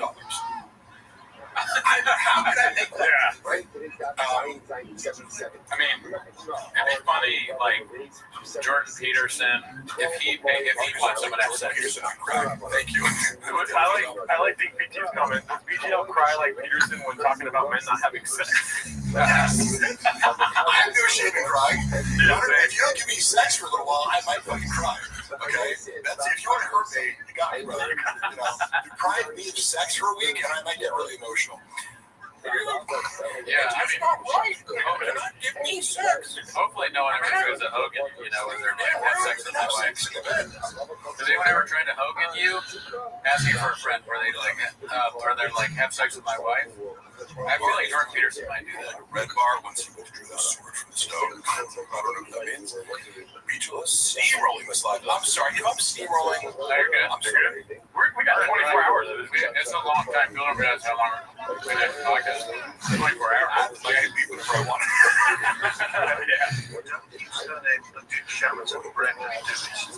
Agreed. Marcus came out and no, you know what I did take? I took a microdose of mushrooms before I came. Had a coffee, fucking energy drink. Yeah, I saw you drink one of the rain. Yeah. That's pretty good. And you guys are like, so Andy's a good last time I went to your show, I bet you guys like had a work day and were tired.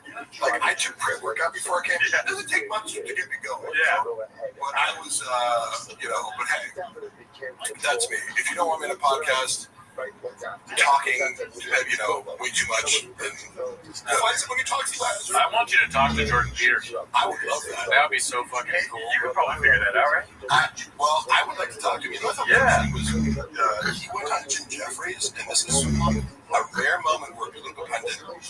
Jim Jeffries asked him a kind of gotcha question, and normally pundits get very defensive because he made a point. He's like, so would you say that this? And Jordan Peterson goes, yeah, you're right. I was like, what? Yeah. And Jordan Peterson just admitted that he was really wrong about something. So I respect him for that because he thought about the question. I was wrong. You don't have to. I don't know if you know, but Cooney is known more for his Peterson impressions than his shop commentary. Yeah.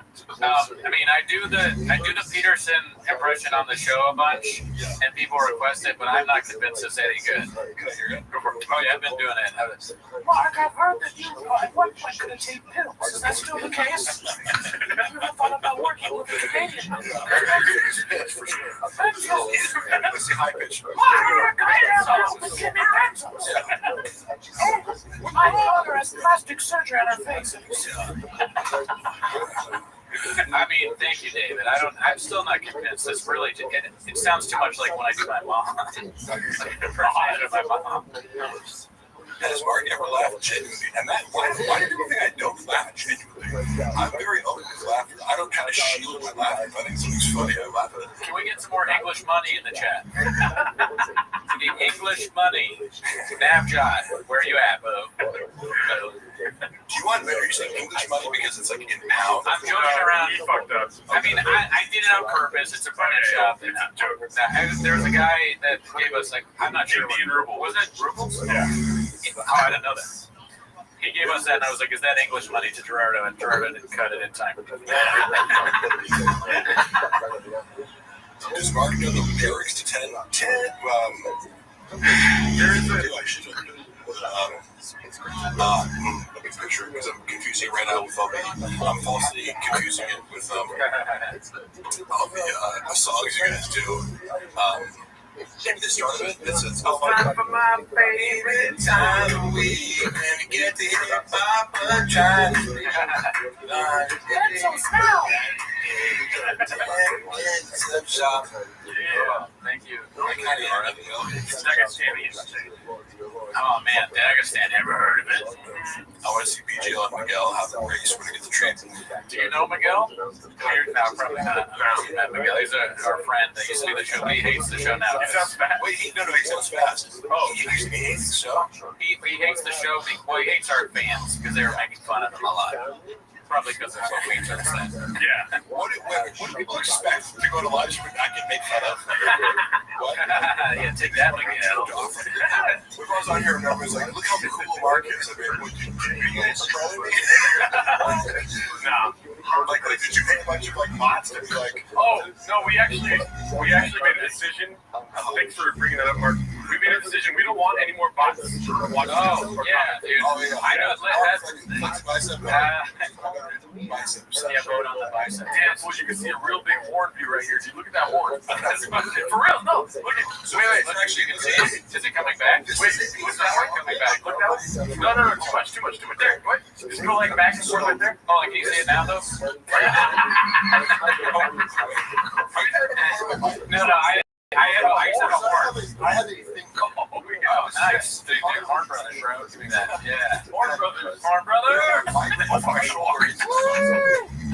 Look how cool Mark is. Thank you, finally. But one thing we do need to be clear about, we get a lot of bots. All of the 100% of the negative comments are bots. We know this. Every time someone criticizes us in any way, it's just another one of those bots. Yeah, we actually a lot of bots. We do believe saying something recently. It's like, oh, haters and bots. It's like, yeah, people are paying for negative comments. What? They're doing that to us. Go ahead and make sure they get it. What is your favorite TV show? The 80s bots. Well, actually, my favorite TV show might be Barry on HBO. He is some English money bubble. Oh, thank you, Todd Tippy. Appreciate it. You're not a bot. That would require athletic talent. You're not a bot. I can tell when someone's a bot because if they say something negative, it's a bot. I want to be shirtless, so you would not be a pro wrestler.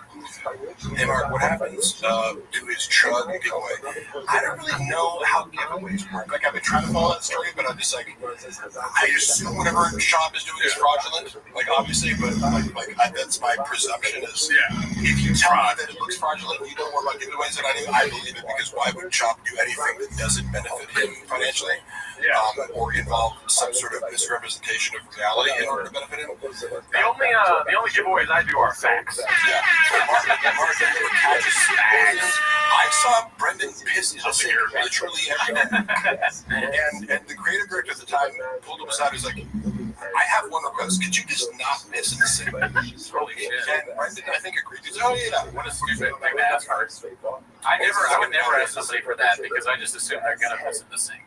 It's like, why would you ask about that? It's like, duh. If someone comes to your house, it makes sense for them to piss in the sink if they have to piss.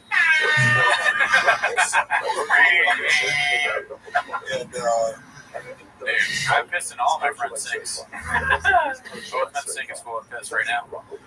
Horn Brothers is when you get horny at the same time. Hilarious. Ah, fuck. Really? You guys horny right now? No. I don't even have a horn. I'm rock hard. If y'all are wearing hats inside, please, it's cringe. Listen. It doesn't matter. That counts. That's a bot comment. We found a bot comment. We found a bot. We found a bot. I'll take my hat. Mark is going to donate some cheeks. Did you recall Brendan out for gripping the soles of his dirty shoes while sitting on a podcast? I noticed he had a lot of weird mannerisms. Like, he does like self-soothing activities. Like, he rubs his legs a lot. You know? Yeah.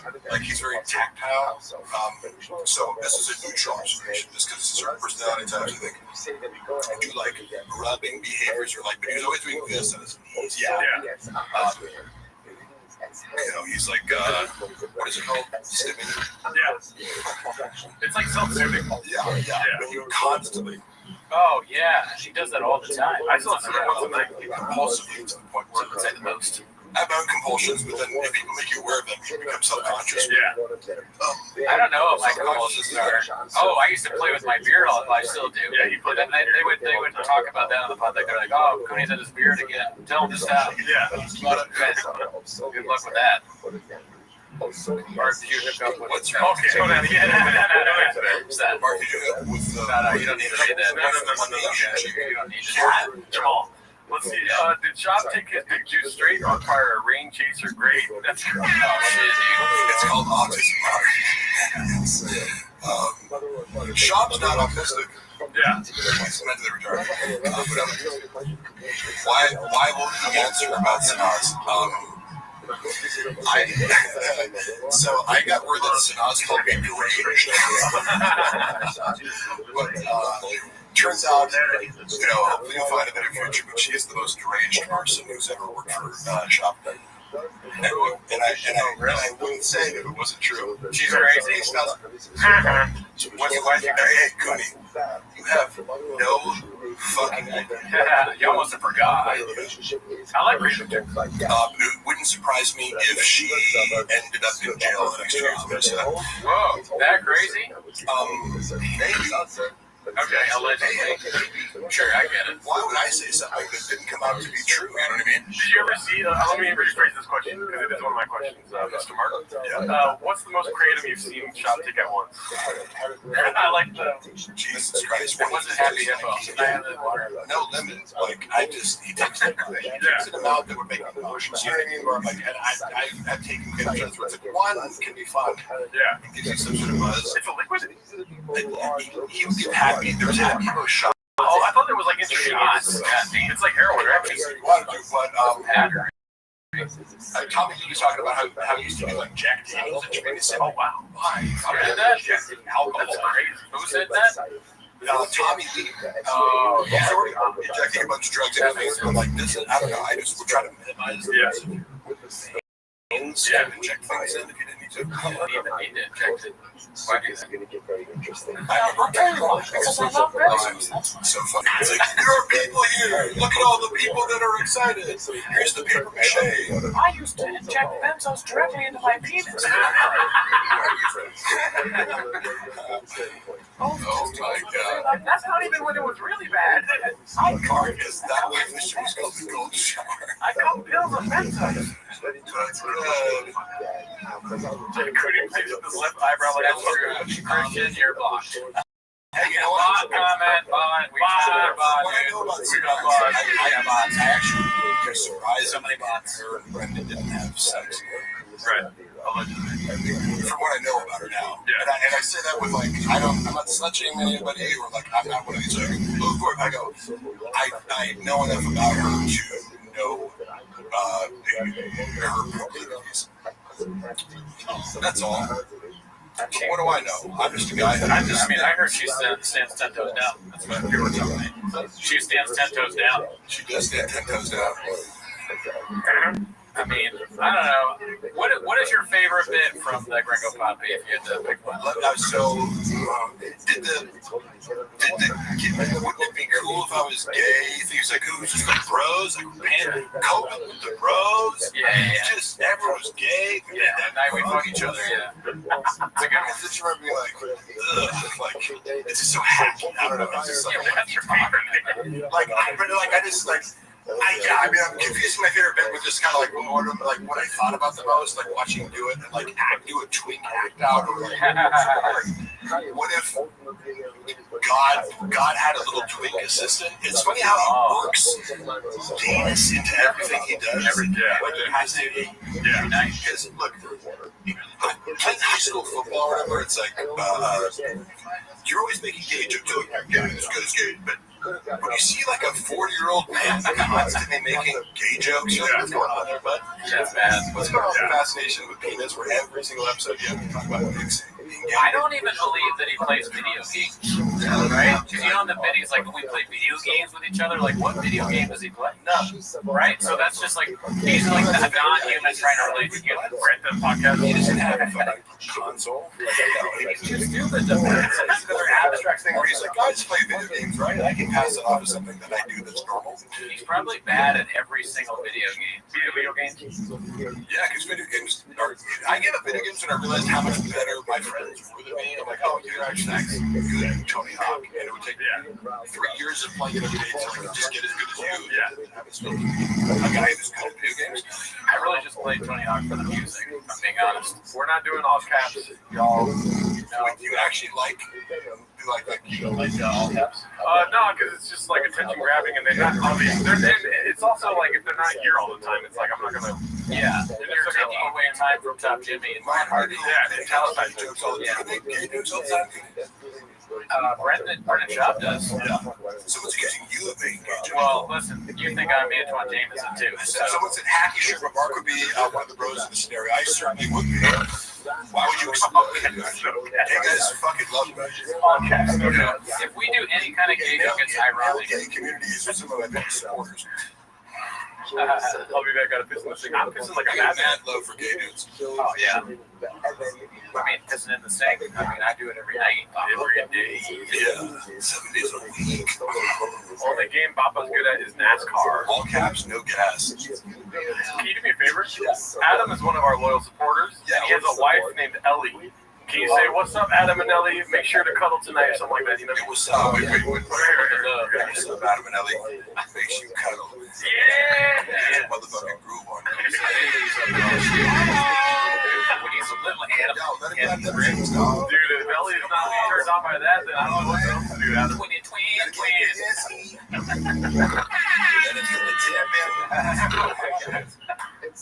Nobody, baby, nobody, Ellie.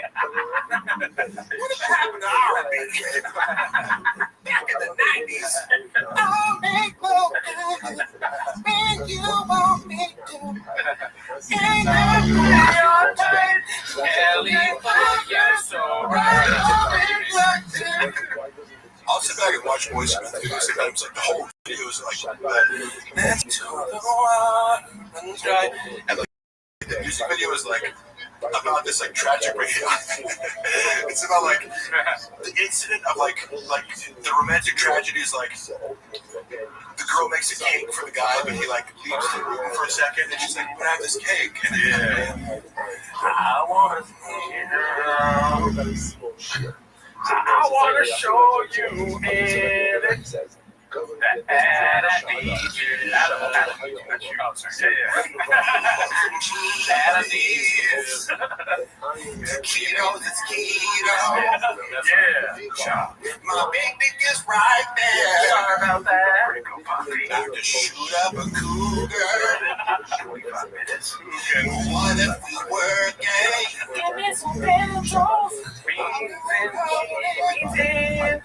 Beans, cheese,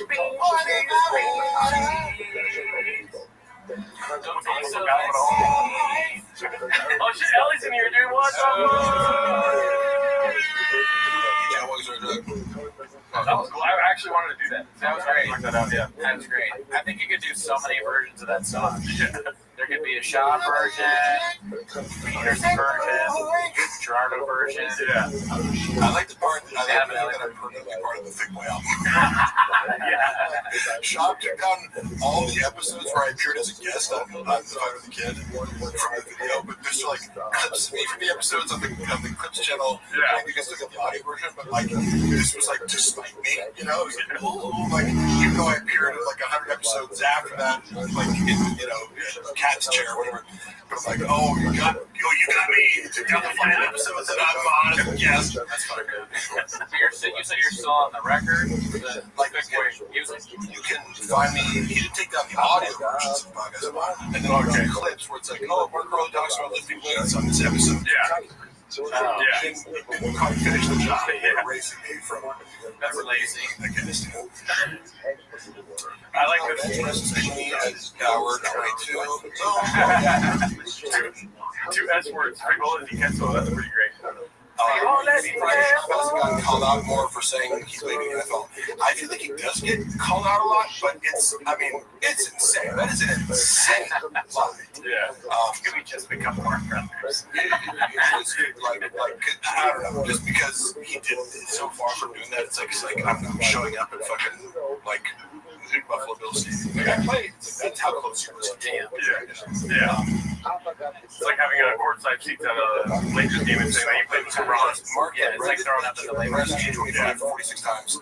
I was there when there's multiple he compulsively repeats saying that he, because he'll say this to Rogan, for example. He said it so many times that I love when compulsively repeat themselves. He said he did it. Okay, in reality, we were in zoo culture when we were heavy into the deadlifting and benching and blah, blah, blah. Now, for the record, I did it 33 times as a 19-year-old in college, so it's like, this isn't that impressive, right? Yeah. And doing that 33 times, it's an NFL-level number. However, you also have to, like, if you're a linebacker, and you bench press 225 33 times, you also have to run a 4.6. You also have to have a fucking, 3-inch vertical leap. You also have all these other things that be super good. So bench press is really not relevant. Yeah, you want to be strong, but right. Brendan will put this out there as if he's like, struggling. No, first of all, the time he's referring to, he would turn into 40 reps because he kept repeating this. Sometimes he'd say 40, whatever. I was there. You did 30 reps, which is impressive for a strong bench. 30 reps is very good. However, the place is culture. And I have photographic evidence of this. They don't weigh 45 pounds. Everybody knows that. There's calibrated plates for powerlifting that are colored and they're from, Alico or whatever. There's certain brands of powerlifting plates that are calibrated to be exactly, but just regular iron plates, there's like discrepancies between each plate. Interesting. Yeah, I would have just assumed this for as low as 41 pounds. So it's possible if you take 3 pounds off each plate, all of a sudden you're dealing with 12 less pounds, which is significant. So that's much less than 12 pounds for 30 reps, and you're bouncing it off your chest, not locking out, which may not count in a combine situation. And then lying about it and turning it into 40, despite having the eyewitness here. You were there. Why would he tell you something different? Yeah, just classic pathological lying where he's relying on other people. I'm like, hey, I was there. You didn't do 40, you did 30. And then because he kept saying it, like, and Rogan's impressed by it because he wasn't there, so why would you lie about it? Right. He should know it. Because, again, I've seen shop and bench press for plates, and you don't need to lie about that. What do you need to exaggerate? The other thing was impressive enough. Yeah. So, but then were you aware he's posting for a while? Like, people always say about this. They're like, oh, look, he posted himself doing the bench press. Yeah. At first, he would just post, like, a picture of the bench press, and it's like, well, 25 pounds, just 25 this many. It's like, cool, but show you're still doing it. Oh, story, bro. It's like, oh, yeah, just did 700 pounds. Here's a picture of 700 pounds on the dead. Why don't you just film yourself? So then he posted a video, and it's like, well, you did 26 reps. What happened? 40, like in his mind, he was like, see, like, no, we don't. That's less, yeah. Way less. It's like, what do you believe, me or the guy that sent a dick pic to my stepmom? See how I can do 100 reps. See how I just did 20? Obviously, I did 100. This is a great question. Do you think Brendan can do an oil change? No. Is there any truth? It's so funny. Is there any evidence of him performing an oil change? I don't see any online. It seems like he barely put gasoline in the car.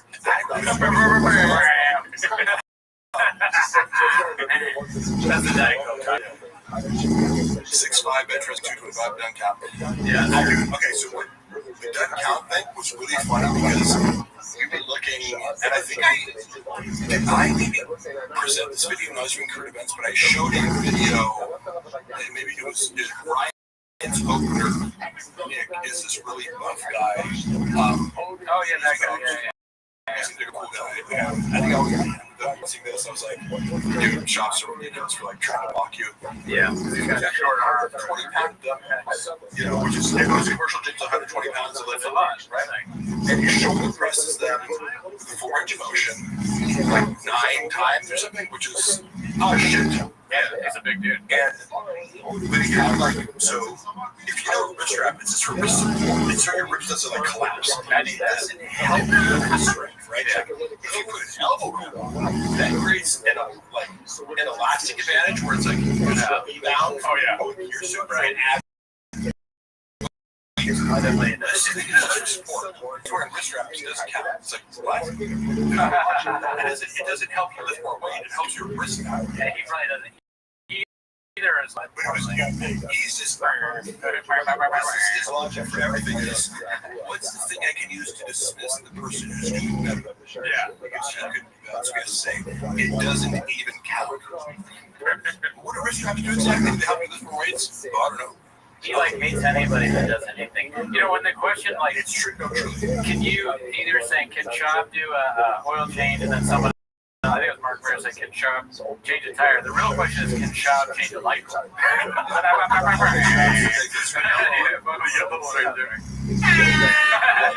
many shops does it take to screw a light bulb? Shop is deaf watching what you must do. The funny thing is, Shop is just smart too much. He's a man who's, he's Yeah, I mean, so you know, he really doesn't read comments. He's scared. Yeah. Like, I read them because I go, give me something to argue. This is fun for me. I read them compulsively looking for conflict. I just learned a long time ago that you can never ever read, even if the live streaming does. I haven't read a single one of these things coming out. Baseball dead letter. What did you guys think about what happened to Baba's dog Donnie? And he guesses Donald Trump's dog. Oh, that dog off the spot now? I don't know. He probably has his own selling spot. You know what is reviewing as I'm looking over all this stuff? Big dog spot. I had this video on my phone when I lost my cat in late 2021, early 2022. My cat went missing for 8 days, and like me and Luana were really torn up about it. I thought the cat was dead. Like, you have to accept if the cat goes missing, you're like, you have to accept. I remember that. Yeah. And I sent to him privately the Kevin Chappelle video, like, of us. We had just found the cat. And you're sleepless, like, you haven't slept if you're looking for your cat. You haven't stayed up at night, like, take shifts. But it fucks with you mentally so much. And I'm super into my animals, so it's like, this is all you can think of. Sure. Yeah, you're right. I sent it to him going like this. Kevin Chappelle, like, we found, our cat Spider. And it's a video of him coming and eating rabbits because it was like raining and so cold. It was like the coldest day in fucking January, like ever. It was the day he got lost. So we were super worried about him. And you hear like Luana's like talking to her mom, like in German in the background, and we're both kind of like crying, like, and I'm faintly got my, but I was emotional, He plays it on fucking Fighter and the Kid and starts making fun of us. Oh shit. He was like, I got Luana in the background. I was like, I'm like, you're doing that Hitler joke about Luana crying because she's speaking in German around, and then like making fun of her. Hey, cool, bro. Like, but it's now I don't take offense to it. It just tells me like you have no empathy. No, probably not. And you don't understand people's relationships with pets. I know that too. We lost a cat, Broken and Shorty by our cat. You can't find him. Yeah. I mean, it's pretty brutal. It's we haven't seen it in a while. Cats, you either keep them indoors. I know. Take my cats outside and monitor them and take them inside. The cats want to be outside all the time. How many cats do you have? 40. Oh shit! And I walk them. Really? With like a leash? I don't walk right, just walk. They like to play in the courtyard of our apartment complex, and they just like to smell shit and be outside as much. But if a cat had its way, it would be outside most of the day. I like cat. I mean, I like cats, but I have a dog. And I like I love dogs too. Yeah. Do you have a? Cats are easier. Like if you're like, Yeah, that's why. Yeah. easier to. Shredded cat daddy. What's that? I'm a lifelong lover. And but I also love all animals. There doesn't have to be the dog cat dichotomy here. I also love dogs too. It's just dogs are higher maintenance, Yeah, you can't really leave with the dog. You have to make all these plans. Dogs are like have someone come feed it. We selectively bred dogs to be more attached to humans and need more human attention and kind of be more settled time. Cats require 20 minutes of interaction a day. Which is why I think Brendan has figured it out. He's like, you get a dog, you give it back, or take it to get murdered or whatever it is. Hey, remember when he tried to remember when he fucked up the hypoallergenic Russian blue cats or whatever it was a specific kind of cat they was looking for. I was the person who he tasked with helping him find this breeder. It's very hard to find hypoallergenic acne. There's a bunch of stats out there for breeding cats. He got scammed first, maybe after this, but it's difficult landscape to navigate if you're not savvy. There's probably a lot more dog breeders out there. Cats that are don't trigger allergies. If you're looking at that, it's a couple breeds, and you're either getting a hairless cat or just one kind of cat. And I connected them with these people who were legit. And he goes on his podcast after I secured the deal. I'm here to go pick him up this week. Yeah. And he talks shit about the cats. These stupid fucking cats. And the owners would be like, man. And somebody from the Reddit forwards it. I think it was his wife. Someone clipped it and it was you can easily, because there's one breeder of these certain kinds of cats in LA. So they sent it to her. And they said, I saw this recently screenshot this hostile message room. It's but also fairly, it's I'm glad your husband outed himself and for being you saved us the trouble of giving one of our cats to a horrible what would be a horrible pet owner. Thank you, man. But he couldn't even. I was like, you can't you can talk shit about so many things. You don't even realize you just paid me to work 20 hours to find these cats, and then you're just couldn't keep your mouth shut long enough for one fucking podcast episode to not talk shit about a stranger who you're about to do business with and fuck up the whole opportunity. I mean, Shabbos says, I like how you bring up how he keeps getting scammed. I think we should try to scam him. He is the biggest drug. He's the market. I mentioned before how they go from a creative director talk about magic beans. Shab, you need alien insurance. Yeah, it's here's your social media. Yeah. He used to run this scam where he would get more followers. There's an automated process that you can do where let's say you're slipping, right? There's an automated thing that likes random people's stories. Yeah. Because if you're if you really check market and followers, and somebody sees that you like your story, it drives traffic to your page, and then they follow that. So it actually does work. Yeah. But at the time, it was being counterbalanced by the fact that he had fucking with Bobby Lee, and so people were just unfollowing by the thousands. Yeah. You can't make up for this. It would have worked if you had a net neutral following, but some engagement. I was just going through all these screenshots of people being oh, hey, thanks for liking my story, Brendan. He's going to be sending it to him. It's he hired this guy, I remember, stiffed him in the final month because he just didn't feel paying him much. Yeah, it was $5,000 a month if I run this thing. And so you're not getting the results. I'm well, it is. It's just, if you look at how many followers you're getting, it's just being drowned out by the unfollows because of your own actions. It's crazy. It's crazy because when you hit that hundreds of millions, it's you don't see the unfollowing rate right now. But just somehow someone who didn't play on their content, yeah, exactly. The delusion. Somebody says, Mark, you know how hard it is to play in the NFL, but somehow someone who didn't play on their college team is playing in. Wait, is that a reference to curse? If so, I don't know. I don't follow NFL currently. Guys, can we let Michelle Tommy as a kind of person? Guys, stop. Let me talk. Jesus. Having so much fun, mutual. This has been amazing. I like how many times is Gringo Poppy gonna play? I mean, we did the math. I think it's 57 or 58. I don't know even what number we're on now. I almost thought you made the first 3 hours bearable.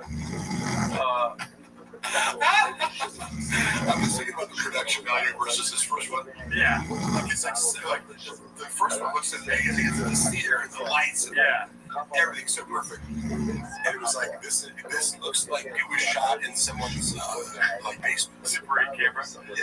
My favorite joke is actually on the first one of Shops. Which one? When he's like hunting with Joe Rogan. Shut up, Gertie. When he's hunting with Joe Rogan and he goes, where are the turkeys at? Over there? Okay, cool. And then he goes, and he kicks all the turkeys. Fucking hilarious, dude. I don't remember this joke. Because he's like, it's so easy to kill them. You know, you don't need a gun, you can just kick the turkey. He's like, where are they at? Over there? Okay, oh yeah, for sure. And he starts kicking them. I liked all these jokes.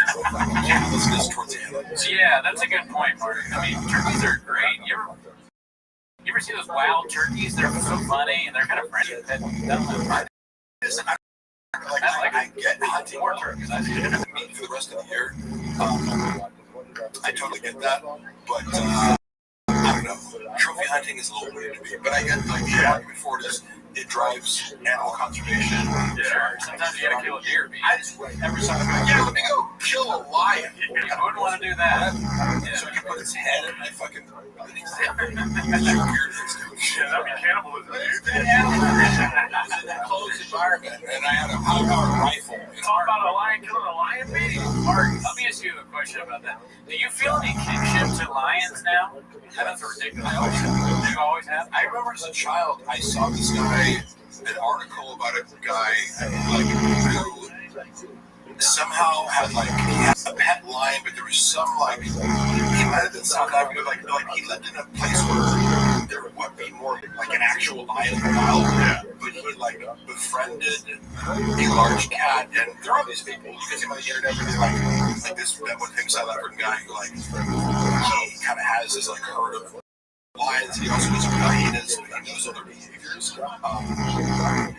You can own a tiger and develop a friendship with them. Tigers are much more solo, like they have their own territory and they go solo. Lions are highly social. They're the most social beings. So, I've always thought it'd be so cool if I could have a big cat, because they act just like regular cats, just bigger. And they could, instead of like, it's like scratch my arm, it's like you're dead, but With this question, I wanted to ask you next right here. I think you got lost in the sauce here. Well, we're already on another take of the Gringo Puppy. Damn, dude, not enough. I think he deleted. It was a great question. Oh, here we go. Right here. Do you think Brendan has ever read an entire book without pictures? Such a quick note. He only reads picture books. He hasn't read like Hemingway or Jane Austen. Do you guys remember, never. how did I say this? There was one who was also the guys for that one Henry's story. Indirectly, but he was on the Food Truck Diaries when I was working there. Tim was very gracious to me. I also knew that he seems to have told some ridiculous sociopathic lies that, like, what the fuck? Like, isn't it enough to be a Green Beret who, like, was a great MMA fighter? Yeah. You have to, like, invent, that you did more crimes in order to see me. Like, and no one's checking that for you. And they're like, hey, bad idea, buddy. Who's around you? What was your upbringing like? There's this deficit of attention. Did you have a bad childhood with the V device? He got tipped in and he's like, I was in Glendale the other day. And I was just shooting all these Armenians. Not even looking at it. It was funny watching Cal. His job always has this monster of like, I got it. So, okay, look, kid is good. And Cal's like, no, precisely what the argument is whether or not he has the broad star will be good. Yeah, specific.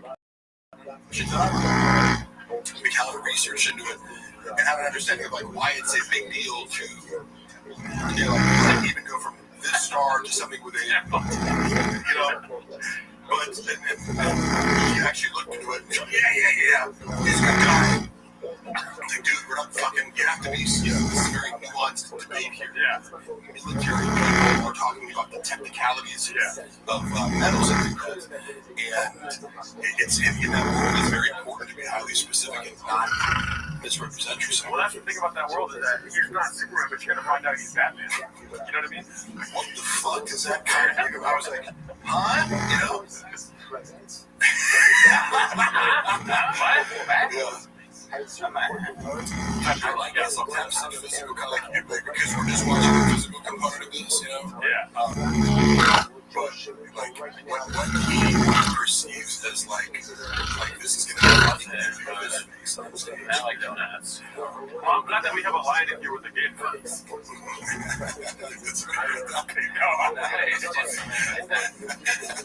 His name is Geraldo Adderall. I'm just like,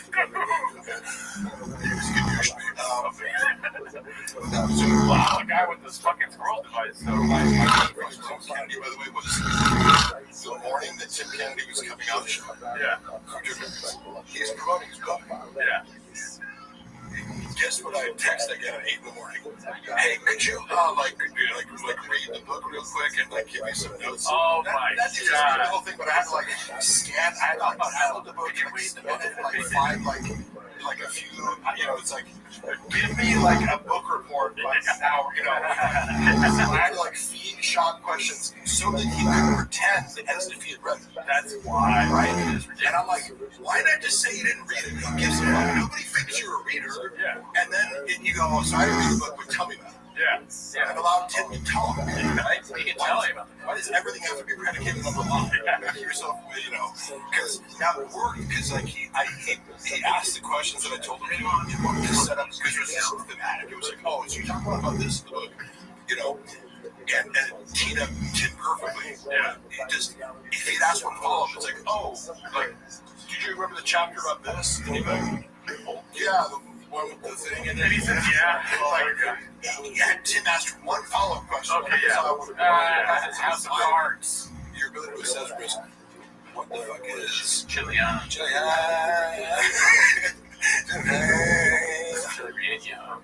What the fuck is Wingus McDingus? He's Batman. I got a stupid Tim Kennedy out here. Tim Kennedy, ever been killed by him?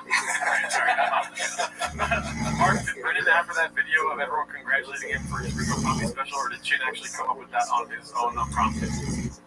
It was planned unprompted, but here, let me say this. What kind of person would you anticipate? Like, cause like, it's almost like, oh my god, you for this surprise birthday, but it's like, I don't want that, you know? Like, don't give me an emotional thing, friend. Like, I'm so Rudy tries to make me cry all the time. Like, it's telling of what the environment necessitates. Like, Shin's anticipating that this is something that needs to happen, that Brendan, if it didn't happen, would feel insulted. Yeah. He needs to have some sort of self-congratulatory, emotional, like, celebration of his, like, thank you for the cat. Yeah. He put out a 26-minute video on YouTube. What the fuck are you talking about, you know? And that's got bumpers too, so it's like 23. And it didn't accomplish it. It's like, maybe had your, like, some award, like, oh, you won the award or whatever, like, something, or the anti-cop. Like, it's not a good post a video to YouTube. Yeah. So I don't get what the like premise is. So like, congratulations on uploading a video. But we also celebrated when it hit 1 million views. It resulted in our fucking bought 300,000. Oh shit! He bought views on Ariel Poppy? Yes. Oh, wow. And I heard it from this. He didn't even hate it. It was like I need him because he felt in his mind that getting to 1 million views would like it's a benchmark. Prove everyone wrong. Yeah. He gets fixated on like it needs to be this. It needs to like you know be a certain thing. Speaking of being fixated, you know I don't expect you to watch all of our shows, but we have this idea that Shop hates us, right? So if you could do me a favor, because we've articulated our views on this, right? And it's been asked a bunch of times in the chat, if you can close your eyes and paint the picture for me of what it'll be like if you find where we are and how you would potentially hurt us. Yes. So, Sean would handle if he figured out where you guys lived and actually was forced to watch your content. Yeah. Which you would have to force him to watch it because the moment anybody made any sort of fun of him, like he doesn't just like it's fun for me to be the butt of a joke. Like I said before, it's like if it's a good joke, like please by all means, if it's shitty, okay. But your community is very fun. Yeah, you're not like you're not vicious. You leave on skates when you're here, is what you're saying. I mean, like out of all the places that like make shop content, you guys are very fair. Thank you. Okay, thank you. Thank you. Now get to the part where he comes in. We've done story better, I'm sir. saying so. I've never counted. If you were a normal human being, like if you had a 10 minutes of fucking Chris D'Elia or Brian Callen, you'd be like, oh, that's hilarious. Yeah. That you guys like do a podcast about me every week. Like, that's funny. Sean would hate it irrationally because you guys are. It's all fun. So Even though we love you. yeah, like we're a big fan. you know, yeah, it's all good spirit. He would hate me the moment that he discovered that he was the butt of a joke by plebeians. You know, right? So it's like, who are the other guys in your mom's closet? So he used every avenue to dismiss your uncle's shit. And then he would imagine beating up or talk about beating the shit out of you or outside of like, yes. Shab would never confront you face to face because he has an aversion to face conflict because, like, I'm not saying he is scared to fight. Obviously, he fought. He was paid to do it, and I assume he has more nerves than like some people are less bothered by it. It's like, you think that'd be in the ragged head up against nervous to fight? Yeah. I think that's the coolest motherfucker. You're right. No, you know. Like, some guys, admittedly, like George St. Pierre, he would just be admitted to being very nervous, and it makes sense. He's kind of a nerdy guy, but he's just afraid to get fight. It's like, you're in an arena and some dude trying to beat the shit out of you. But you walk in here and two fat dudes are eating cotton cakes. Yeah, it's a joke. Here's what I'm saying, though, is that Brendan in real life, like his success, I've seen, he's not somebody who enjoys, like, conflict, per se, like I enjoy confrontation with people. Yeah. You know, the idea of, like, beating the shit out of somebody who deserves it. Like for example, if like, you know, I'm just saying, like, if I saw some dude, like, bullying my friend, like, he would be like, oh, I get to beat the shit out of this guy. Nice, let's go. No violence. But that's predicated on the idea of a moral compass, right? Where, you're right. You're fucking smart, Mark. What the fuck, dude? Yeah, this is somebody who did listen literally enjoys sadistically inflicting violence on people just because you're capable of it and it gives you pleasure. In the act of committing violence, it gives you raw pleasure. Brendan's not a sociopath, but it implies, like, there would be a rule. Now, of course, if somebody attacked his wife or kids, of course, it's not automatic. Oh, yeah. I have no doubt that he would defend them. He's going to intersect the hell out of you, dude. But he wouldn't be able to comprehend or justify what the moral transgression is. Yeah. Now, there are fighting words for guys where it's like, you can roast me or whatever, but there's certain things a guy can say to me where, like, you're inviting me to hit you. Right, like if disrespecting me in a way that transgresses a male boundary. Like if you ate someone's Triscuits and they were like, hey, why did you eat my Triscuits? And then their mom calls you. You probably have to yell at your mom. If you say that my mom, that's pretty good for physical violence. And that's a funny thing to analyze too, because that shows you the moral compass is broken. You're attacking a guy because you ate his food. Why? What the fuck? Brian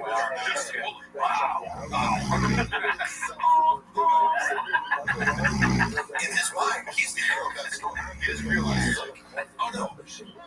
I got a couple guys, you know.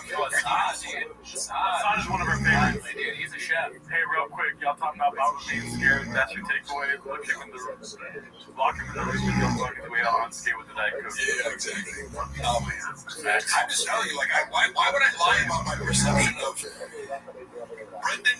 The most mean and aggressive he was in group chats. He likes to bully people where he has formal authority in front of other people. Yeah. And knowing that if you clap back at him, it's going to be in front of other people, therefore he's justified in firing you. Yes. I would be far more aggressive. Like, I would say things to him in text, but it's just be going cold, like, you're wrong. Like, I'm sorry, Brendan. I mean, it's not, but I'm like, let me analyze this for you and tell you why you're incorrect and be coherent. And he, like, gets scrambled his brain. He's like, employees aren't, stop arguing. But I'm right. And you're just totally wrong to the point of, like, if I tell you that you're right, I'm actually, like, harming your business, you know? And then in person, we'd have these conflicts over text and be like, let's talk tomorrow. And he'd be like, hey, what's up, brother? Like, he's very reconciliatory. Yeah. And I'm okay, like, football coaches in my life, like, when I played in college football, I had this head coach who was, like, a former NFL offensive lineman who was, like, super smart and, like, just an aggressive, nasty competitor, you know? Yeah. He would get in your fucking face and just be like, if you fucked up, like, he would, like, grab your face mask and what the fuck, you know, like, so I'm okay with guys being like, hey, you fucked up, and I'm telling you directly, but you also, if you did a great job, Yeah. he brings the same energy to compliment you, so I'm not scared of a boss being like, you fucked up, and you're certain boss. Cool, interact, and tell me what I need to do. But Sean was like, he'll be a dick to you. Text message me, chat with me, see you in person.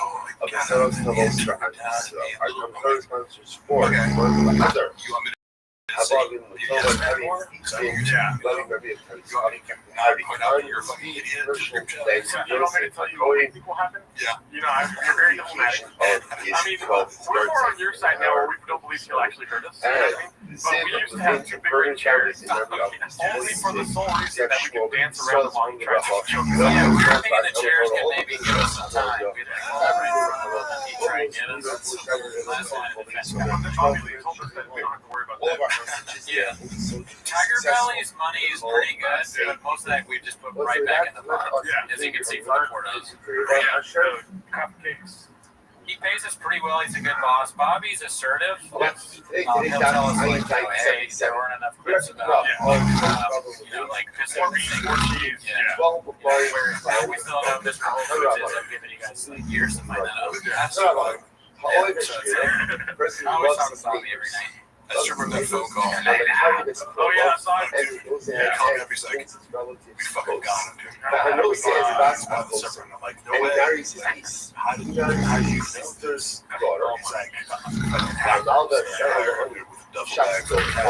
He's like, okay, here's what I'm gonna recommend you do. Don't tell him about this. Maybe gather some more information from the stupid suggestion by email address that these anonymous people gave you. Might be Bobby Lee's email, but maybe not. Because you don't have to verify your email to make it right? I said we get 12 terms of like, I verified this is true. You gotta give it up to that guy that doesn't matter that made that motherfucking email to Tiger Belly. Oh yeah, that guy, dude. That's a bad Chef's kids. All you do is lie to me. Broken and Somebody out there actually did that. Yeah. And made Brendan Schaub ruin his career. Yeah, Brian was warning people on behalf of the server or whatever. Honestly, how well do you think you do try to fight about? I think you'd be surprised. All I've ever said about fighting Brendan is that I wouldn't be scared. It's like I played fucking college football against guys who are bigger and stronger than Brendan. I wrestled at heavyweight in high school. A lot of guys, like, do you think I'm scared of being punched in the face? Yeah. I've been in more street fights and we're like, I'm just not like, do you think engaging in physical violence with guys roughly my size scares me? That's not no. That's how I feel about Augusta. I was thinking, That guy's a great guy. My wife's DMs. oh yeah, I've heard. Do you think Solana would go for those? my DMs. Did he? Oh He's trying to fuck. Well, let's just say he's living more than that. He said, "Give me devil face emoji." Did he say that? No, he was actually kind of like, I mean, hey, shoot, but he was like, you know, hey, London, like, come through, boy. It was polite, but like he was hitting on her. Yeah. Neighbors. If you have any London blood, come on through. We see Joe, you didn't give him this comment. What the fuck are you talking about? Crash out. When my wife was hiking like National Forest after locking the apartment up. Truck was asked this a little earlier. Does Brian take the loans or something from Papa? Is that so? I could be the kind of person It's money for alimony. When Brendan was drinking, how much alcohol was down? get along with my neighbors. A lot. Would you get along with Because I remember keeping track of this, and I remember looking through some of the photos that I have on my phone to take a chop show at 9 a.m. Yeah, fucking large. I could do that. You know, like at 9 in the morning, and then he just keep drinking. You can't see his face, you know, where it looks bloated. It's like, well, you're drinking whiskey all the day. Cheeked up from the chin up. And then he would do, I remember I tried to calculate how much whiskey he was drinking based on, like, he would take a large, like a glass this big, where we do the comedy clubs, where you serve, like, a Diet Coke in. Yeah.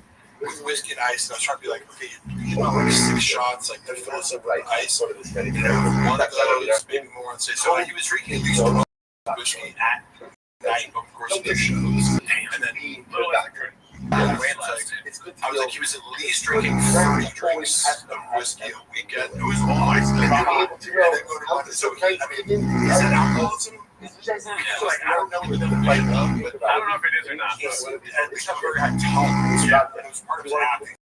A giant glass of whiskey on stage, they would finish by the end of the show. And for somebody who struggles to pronounce words, it's not a great look. And everybody by the second show would be like, he sounded drunk on top of it. That yellow thing he was drinking on that where he dips out, looks like a banana. He drank out of it.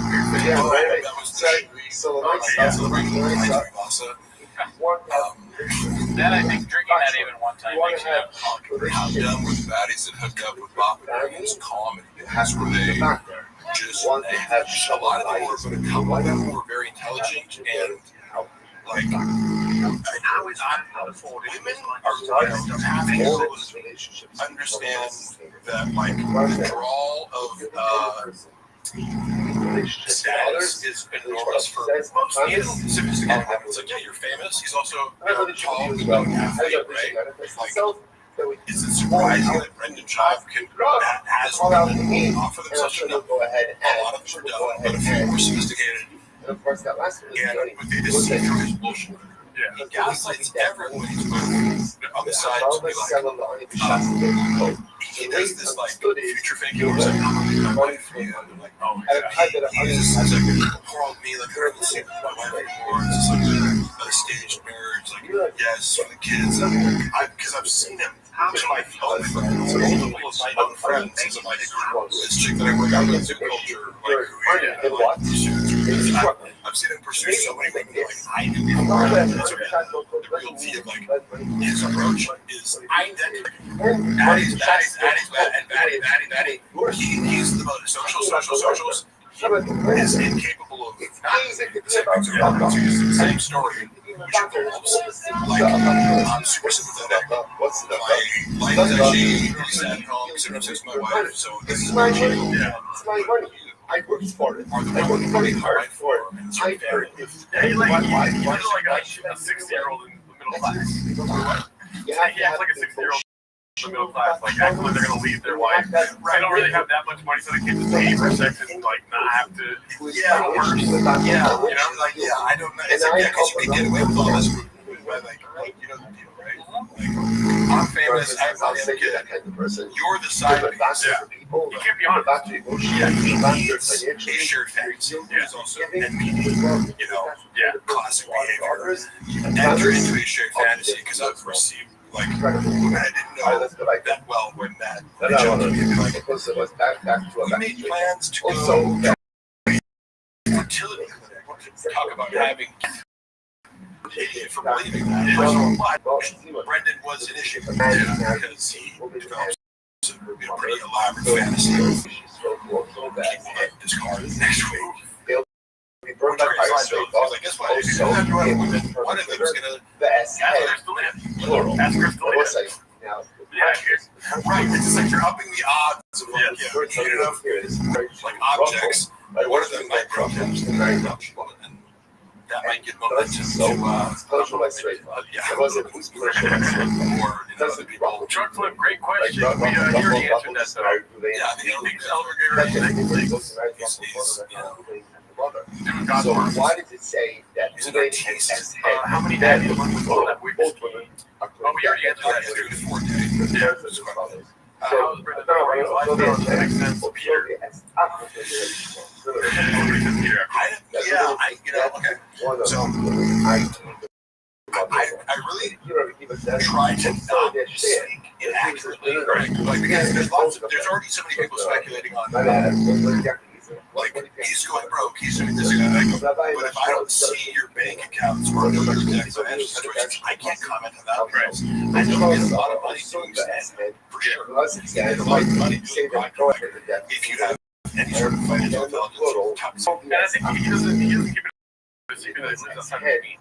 Doesn't mean Like, he's talking about he just bought a Corvette because he got money from the UFC or whatever. right, that's the main thing is like, a guy like me, if you give me a bunch of money, I'd be like, I'd buy a functional car, I'd like, I have a balloon, you know, I don't like the comfort of me having a bunch of money and security to kind of do what I want. Not having to worry about it. It doesn't make sense to me to be like, I got a bunch of money, I can look like I'm more rich. Right? But to him, the appearance of wealth is very important. Yeah. So As you know, many people in LA, you mean that I'm sad. They're in Austin now, though. And they were laughing about with the expensive thing. He's whining all the time about Austin now, and one of the first things he said was they don't have an air one in here. Oh, yes, I wanted to ask. Yeah, what do you think about that? That's a crazy thing to say. Oh, yeah. Also, you guys have been to Air One. I would never have actually gone there had it not been for sure. Because it's like, I hate, because I can like, as a bodybuilder, like you cook your own food, and then I eat steak and rice and chicken right now. Right? I don't eat fancy shit. Right? So I'm already cooking for myself. So I'm like, wait, so this like $10 steak that I could get from Costco, right? I could the equivalent of that in Air One would be like $80 from the fucking, you know, I just remember going there and being like, wait, how about a drink and like a pint of food that had like meat and a side dish, and it's like $40? You know, okay. Yeah, they're not and it's now the food is very good, but it's like going to Air One is part of the whole like I'm rich, I can afford it. I like to be seen at Air One because everything's so expensive, it prices out all the rookies. Yeah, Air One's like fucking Costco on the beach, dude. It's a funny little thing. But like, I'm like, I can make that. Shout out to Sierra Guitar, dude. What the fuck? Sierra Guitar is again in he's in Canada. He's a great follow on Instagram. You know, on my mom's side, her mother has Irish heritage. I already have a Ruane. We're all Irish heritage. Dude, hit up Sierra Guitar. I'm the most Irishest. What's an Air One? Air One? It's like AREWHON. It's like more expensive Whole Foods. It's like a grocery store where everything is like 3 times the price of a normal grocery. Oh, here's a small thing of strawberry. I've never bought, well, I've never grocery shop there. I have got this beer too. It's expensive. It's like $30.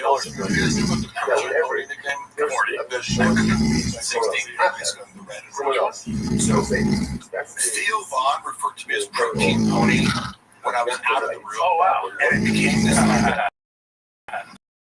little moment. Because here's what happened. I had never met Theo. I met him was when he came in for King of the Sting one episode, and you're working there. When when I started to help with King of the Snake. I met him, said, "What's up? We're cool."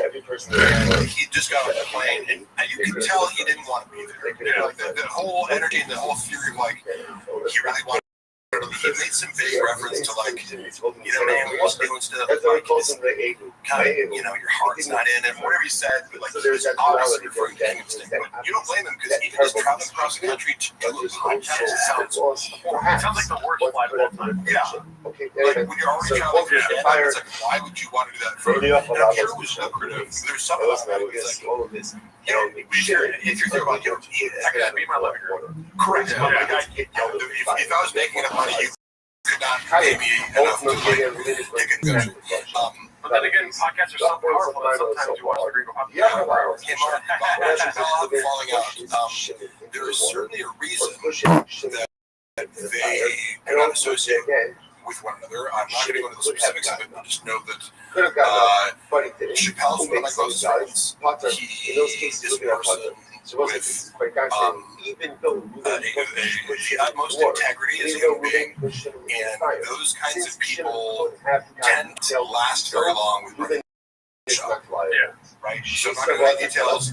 I'm just saying that you apply this to anybody who looks like a good person, they're not going to like up. Chappelle's also like so now Chappelle are like the polar opposites of humanity. I just want to say the other one's an incredible artist who's an introvert and doesn't give a fuck about, you know, attention so much as, you know, he's just good at comedy and gymnastics and other things. Like, Chappelle's a very talented human being and also, you know, likable, down-to-earth person. shout out to Chuck for asking all these questions. That has been a question for the thoughts on Kalila. You don't have to go too far into it. Oh yeah, I mean, am I honest? No, She's our boss. She's one of our bosses. She's our jewels. I mean, she's a great person. Talk about that, about my boss. Next, yeah, what's the story, bro? Towards Mark, blank check. Okay, so I gotta go bathroom. I don't do Bahamas. Yeah, I do. Well, it was a podcast that's not going to put like with Richard Clown. There's a clip I know that has some music in Clown doing her Filipino accent. But I do believe she has psychopathic tendencies, as evidenced by her poetry. Her unearthed her poetry, and it's extremely dark. And if it's any sort of representation of her thought process, it seems to be repetitive, like fantasies of, you know, wealth, power, celebrity, like sadistic behavior towards men. Like if you found someone to journal, you saw the shit, you'd be like, this person writes it. You know? I wonder, yeah, I do. So that's like evidence for that, and also in person, she seems to be performatively, emotionally intelligent, right? She has the whole like, when you consider mindful, it should be talking so, you know, she's misdirecting you with a calm, deliberate, she's articulate, and directing away from the fact that she's calculated, vindictive. If you look at enough clips of Tiger Belly, you'll see evidence of her being, when the mask slips, she's sadistic. She has enough self-awareness not to do that all the time, and she often comes across as genuine, and I believe that she is very close with Bobby, but like I have to assume she is very calculated in her pursuit of Bobby, and she's highly incentivized to make the relationship seem as legitimate as possible in her love relationship, even though I would assign very ulterior, like calculated motives for her to pursue Bobby and become well-known and famous. I'm not saying she didn't do anything for Bobby. I'm not saying she doesn't have talent to be a manager for him, almost, you know? Right, to like set him up and have like, in a sense, exploit it, but benefit more, you know? Her writing poetry to me is interesting in of itself, being in this world of like Rogan and comedians, like diaries and poetry. Like I'd love to read, like obviously Shaw's diary, but he doesn't write. But like Rogan, what's in Rogan's diary? It's facts. Jeff died. Like women, that's a haiku about how women are whores. I don't know how to do haiku. But it would be like something about, listen, I'm as horny as Brendan's forehead, all right? So, that's right. Yeah, come on, that was good. Mark makes Baba look like a photographer when it comes to having the best brains for the art set. That's a great little word salad. They're enough to be insulted about. Everyone says Bobby Lee is so real. Why does it take jokes about how being forced to cuddle drink wasn't forced to cuddle drink? Like, technically, I know people throw out drink cuddle a lot as if a girl being fucked someone else, but it's like, oh, isn't it? I don't get it because like Baba does say that quite a bit. He calls Marin a cook. Yeah. And like I feel like it's an overused word. It's like people say little cock. I've said that I heard from a girl that you like to hear. Her describing this is from the girl. She would get during sex. She would say, "Describe the biggest black dick she ever had." I was like, I can't hear that. Because it's job sexual fetish. Wait, women tell people that? The Leah thing, like finding out. Wait, women say what you tell them to say during sex. Shit! Hold on, we gotta stop this line. I need to call. She wants that slow joke make the most superficial Can person. you get Rob back on the phone? Ever your lawyer? I need to threaten some lawsuits. When I said that during sex, I didn't know that you could say it. Can you screenshot that? Bad, dude. Fuck it. She just asked me a question. Where am I on slow joke? Yeah, she's in person. It's what I thought was funny about this, the real poppy specifically is that it's predicated on her being a snake. Yeah, And like goddamn hot temper. This and that. It's like if you meet Joanna, she is incredibly sweet. Oh, really? Superficial, but you know, she's like, well, want to be Kim Kardashian, right? Kim Kardashian, she's very polite and conscientious and sweet. Like now, Shopper, like how do I complain about her, like, I'll get into arguments, this and that. I'm like, well, yeah, like anybody who doesn't buy into your like stupid world Sure, I would imagine that she's like not accurately portrayed by Shop for sure. There's no way he's like describing accurately. No, crap out the ugly. I know for fact he's actually he told me how, like, because there's a joke in Google Poppy where he goes, we're about the uglies. He said, no, if you lose, we're in a group chat, dumbass. And he's saying that to his wife. Yeah. And I go, did she really say that? And he goes, no, that was me. And I was like, oh yeah, well, you told us before. Oh, it was the opposite. There's always a swapping going on, right? There's always a projection or a reversing of the victim and offender. I'm fast, or sorry, Dark 40 chess. Oh yeah, he's playing 40 chess. 40 chess and 5D chess. Thank you, Timothy. Like 3D chess is enough. You know, 40.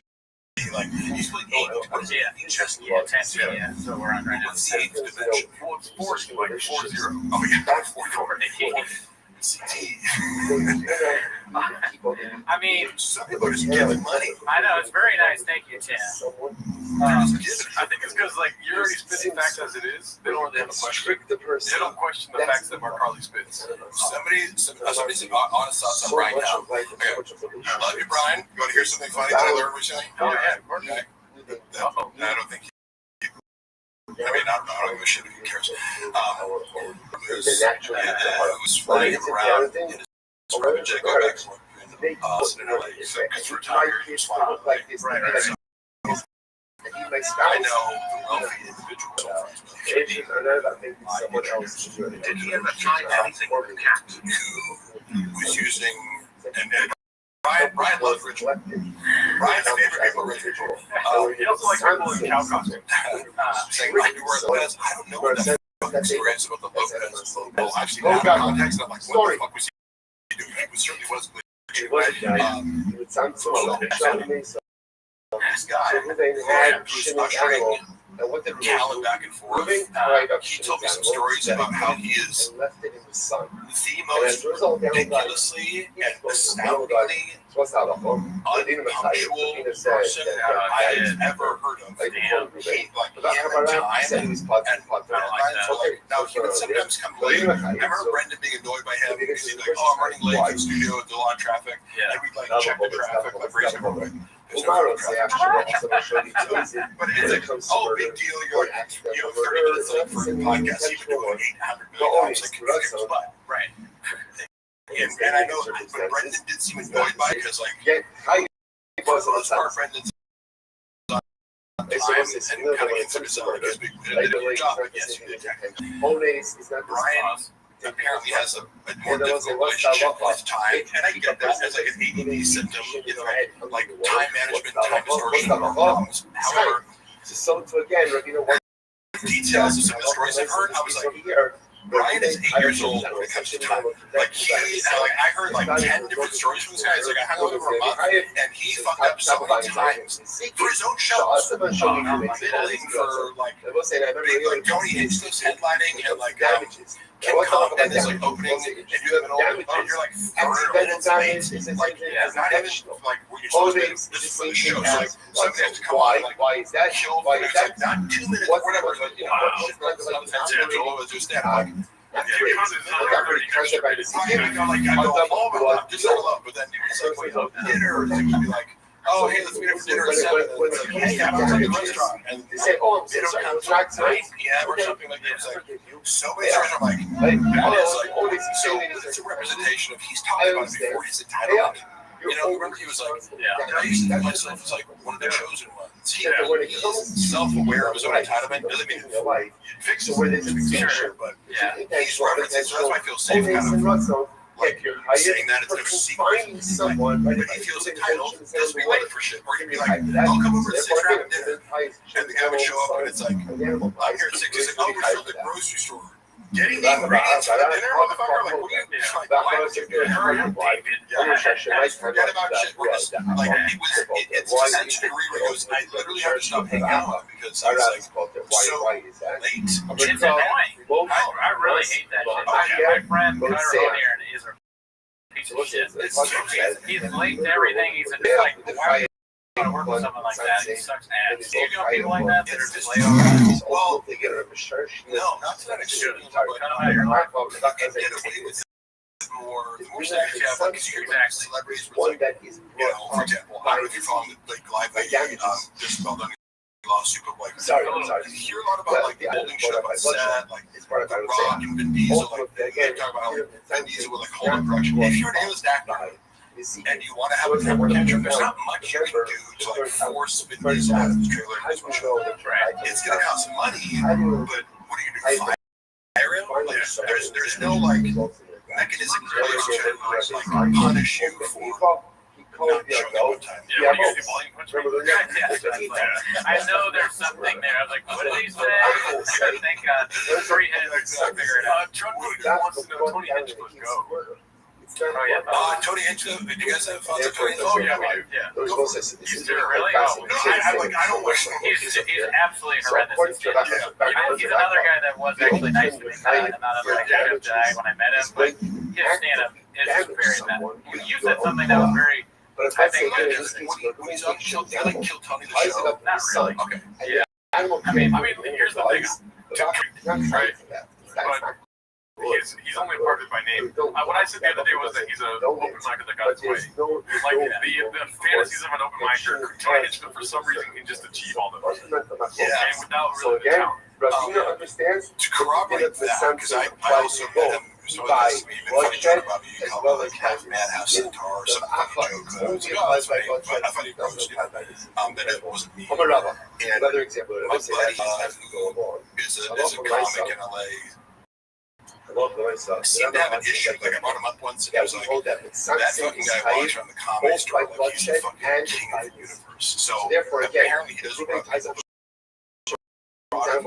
People say, I mean, the only interaction I've had with him is I did go Tony once. He was nice to me on that, and then after the roast battle, he gave me some it's not number one. So like both times I was like, hey, because I found. Let's make Ravina. So Ravina, both times I was like, all right, well this guy's a nice guy. I do still feel bad about clowning him. But my thing is, I want to be as honest as possible. Stand up is god awful.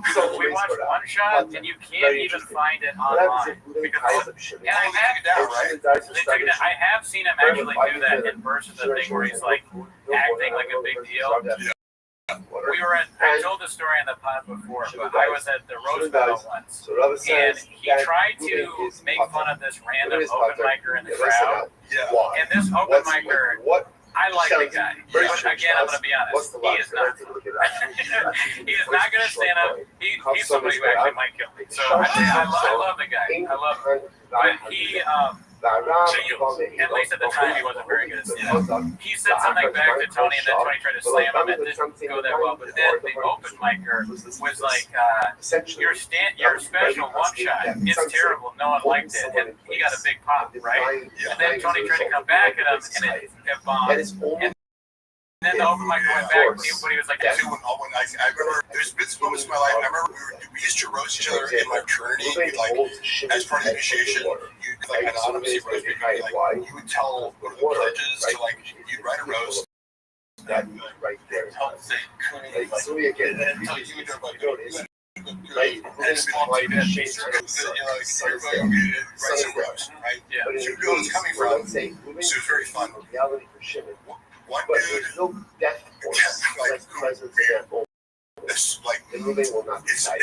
was, I think, closeted gay, but because he was also like really in your face, like narcissistic, and like that was what made it like.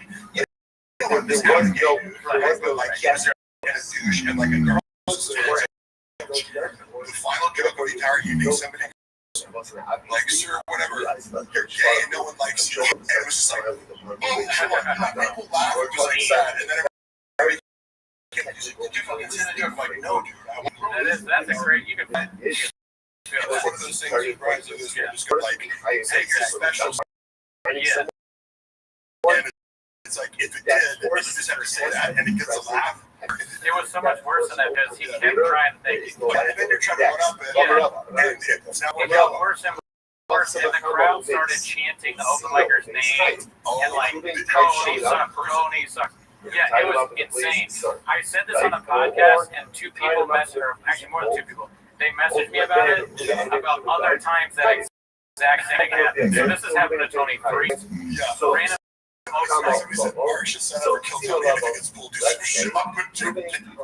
That's actually a fucking brilliant idea.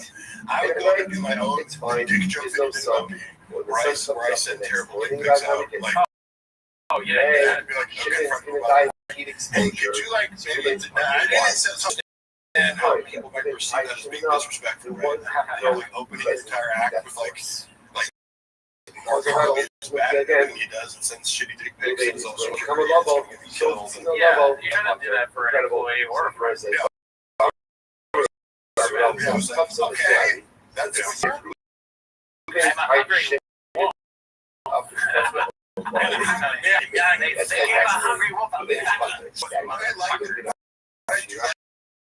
Because I know I like their dynamic, and I like with David Rose, Tony Hinchcliffe. Tony laughs like he's very open to like David Rose. I like whether you're bound or not. Right. You know, Robert says, the elephant graveyard. A lot of times David Lucas may think on it. You leave the show, you don't think. David Lucas is right. He said this motherfucker looked like Musk with a bobcat. We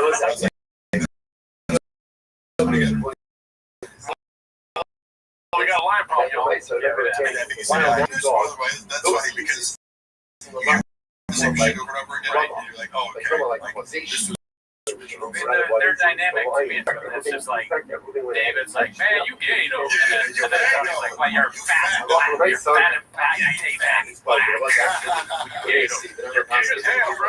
I'll chat with Kurt. But again, we'll see if Robert says, this we never discussed that to be repetitive, but I did try to help change the credits because the way you're doing it is like, are you reading newspaper articles as government? It's like, that's not how the world works. Get a fucking viral clip. Like, why are you responding to like, a girl was kidnapped, and then let's make it out loud. Jesus Christ, this is like the worst part of the this is not, the world is involved and left. So I was like, going, what's hot right now? Andrew Tate. And like, they loved the first one, and the first couple ones I brought in, they were like, oh, this hilarious. And it was just, it's easy because it's like a YouTube short. You get to react to what he's saying. And it's like, Andrew Tate's delivery is fun. You know, there's rash and stuff. And then he did this. I never asked. He's like, oh, this is working. He's like, I'll do another next week. And he does this joke where he goes, watch Reader Oracle there. Some kid comes like pie to two places. That's great. But how the fuck are you supposed to get lied to? And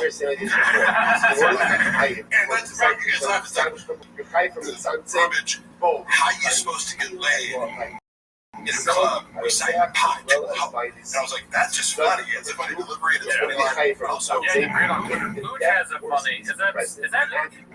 No, it's somebody who's just interaction. David's funniest joke is when he says Tony buys baby carrots just to suck on. I don't know. Oh yeah, he said, "Who's the worst interaction you had with tickets?" That's a good one. There's no real bad interaction. From Truck Diaries and Jamal Hill was like high as fuck and super awkward, and like we were talking about skits before he like I was kind of like the liaison for Truck Diaries for the so like when they weren't involved in the shot, I was like tasked with like talking to them. So I had a lot of great conversations with Alexander Volkanovsky, smart, and Michael Chandler, those guys that are like really smart. He didn't talk too damn it. Jamal Hill like comes out the car, like having just smoked a blunt. It was like awkward and not gonna get. It was like this is kind of weird because he's like high and like paranoid and like but before shot we were like, oh, I see you do like skits online. He was like voiceovers and this and fucking skits, and then like I asked him to like shoot a skit afterwards for like the Open Stone Clothing Company, and like by the way, a bunch of people have done this for me. I was like, oh like she's super gorgeous, the female commentator from UFC. No, what's her name? I know. Shit. Lauren Seiko is a Sarah up there. She's super gorgeous. And I was like, you see her, she's just beyond gorgeous in person. She like agreed to do like this whole like walks by and says one thing. So after a whole day's work, sometimes I ask him, hey, like for 10 seconds and you do the same thing. And after an artist does comedy, this thing I came up with a skit idea. I'm like, oh, so you come up and be like, I like this shirt, let me get it. And he like takes it off and be like, I was like, oh, when you got it, he's like, and he got super awkward about it. So like, you can say no, that's not an issue. But he's like, so like, what are you compensating for? I'm like, oh, I don't really make, like, I can give you $150.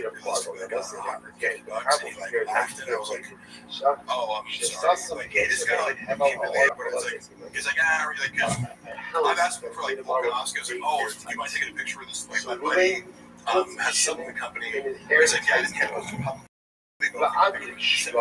This is cool. Most people are pretty cool. You're under no obligation to help me out. But the way you're cool, like, no big deal. Maybe I feel about like I was about to give $5,000. You were talking about comedy earlier or whatever. Just did. It's totally his right. If we would have been there, I wouldn't be talking about it. But then I get a call from Brendan. He's like, you fucking try like Jamal Hill to do a like promo. I'm like, how did that get back to you? Like, his manager called me like, did he? You know, manager, Jamal, could his manager talk to you, or there's a woman there who came with Jamal Hill, and like, was this obvious like social climbing, like, later, I was like this and her and fucking, she came over and was like, oh, hey, when you guys are doing a connecting business and King of the State for 2 hours, cool. She was there, I think, shop had left, and she was still there, I think. She must have, to reach out to shop, she's like, oh, do you know, John, kind of be like, oh, I'm not just looking out for your best interest. Why am I being reprimanded about asking me some question to a guest? We're in the production studio. Was he paid for this whole episode? I'm totally over being said, but Brendan considered it was the worst episode of Food Truck Diaries ever, and I don't disagree. And that, again, he doesn't know anything, but let the salt in his mouth because we're just like, not going to think about it. Just because people who are bigger than you, like Laura Sagan, one for me was fucking, so he's like, going to be, bigger than, I don't know, I just say she's more appeal than you on social media. Then Jamal Hill, he is like, I mean, he went around, he's become, both is now seen that he's very likely as he copes with his losses. Like, I was not a fan of his. It was funny because Brendan was like, he'll never be champion. I don't think it was. It was funny that he kind of said that to me. I was agnostic as far as his fighting stuff, but Megan, Lauren Sagan, gorgeous. In person, like in person, it's like, has Mark answered about makes me whoever the fuck is there? Probably the orange or janitors or about the pure spectrum. Yes, okay, pure spectrum lawsuit. That's a great question. All I can say is Brendan introduced the idea of the pure spectrum lawsuit. It must have been 2021 because suit culture, living alone, and my recollection is not exact at the time frame of living there, and I wasn't yet working at the Corps. So I was like summer 2021. Somehow this gets brought up. It's like telling me that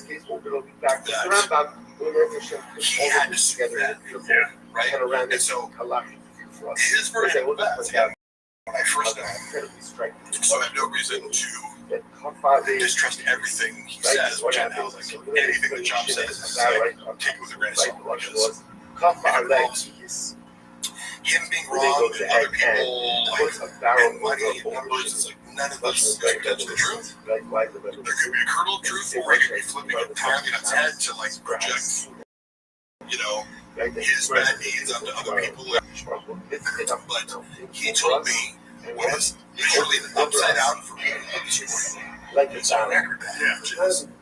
He said this. I was working for a CBD company. I got an ownership stake in it. And they came to me and they offered me this. And he presented it as I'm getting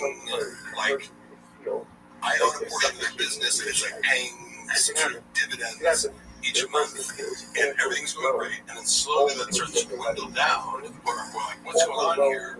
And I'm condensing this, but it's like, the accusation the shop is making is, I'm being fraudulently, my stock in the company's being diluted or something like that, or I'm being, what I should be getting is being artificially deflated, and I have to bring someone in accounting, and audit their numbers because I'm supposed to be getting big check, and it gets smaller and smaller and smaller. The companies are on, he was there's some sort of inconsistency where my paycheck is suspiciously getting smaller for no reason. Then the lawsuit says this. That's weird. That's crazy. And then you suggesting legal action in Sky, in this story, he's the innocent victim of being swindled out of a business deal. You know what I mean? He was unfairly treated by a guy who Magic paint salesman. Yeah. This guy came in and just fucked me over, and I got to sue him. Then you read the lawsuit, and it's I can corroborate when you get here because I've seen him make the same thing elsewhere, which is every money you're getting paid is a flat fee to do social media posts, right? you know, whatever the total was something like $1,000 over the course of the relationship. You know, whatever, but you have to. Right? I know. I understand. Instagram feed posts and 8 stories or something. You have these like blue marks, right? Yeah, we don't have much. It's like you have to do it. It's just some validation. That's all. He didn't post once. Right? So it's like, I'm just like, oh, we missed 1 year there. Just validate. He was doing nothing. Just talk about his podcast and like, in his mind, he justified it, but he was spending hundreds of thousands of dollars and don't just wasn't doing it. Like they look back at whatever time frame, like, hey, so it turns out you posted no posts and no stories. We haven't done stuff. Like we have to dissolve your ownership. So and then the ownership company will be another source of revenue. It pays dividends, and then also like using a code. Use code shops. You're getting percentages of the sales using the code. So 3 streams of income. If you're not posting like the code, you're not promoting it. You know, if you're not hitting the post, your pay is going to get docked. If you're not getting commissions, your sales pay is going to get docked. And then the ownership stake, I think, was negotiated because they were like, well, instead of us suing you for the $300,000 that we gave you, how about you just like give us back the 10%? And now the contention is whether or not he had the 10%. Ownership of this company, which he claimed to have in such a legal document that does not exist. This is the whole lawsuit. But it's alleged that he took $100,000 after dissolving his ownership stake to pretend that he still had the or claim legally that he still had the ownership stake. Took $100K cash from these KGB guys in order to oust me as CEO, or like an hostage takeover, because it's like it would be like, oh, these guys have 45% good ad shots, 10% majority stake, and they can oust you. That's like, so go, oh, that's right, maybe the opposite of what you told me. Which one's true? Gene Wonder is telling the truth. You know. Sad, because at the end of the day, that whole CBD thing is about the kids. You know, giving CBD to kids for their type 1 diabetes. And I think he justified it. I know he justified it in some way. Probably him crying about it on a podcast one. It was like, I done the promotion. I talked about CBD cured my kids' seizures. I am God now, and give me $500,000. When I see a kid, I'm just like, I see you wanting CBD, you know, like, and I take my jack, not like people with magic line. I'm like, you want some magic line? I give them kids all the time. This guy's a real narcissist. The boys get tired. You know what? I'm autistic, bitch. No, I was going to ask more about the CBD thing too. We want to talk about CBD. You know what? If you have a problem with that, that's your problem. Watch your back. Also, I love it. If you guys mentioned me being a narcissist, why don't you use the diagnostic criteria? Oh, you don't know what you're talking about? There's 9 of them. Can you name them? Can you go into theory? Can you go stand back and lecture on narcissistic personality disorder, borderline personality disorder? Oh, y'all must have forgot. Y'all must have yeah, you could be a narcissist. I know nothing about narcissism or any form of personality. Sounds like somebody that was on YouTube. Give me 1 second here. We got a guest coming in. We got to believe I'm zooming in. Oh, shit. Was there. Oh, I don't think he's there yet. So, Wait, what's that? Oh, is that Brendan? Brendan, you got Brendan. Talk about Brendan. Talk about Brendan. What's up? What's up? Well, dicey. Wait, you're okay. You're not looking, dude. Hug you. You're cute. Check. I'm gonna text him here. some of the athletes,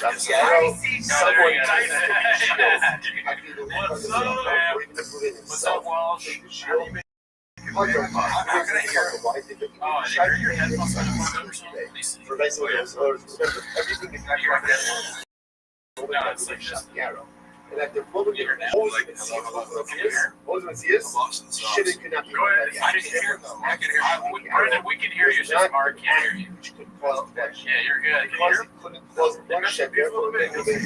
Dude, so Walsh, what's up, man? It's like I've been watching this 24-hour Gringo Hobby with Mark Harley. Said now I don't at the beginning. What are you on? Don't shit it. I don't care. You can't hear. I'm gonna take these. So the man says as follows. Another case. I'm gonna get my head. Another case. Yeah. It's all But crazy hold on. here. It's our case. Let's see. Salmon and Piano. That's okay. Because the shipment had the remedy for an arrow. Remedy for an arrow. There's, I guess, the other one's gonna. All right. Technical difficulties, but I can hear it now. So after the arrow, someone Where are you at right now? Almost medication. After the caught them with this, right? Or maybe Nice. nice. Great place, never been. But they're open to the but even to shut I'm up fucking a lot of shit. Oh, hell yeah, dude. was Oh, all yeah. the same thing. Have you guys ever talked to, or have you ever met our Carly? Yeah, but at the time of the accident, so again, the latter was in the day. Right? The shield was in the hands of shit. Shit had a remedy for an arrow cross. Bro, I got all of them. So, in subsequent I got friends in dark web places. or after the arrow, or after when and right shot the arrow. And even if it himself from a bit, I mean, you know, could there be a better way to I think we've watched it 15 times. Oh, yeah, we've watched it a lot already. Russia's still thought someone of the show. The truth is, even Really? even Yeah, it is pretty long. let's say shit. Well, do you have a favorite bit from a Gringo Poppy that you can remember? Right, so therefore, again, even in that kind of cases, here, evidence is not one which could have caused The eye one? I'm going to back up a trouble of Rashi. Take it on mute again. I don't know why. What happened? I'm up to myself. At We the can't hear time, that Ruben shot the arrow. Shimon didn't have to do this no more. That's Then the after he rest shot of the it. arrow, You Shimon guys came muted upon again. You think Bob is so Can you hear us? on the yachts on the When I was working with Eggway, in that case, Brendan's on so many substances every day. It's like a business owner. It's like he's drunk, he's on crack, he's on Adderall, this case over here. Remember, at the time that Ruben shot the arrow, Shimon did not have the remedy. Didn't have the remedy. But since Hamal for the Mesa didn't get Tell the the story remedy because we can't hear before Brendan it at was the brought to the moment. Torah, therefore Hamal for the Mesa was doing it. Tell the story of what Brendan became drunk. It's much more again, just throwing up all of these cases right now. Not There's drugs, tomorrow I think he's staff somebody who will really consolidate this necessarily number misrepresented framework. because it was all pretty out there. Yes. Yeah, now we can hear Walsh. Sorry, so what was your favorite bit from Gringo Poppy? I think I like when he makes his eye go like this. Wings! Yeah, the COVID stuff is good. You do stand-up? Yeah. Oh, yeah. That's Well, you know, mostly I am the head coach for my son's T-ball. I don't know how. Yes, that's right then. Is that why you're in Sacramento? You're doing some T-ball stuff there? See? Yeah, travel ball. Oh, man, that's brutal, dude. You got to do a lot of time with travel ball. I'm surprised you could do this. Thank you. Well, it is funny. I mean, I texted you this, Ernie, but it's like, it is weird, you know, like reading. I dip in and out of the Reddit. Sure. I feel like it isn't unhealthy. What? Get the fuck out of here. But I do have the empathy too, where I'm like, God, could you imagine, like, put yourself in his shoes. Like, imagine you stumble across a Reddit board. People are just picking apart every second. Well, I felt like that because I didn't know what it was, and then the first time I ever appeared on TFIK, barely knowing Brendan or his history or the Reddit or anything, all of a sudden the next day I appear and I'm like, they bring me on as like a guy to talk about lifting weights and anabolics and dieting and stuff. So I'm like giving what I would consider benign advice to people, and then the next day, like, I'm being bombarded with like, you fucking ugly loser, you're the worst actor. Like, at that time I only had like acting reels on my YouTube, and there's like thousands of comments like, you're the worst fucking actor ever. I'm like, what the fuck is this? What did I do to these people? You know, and having no concept. And then Brent was also like, did you get a bunch of hate? Like, just want to let you know. So I'm like, I immediately dismissed the entire Reddit as being crazy people. But then you have to, so it's like, oh, okay, yeah, they're just lunatics. But then you go back and go, well, Brendan has been, you know, a public narcissist who, like, compulsively lies on air for, like, a decade before this. So, there's a reason for it, you know, because he repeatedly makes these mistakes, even just, you know, pronouncing words. He's a little coward-like. But, yes, it would be scary. However, if I was him, like, my best advice would be, like, if you could go back in the time machine, lean the fuck into it, dude. like own the community or participate, or if it bothers you deep, pretend like it doesn't. Otherwise, it's going to get bigger and eat your life, you know. Well, I'm just curious how he does process all of this. Yeah. He's aware of it. I mean, it's brutal. Everything in his go-to coping mechanism is anyone who's criticizing me is coming from a place of jealousy, which dismisses any criticism as legitimate because you're going, I'm superior to you. Over 100,000 people consistently. Yeah. And honestly, it's illogical. That's what winds up sucking me back in, because like, you know, I need this too, where I'm like, you know, I have better things to do with my time. I can't fucking do this shit anymore.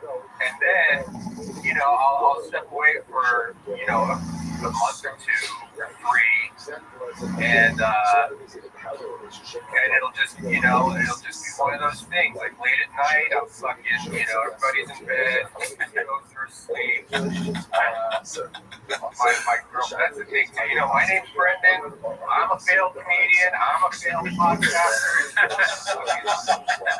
Sometimes because it's like, look, you know, my wife's name is Johanna. Is it really? Taco Bell, Taco Bell again. Right. I mean, you can relate. That's part of what brings it in.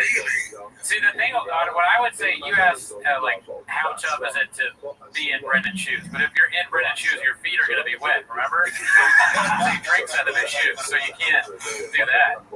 You know, it is. That's what sucks me back in, though, because it'll be late at night or whatever. For whatever reason, I'll be online just fucking wasting time. I'll be like, I'll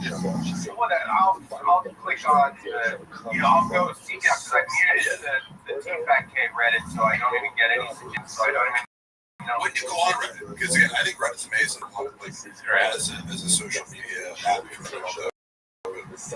But I'll get away from it, and then I dip in for a second, and then it's like, the guy, I mean, it's just nonstop hits. Like, I'm like, what? That was one time when I left, and I came back, and it's when he got the fucking choppy tattoo. Oh, yeah.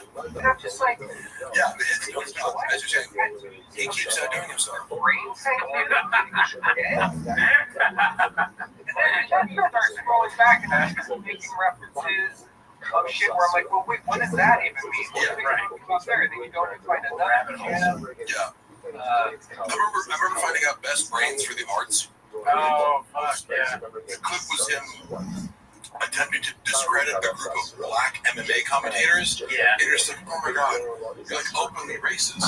Yeah, that was just legitimately a racist thing to say. Yeah. It made no sense. And it didn't make sense. I didn't even know what that. I didn't know where Best Brains came from. He was like, come on, these aren't the Best Brains because they're like a black panel. Yeah, it was like Cormier, I think, and somebody else is like, we get what you're doing, we get it. Yeah, It's all we get it. You're trying to do like the diversity hire thing, and it was just like, do you hear the words that are coming out of your mouth? Like, I mean, he said, we were laughing about this today. Well, he said, I just saw that movie, 15 Years a Slave. And we hadn't heard that. We're like, God damn, dude. but Job is legitimately a racist. Oh, for sure. Knowing him privately, I'm not going to say like the exact ways in which I feel comfortable saying. I don't believe it. Yeah, no way. Are you a Poppy guy? No chance. I've seen various shades of racism expressed, like, depending on the circumstance. If we're completely alone and there's no one around, he's going to express racism in a certain way, and more subtly in other ways. It kind of slips out, you know, even when he's on fucking camera and he knows everyone's watching him, he still can't help but be racist. But there's some sort of, I mean, yeah, simpletons are racists, right? But, like, I always feel like, you know, like, were you raised this way? Like, that is your, because I get empathy towards people. Go, look, if you were raised with certain terminology or attitudes towards other races because your father, or, you know, like, where your community acted in a way and it's normalized, like, I met people from South Africa, sometimes people like, you know, that sounds really racist in America. Harold Shaw was from, he was born out of South Africa's dad. Well, I got a question for you. So with the Reddit time, is it like in the house? Is it like Daddy's doing his Reddit time, or they're just already asleep? Like, don't disturb. I don't do anything until everybody's in bed generally. Because otherwise there's fucking weird shit. But it does get. I mean, I haven't been this bad in a while, but there was a period of time when I did have to step away, when it was literally the first thing I would look at. In the morning, grab my phone, check it, whatever. If there was I look at that, and then the first thing I would do is go on Reddit. But it's a testament to the creativity of the Fact group. A addiction problem. Like, you're going to it in the morning and there's nothing. You're like, damn it, there's something. The same. Oh, this is a nice guy. Here's the dog. I would like to put a plea out to everybody running the TFAK Reddit board, Bobby Lee, His cohorts. If we can please make a message across the board, because they did this with you, Mark, where I think they had to blur your face. Yeah. Can everybody please blur Callan's fucking feet when he's wearing his jacket?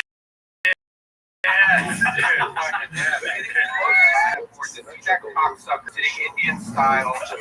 Goddamn flop. Yeah. Most offensive visual of all. What a great call. Because you're like, is that even comfortable? Or big gay lion stuff.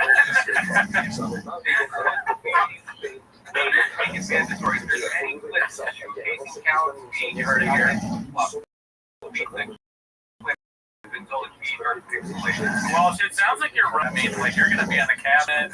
Brian Campbell, watch out. We got a new guy.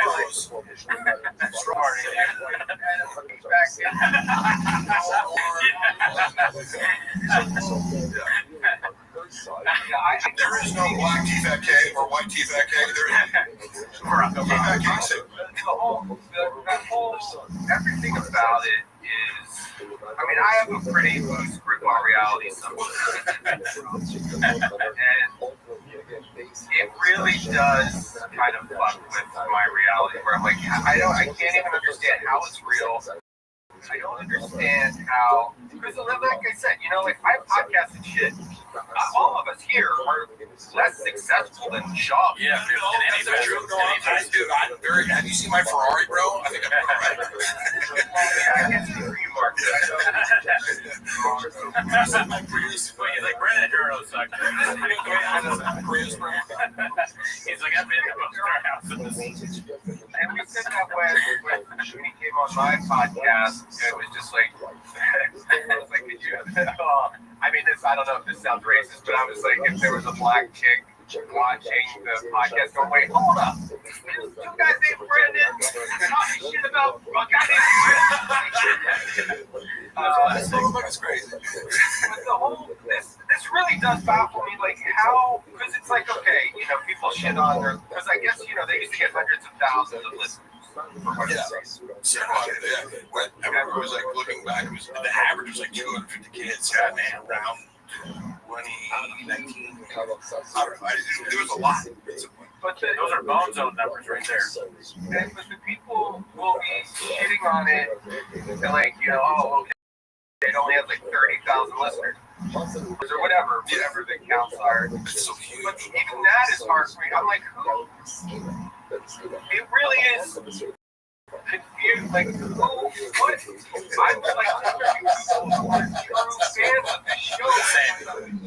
Getting and it's just from a fascination standpoint. I mean, that's where all of my interest in this is. Like, I don't even revel in, like, mocking him, or I don't take any pleasure in his failures or whatever. I mean, it's truly like a Jane Goodall style.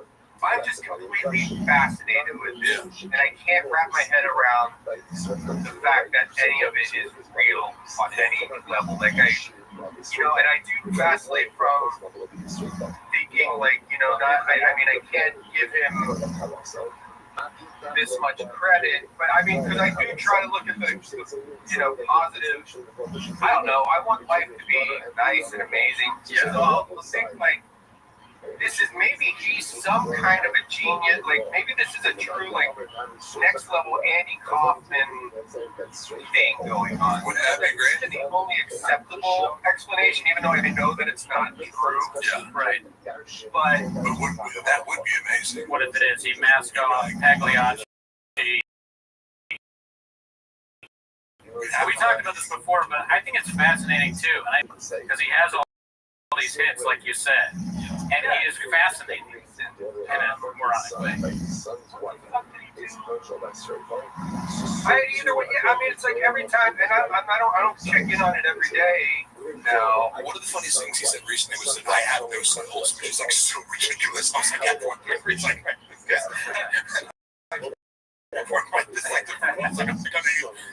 that was 1 minute. Yeah.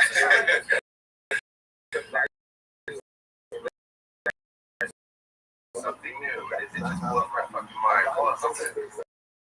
Yeah, because even just as I said, the malapropism and dyslexia based. I don't know enough about dyslexia to say this, but it's the most innocent form of what he does because you're mocking somebody with like a speech impediment and like some sort of what would you classify dyslexia as, like a learning disorder? Yeah, learning disorder. Right? So, but sometimes people will stop and they go, "Oh, that's not funny." It is funny, but it's like you could go like, "Don't be a bully," but it's like, wait, watch this guy further and start to understand that he's actually a narcissistic bully, and then you have a whole new world of like things that he doesn't know about. Really hard to defend him, and if you know him, but on the surface level, on a regular basis, or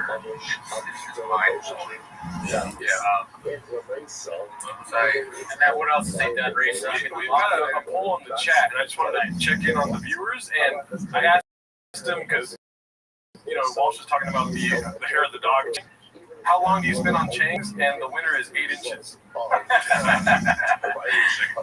classic. Looking at the Reddit board, there's some other thing that blows my fucking mind. So like, when he sees me, like, if he is in fact looking at this, right, I feel like if he is any level of a human being, he would have to.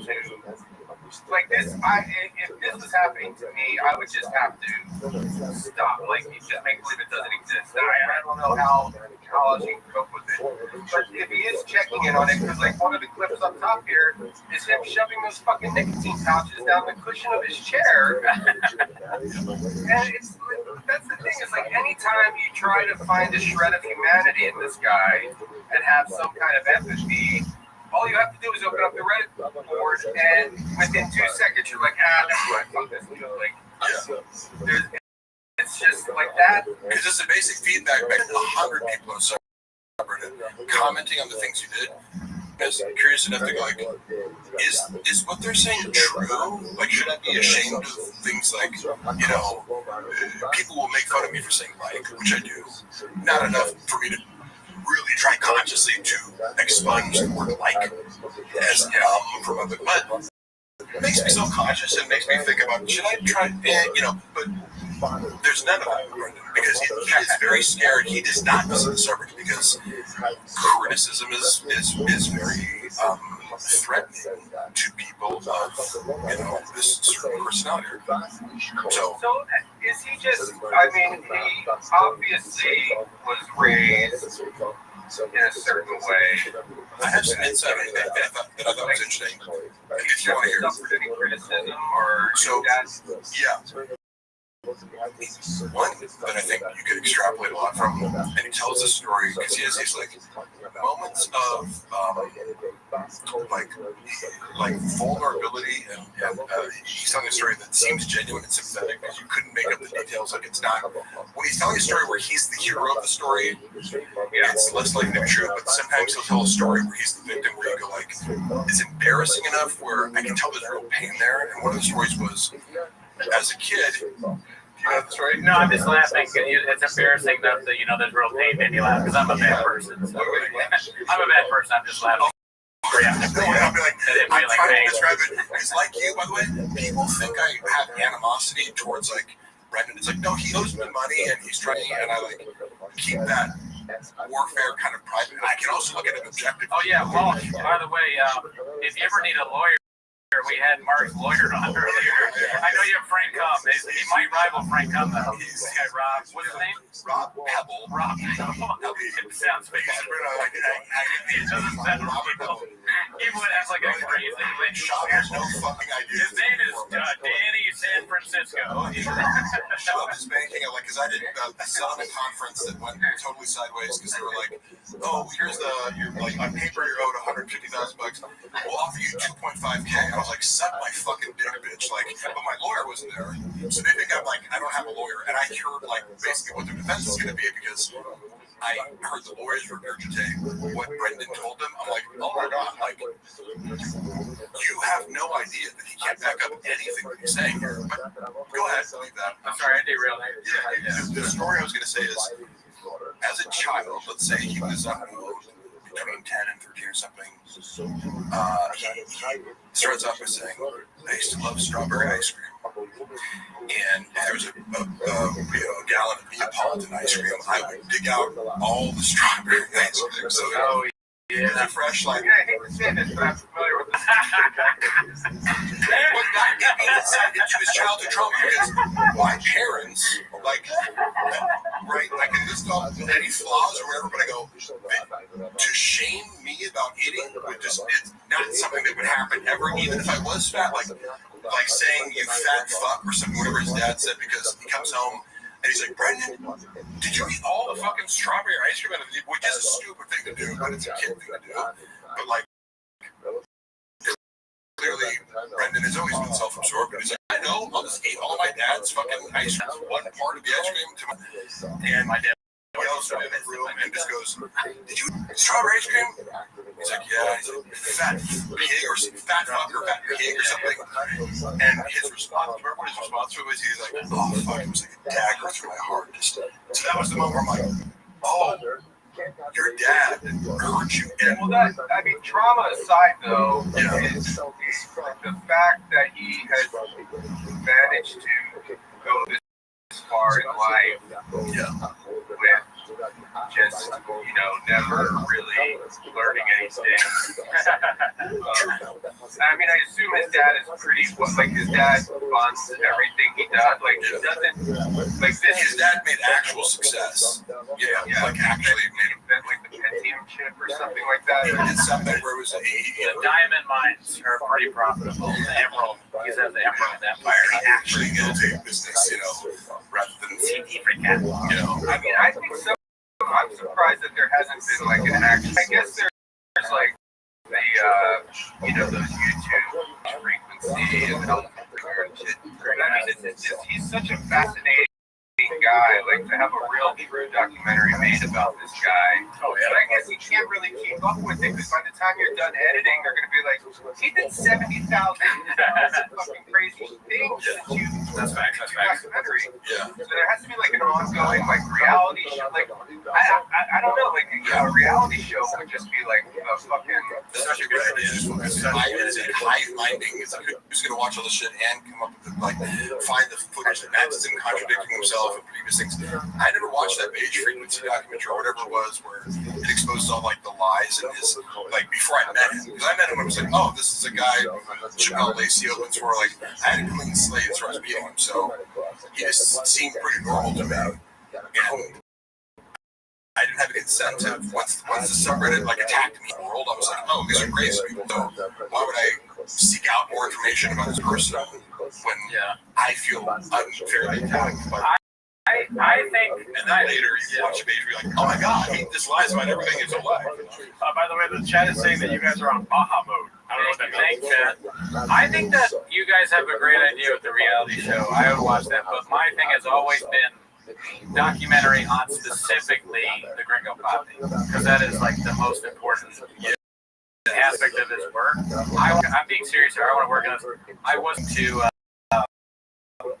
Adam Sandler and Yasiel Puig the other day, discussing ideas and all that. They're like, yeah, you got to do this. This is your thing. So that's something. But I do think that the main thing that I would like to see is a documentary on the building of the set, who wrote the stuff, how did he come up with the jokes, what is people's reaction about what comes in it, and we interview him at some point, or the director does. I would like to contribute some things. I could add a few key, not everything, but I go I was there for the conversations where, I'm friends with the editor who's being tasked with, you're sending it's difficult because I edited for Brendan. I learned how to edit for Brendan, and I was his normal paid editor was having trouble editing clips down to 90 seconds. Yeah. He'd be like, "Oh, here's a 5-minute clip, get it down to a 90-second Instagram reel." Right. And I would treat it like a writing project. Like, okay, let me do this. I learned how to do that because, and then Brendan started trusting me, right, to edit more. So I did have a little bit of editing experience.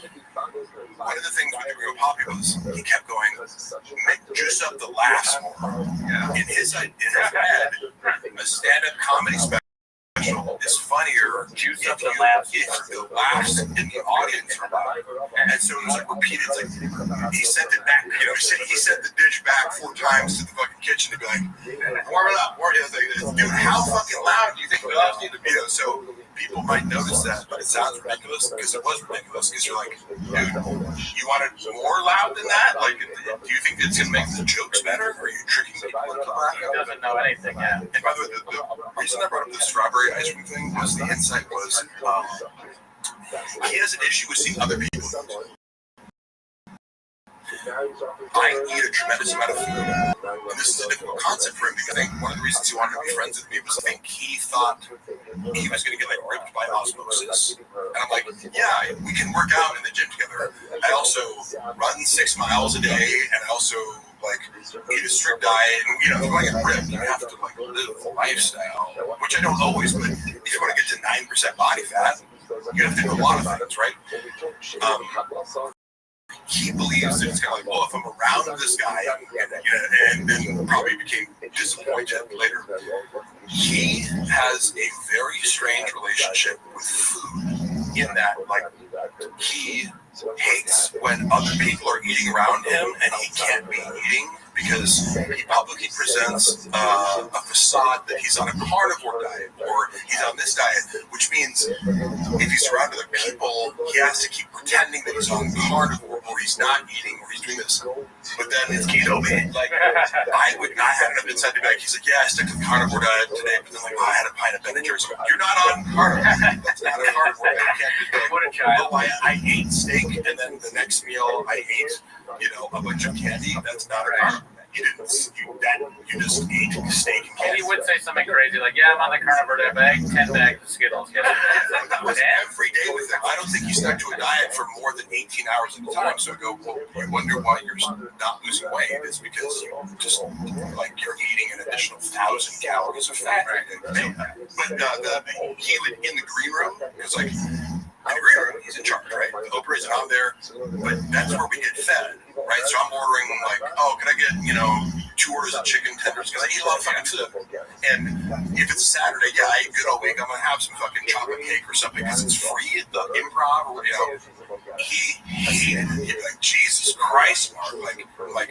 Do you think you can shame me for eating a lot? That's not how that works, but it's it sees your joy. Yeah, I'm gonna rather eat the cake and have no shame. You have shame.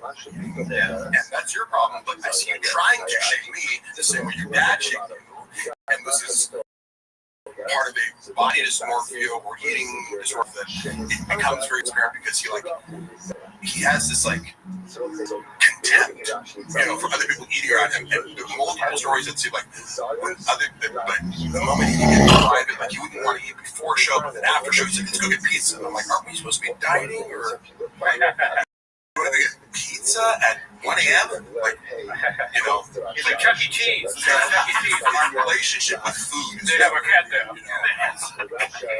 And I gotta bring this off here real quick. Do you think he would his narcissism, would he give, if somebody did present him with making a weekly reality show with him, would his narcissism outweigh his, do you think he would allow that? Would he allow a camera crew to film him and his family? If it was, yes. If you pitch it to him as this is something that's going to glorify you and humanize you, which I when I came into his world, I was like, because because I'm a writer, I go, and a student of storytelling, I go, the best thing you can do is to counter the narrative from the subreddit, which they've co-opted your life story, right? And they're telling it for you because you don't want to tell yourself accurately. You don't want to talk about your UFC shit on stage. You don't want to talk about, I go, you haven't written your narrative. You need to write a book or do something where it's like, I am Brendan Schaub and I'm XYZ. You're not doing that well enough, so other people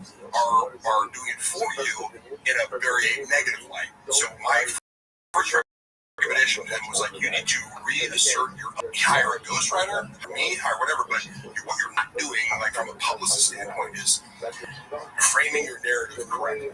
And you're ignoring the fact that other people are doing it for you, thinking that helps you. It doesn't help you. You have to combat that other narrative that makes you look like shit. But I had a few novel ideas that I thought were fun, but like from, for example, I took over the TFAK to the voice of the page. I was like, I'm gonna talk in Shabanese. Somebody would say, and I'd be like, oh no, B, or so like I would respond. And it drove the people commenting nuts. So they'd keep commenting like, what the fuck is this? Because it broke the mold. And all of a sudden, oh, you can't do this. I'm like, oh yeah, I can, bitch. I didn't tell Brendan that I was going to do this. It was an experiment. And I thought that he'd be able to see, like, hey, do you see how I 10x the engagement by, like, let it speak? And then it also blunts the force of, the haters come to the page and they plant their seed by going dicey. Everyone starts talking that way. All of a sudden, the fans and haters can't be distinguished. He immediately was like, he gets uncomfortable. When he's the butt of the joke in any perceivable way, he was really scared of that. I started editing, because again, their page too, even though like they're just leaking followers. So let me change something up. I started editing clips in a way where like I'd have these like weird zoom ins and the clips because it's just normal. Sure, with Brian and Brendan, because of their egomania, like, and some people like, no, like, you're funny on our own. They don't, it's like, hey, guess what? Like, I study comedy too, bitch. Like, you're not the only person in the world who has ideas about comedy. They always thought they were like, let me teach you about comedy. I'm like, okay, I've been a screenwriter for 20 years. Go ahead. Like, any idea, this put them at the butt of the joke because the clips by zooming in on certain things that Brendan would say where he's like stuttering or something like that. It was funnier, but it made him the butt of the joke rather than like, oh, we're telling a funny story. But if you do something like that, and I'd be like, I'd edit in such a way that zoomed in his mouth as so you were editing them to show that? And they hated it. And I have a couple examples of what I did that I can show. Like, there's probably still up there, but they were like, they also. Again, I was taking Brendan and Brian. Okay. And the creative director at the time, because creative director. No, the which guy, he's actually, right. He quit, and I heard the conversation, and I was the only person in the studio, and the next day Brendan goes, I had to fire this guy. I'm like, you didn't fire him, he quit. I told you you were the worst boss he ever had. I was what? I was there. I heard the phone. Like, how are you instantly turning this into something that's the complete opposite of what happened? But he had to explain to Brendan because he tells me, he's like, Brendan's like upset about the reels while you're editing them, and he doesn't understand that like you're open to feedback and just trying things, and that this is a style, like an artistic style that you're experimenting with. And Brendan thought that I was like going to be too sensitive to crit. I'm like, I can edit it. This is harder to do. So like, if you want to edit it the easy way, sure, I can give you 3 normal shape reels, but these ones are getting more engaged because it's weirder and more kind of like watchable, and but they hate anything that makes them the butt of the joke. So any novel idea I had, like you're proposing, is like a reality show. Well, yeah. If the reality show, if he knew that it would end up being something that was reliant on his stupidity and errors being the source of comedy, rather than him being just a funny person who's telling funny stories, like, and roasting other people, like, if it was like, watch Schaub roast his kids and his family and his loved ones, and like, he's the only normal sane person, in the household, that's his style of comedy. Everyone around me is stupid and incompetent, and I'm just a normal cool guy enduring all the idiots around me. That's how he perceives like his role in his comedy universe. The moment Brendan's the butt of the joke as a bumbling retard, he's out. You know, he would not even, you know, entertain it in any facet. So you just got to trick him into it. Well, right. So we got to figure out a way to trick him into this. Yeah, you'd have to do it long form and edit it all at once. Well, again, he's got to be kind of so detached from reality. I don't know if his wife would point out that, like, because I don't think you have to have an angle of like making fun of. I think you just present reality, and it's like, you know, he wouldn't necessarily be aware. Yeah, okay. It wasn't overt. You could make it seem to him like it was great, but it would read as funny. I just one question. How much does Cal get paid for being on the? My understanding from Brendan, which you can take with a grain of salt, but also it sounds about reasonable, is that because Brendan takes a fluctuating percentage based on like team that keeping around at the Thick Boy Studios and kind of taking care of the ads. Like that. Callan shows up, does his job, and gets $25K. That's my understanding. $25K a month. Yes. See, none of this makes sense. In order to me, how do you have a podcast of $40,000 where you split it's like $1 per listener? You know, I don't know. Like, I don't know how they get that much money. I mean, Harold must pay Brian that money straight out of the bank account from them. Yeah, that could be right. That could be exaggerated for Brendan. I don't know. Brendan Walsh, I just want to let you know, somebody has posted Jersey the Real Dog on the Fighter in the Kitchen subreddit. Request blur all future posts of Brian's feet. It's company policy to respect the victims. Bean cheese, bean cheese, bean cheese, bean cheese. You're making waves. I hope people stick to that. Yeah. Well, you guys have fun with your little hate rally.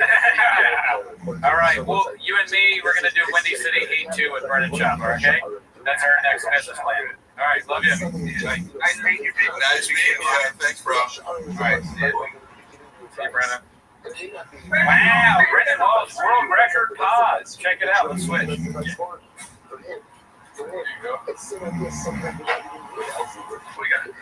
Oh, my gosh.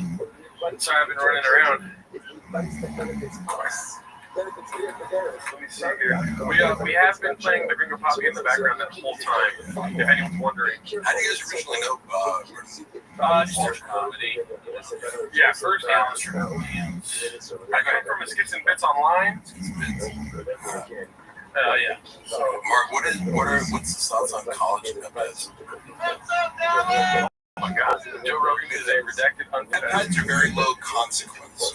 Like, you can fuck up steroid unintended consequences. It's all money by promoting other talent plus some funny redacts to the top of the industry. Okay, so Think are the three worst comedians of the Rogan sphere. great question, Truckfoot. What do you think, Mark Harley? I was going to let you guys go first because Okay. I feel more comfortable. Sure, actual comedians should have. Okay, three worst comedians of the Rogan Series question. Tony Hinchcliffe, Bert Kreischer, who's the third? David Lucas. Oh, there you go. How dare you? So easy. That's my boy. Oh, sorry. I mean, No, I'm just kidding. I'm glad you stick up. I will not Stick up for your friends. Not enough people are sticking up for their friends these days. Yes. Yeah. I genuinely love David Lucas. We work out together. Like, he's just always been a cool guy to me. So, You guys play video games? Mark, how many Patreon subscribers would you suppose to have right now? You know, that's what he's so unique. As most people send me unique shit, and then he starts popping up in my algorithm. So I see a lot of stuff from the unique channel, who I have a kinship for, or like affinity for. He will say, "Oh, these posts are getting 60 likes, therefore it must be 60 subscribers." And I'm like, the 60 likes are probably out of like 200 plus 300 something. It's a fraction, you know. Yeah. I would assume 500 max. Yeah. That'd be reasonable, right? Yeah, let me see here. Let's do a quick study. It wouldn't shock me if there was 500 subscribers. Because it was like, okay, if you could get 50K monthly viewers, you know, it's 1 out of 100. I mean, look how many. Look how strong you are. We got 438 viewers with 342. Someone said David Lucas works out. David Lucas is actually very strong, yes. I'd be surprised, me. He will twist your neck off. Walksboss has a lot of stuff to say. Walksboss, first of all, let's put all your comments into one comment next time, yeah? Did Shop farting loudly during the business meeting really ruin the sale of Tiger Thick? I've never heard that before. It's when you can say shit like that, I go, asked him. Yeah. You know, how could you like? Is he a gassy guy? And not particularly, but like it's one of these things where it's, like you can see him doing it. He lacks self-awareness and self-consciousness. Yeah. He would rip someone else for farting and then turn around and fart somewhere else. Like, he just has no principles. Where it's like the same rules apply to me and you. So you're disgusting for eating, but I'm not disgusting for eating. So there's this weird mix of like shame and projection with Here. I'm gonna make this little. Do you naturally tear? Meds and also when like if I hate to admit it, but it's like I look for my guns that I usually get. It's like if you're looking for a bodybuilder, this kind of it's like I've gone along periods without tanning. It's like when an audition comes up, they typically for the roles that I get, it's better to go tan. So either if I'm not tan for running outside, I'll go to tan. Like I wasn't, but you know I love donuts. You know. Oh, What is that? the shops. Wait. When he talks about his mom and like getting a vaccine because she likes donuts. Oh, right.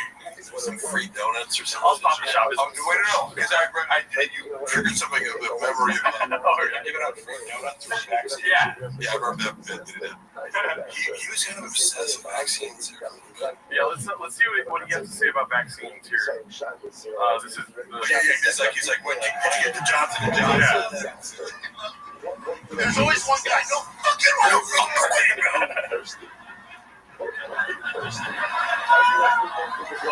it's like, that's you. He's not touching something.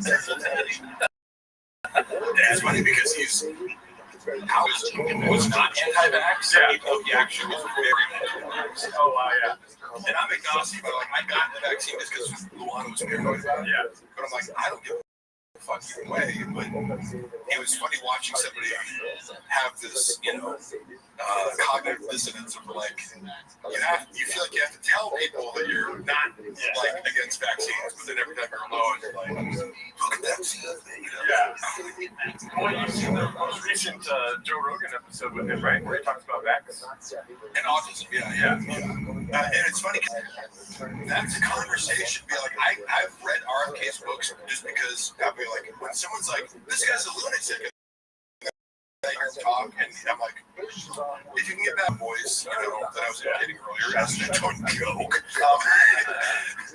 And actually, I think it's because I go hear him, and clearly he has an encyclopedic knowledge of certain things. So I go, I'll read his books and hear him out. Like I'm not, and I realize it's polarizing. Yeah. So I've read the arguments about the connection between vaccines and autism, and I don't know enough to actually I didn't dive deep into it. I go, I'm aware of but that's not your place to discuss. Me, I'm the fighter, and they can't ask for it. How much have you lived? How many chicks have you I fought 5 squirrels last night. And at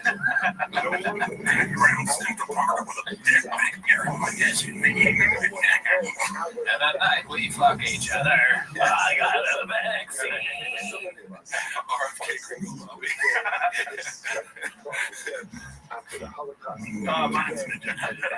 I transferred the comments over to here just so we can have a Nice. That's good.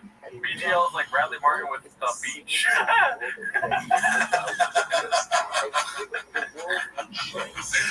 Oh man. Bradley Martin. It was funny, people know about Bradley Martin and Brendan Schaub's dynamic. What's their dynamic? I know that he won money. Yeah, it was just funny because when they first started talking, it was like I got to witness them first hanging out, and it was always funny because I think like had I not been with Brendan, Bradley's so sensitive to like social status, he would have completely. Yeah. All he cares about is like, are you in your 20s and like a rising social media star that I can take advantage of? So it's like he sees my gray hair and is like, next, like he would have. I don't know about you, but I see you paying a lot of attention to Brendan Schaub, and then like by virtue of me being in his orbit, he's like would like acknowledge me. No, he was nice to me. Yeah, like he was nice. hey, give me a ride at some point. Like, I don't have any partner, but their dynamic was funny because like they're like, oh man, it was fucking me and this guy like Spider-Man being like it was the same person. But then Brandon would talk mad shit about him behind his back because anyone who threatens him. He tells a story of like they were doing a podcast maybe and something came up. He's like, someone's like, who's stronger between you two? And Brendan's version of the story was, or like Brendan's attempt to be diplomatic, right? Now, Bradley Martin's super strong. Like, he's not just a big dude. He can deadlift 700 pounds. He can bench 4 or something. You know, it's like he's strong. It's stronger than Brendan because that's what he does. And you can just look at him and be like, yeah, okay, Brendan's strong, but like Bradley Martin's actual power. So Brendan tries to answer the question first. He goes, "Oh, I'm sure, like, you know, he's trying to be like, you get me a deal and I get you a bench, or kind of, I'm sure there's some lifts that you get me." And Bradley's just like, "What are you talking about? I beat you in everything." Brendan was like so taken aback by that. Like, he had to tell me, like, what a fucking egomaniac. Like, but he was just saying, yeah, like, you were trying to be like, oh yeah, I get you. It's like, but that's not true. I'm trying to do literally every lift. Yeah. Like, have you seen me squat 6 plates? Can you do that? You know, like, it's just, I was like, Jesus Christ, like, this guy's insane. And I'm obviously I'm the star of the show. Yeah, like, there's a question I wanted to ask that was in the chat here. My wife's not good. Oh, and then he accused Bradley Martin of being gay. Because he was like, Brendan saw his girlfriend. But that's like saying, like, I breathed today. If you're in the shop, literally, I'm trying to tell you, like, that's another part of this whole, like, your gay fascination was like, how many people do I have to hear you talk about being gay who you have no evidence for being gay, and it's either, are you lying about the person being gay, which is super fucked up. Yeah. Spread gay rumor on the street. It's like, how socially aggressive is that? Like, passive aggressive, right? Be cool, right? Be cool, bro. Yeah, it's like, and then if the guy is actually gay, you think it's cool that it's like out people don't get out. It's like, what? You know? Look, if you walk into a guy's stuff and you can be like, hey, you know, I think Mark might be gay. I walk in, with him. You know what I mean? It's fun. But the amount of times that I would watch him accuse someone of being gay with no evidence, the only evidence being he does something better than me. Bradley Martin's stronger than me. You know the guy's gay, right? Yeah, right. And he would say it in a way where he goes, it's like, if you disagree with me, you're clearly not, it's like you can't see it. Like, what?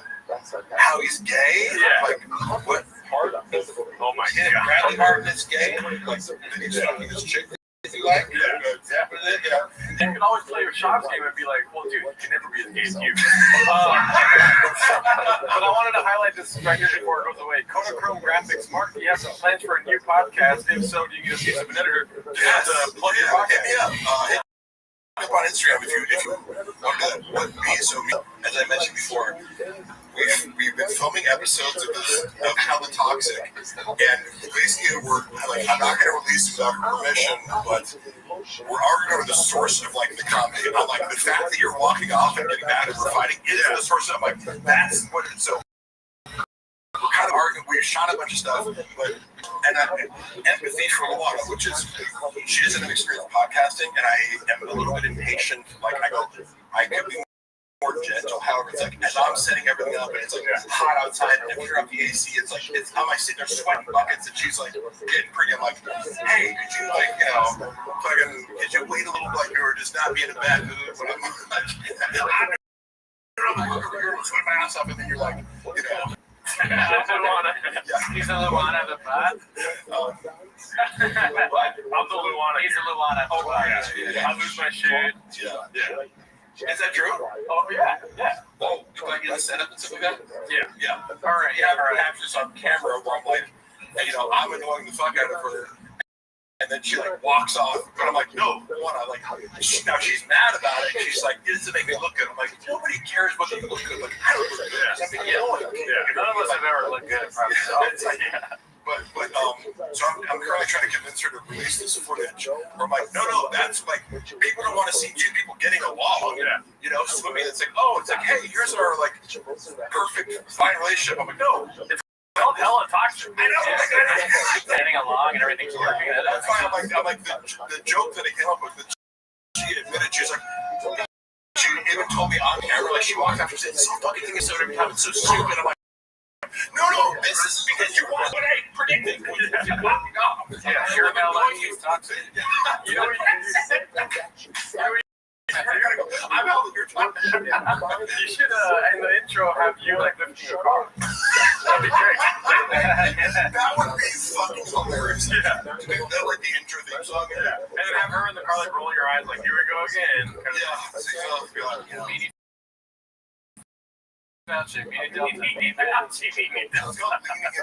sounds good. Toxic. It's on Mark Harley's. You put an episode out right now of the like the real truth. We said first episode. It's the fake first episode because we filmed the real first episode, and we spent too long talking about like we just seen this movie Sinners. Oh yeah. Bitching about how I didn't like it, and she's like, get to a part where we had planned, which is we wanted to talk narrative, and we were like reading, we kind of like read out messages from what we first met 10 years ago, like on OK Cupid when she was in Germany. I was like, I want to make that part of like the serial narrative aspect of it is we're gonna tell our story, but also just like banter. As I'm about to like pick up the binder with the thing, she's like, "This is fucking sucks." Like, and she's like, "Well," I'm like, "Wait, like, come on." Yeah. Wait, no, that was fine. She's like, "We're talking about Sinners for 40 fucking minutes." I'm like, "It's okay." Yeah, she thinks too much. Right? Yeah, it's like trust me, people aren't like about a minute too long. I'm talking about a movie. Yeah. If you think too much, you don't get great shit. Like Gringo Bobby didn't put anything on it. That's no, exactly. Put it on YouTube. Yeah. Part of I forget sometimes, and I'm like. You have to practice that, you know, and like just the art of releasing your inner critic and talking nonstop, right? Yeah. And so if you're trying to worry about looking good, you're gonna speak less and sit still. Yeah. And also you should be like, in a couple weeks you're gonna be like, I have nothing to talk about. If you only want to stick to like correct random topics. Yeah. Like so just let it unfold. If you work on the dynamic of making like feeding off of each other. Can I give you some constructive criticism? Yeah. Because I've listened to the first episode. Okay, yeah. And you guys should invest in some of these, dude. Oh, I fucked it up before. I wasn't connected. I didn't realize. I was like, oh, they weren't. I was like the camera. So they reshot it, and I'm like, motherfucker, like I didn't even know how to. But these are great. I had that. Okay, so yeah. And I was just like, someone's like, oh, the audio, and I was like, no, it's not. We had the. And I'm like, oh shit. And that happened to me the first couple times I used it too. Yeah. But it's super effective. And do you guys use a phone or do you use the camera? You just use a phone, but I just got a camera. I'm like, it looks way better. Yeah.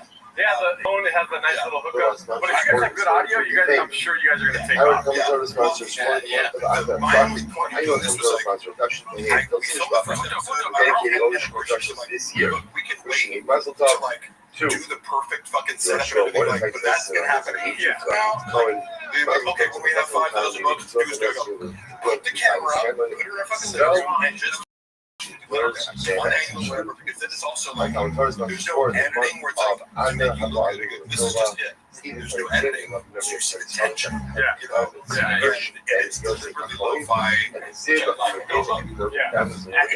pretend like they're big show. It's like, oh, we do this whole podcast, and it's like, whole official space. That's the thing that would be interesting. Get a storage unit. Right, yeah. Somewhere to put your trip. Yeah, so always said, Brendan, Brendan, why don't you just shoot everything in your phone? Like you have the space. Yeah. Like, why wouldn't you just make that a thing? You can't wait for success to come to you. That's why we don't have a rain sponsored right now. As if we did. Because one day rain will like, you guys are great with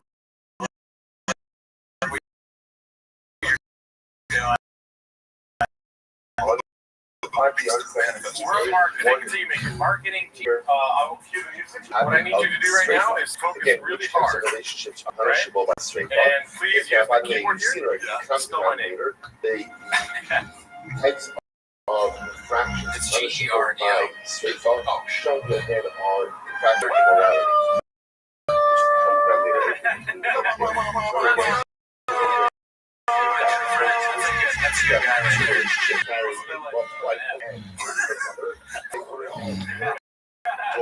I was Angel Farno.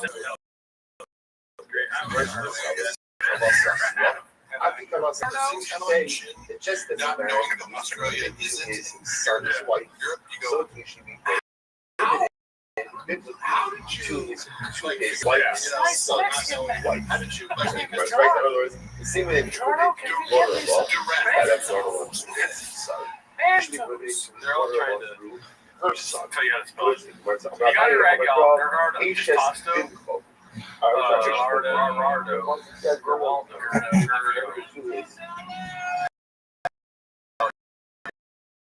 Why? Because she is the wife of his son. You didn't spell it right. Putting these songs on top of it. Wife of his son, but not because she is I the like wife. it. That is probably that was Parallel relationships. like So we know that your son's wife, because it's not the thing. So I would say the parallel relationship is that your wife's son's wife. could there be a worse easier I mean, these relationships I never thought of that before. Also, the China is No, it is something like I don't think it's lazy so much as it is just racist. You know, the idea is degrading. It's like you've never seen the Mexican The China is your wife's son's wife. You know what I mean? Also, awesome, but I That song is disgusting. Disneyland, dude. That's what I always say. Makes me think of the thing you brought that one time specifically. Yeah. It also implies it's like, oh yes, Mexicans don't know how to make food. Remember again, we have Why would you put salsa How on you guys should say the shovel. Say, don't even know. You know, one of those Mexicans don't know how to make confections. They're really upset. They're saying my name is Joe Sharpie. Finding definition of your comes from source. Oh, I'm sorry, I can't spell your fucking name, dude. I didn't send it for spelling me. I sent it for a 24-hour fucking podcast. BGL. The flyer you sent me said BGL, 24 hours, we're not going to talk. Be careful, BJ. My car is very heavy. Okay. My car has a hybrid. We ran that here. That'd be crazy. If we did walk around the footage of what's actually out there, it'd be great. Hey, to have BGL lift your car. It's like a carnival act. Yeah, it's my thing.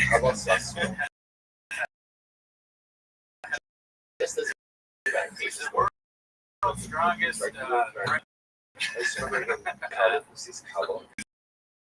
The fucking car one time. I apologize to the car. The car got a temporary restraining order. Hey, Mark, please show her.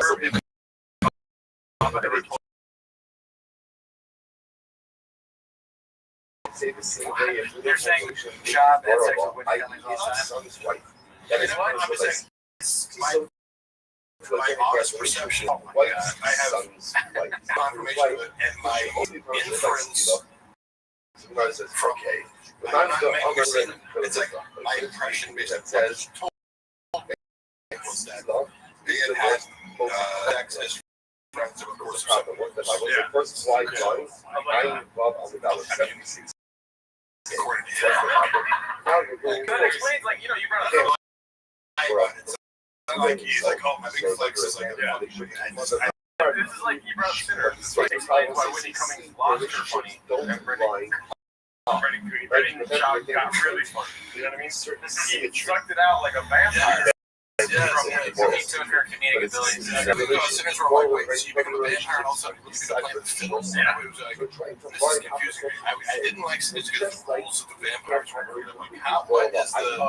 I'm like, you're introducing the vampire rules to me. Suspending your disbelief is like running over hurdles. I got to suspend it. Yes. Well, there is... It's like Whitney Cummings is like Sarah because she's a vampire skank. Hey, you know what? I don't know anything about this finishes traffic. That's what he was discussing. So yesterday, I think a little bit viral for the fact that my perception, I think other people's perception, I was watching it, I try to not go out of my way. Oh, women and you're bullying. It's like, hey, fucking hate. It's like, are you guys going? It seemed like they're going out of their way to like be a dick to her, and it made me. Well, now you're talking about the hierarchy of suck, which is like, where is Whitney Cummings compared to slavery? You know what I mean? Well, I'm not commenting on comedy. I'm just like, why do you have someone on to be a dick to her? Like, I watch porn, but I'm not gonna watch shit fucking shit. You know what I mean? If it's actually mean, it's probably like, I mean, you can poke fun, I guess. I didn't see it. But she's not, she's better than they are. Like, I'm gonna say this. Whitney Cummings, funnier. Whitney Cummings is funnier than Akash and Andrew Schultz and those dudes. Like, I used to people rip one of our specials, and I didn't have psychology people who do that. Like, I'm not gonna, people are like, oh, the road sucks. I don't really feel the need to watch shitty stand-up specials. Yeah. Right? You watch it every week. Like, I've seen Whitney, there was one where she had like an AI robot. I was like, oh, that special was good. So I like some specials. Joke. Joke is the one of them, bro. For example, I'm saying, his I mother think Whitney Cummings is bad. Like, I know maybe some stuff she's put out with she, but I've seen enough to be like, yeah, she can write jokes. She's better than Brandon, whatever. But just like for Ruben himself. I just remember watching this like episode being like, they're really going out of their way to like be like a group of guys kind of hanging out on her. She calls it out. She's like, are you guys like really doing this right now? They're kind of gaslighting her. Like, it's like, but you're being meaner than like, you know, with Logan Paul's in the episode, you're kissing his ass. Like, That's funny to be like, treat Mike Majak way better than Whitney Cummings. Like, he's a god. You can't insult that guy. It's a little trash. But when a girl comes You gotta bully everybody. You're gonna bully everybody get these jokes. Okay. That's the first side. Which I would get if you're like, okay, I'm going to interview a girl a little bit differently, or maybe had some tension vibe to it, one-on-one. But it's like, there's 6 dudes here. It's like a couch full of guys, like all trying to like take their shot at like, you know, like roasting Whitney Cummings. She's horrifically bad at comedy, but so are they. So it's not fair. Okay, all that aside, on a human level, like, I feel bad. Yeah, I kind of feel bad for her too. Sometimes I watch her, not just on that episode, just in general. I feel like she's a confused person. She's constantly under attack. That is for. It does seem like even when she's not being horrendous online, she's being attacked, which is just being normal.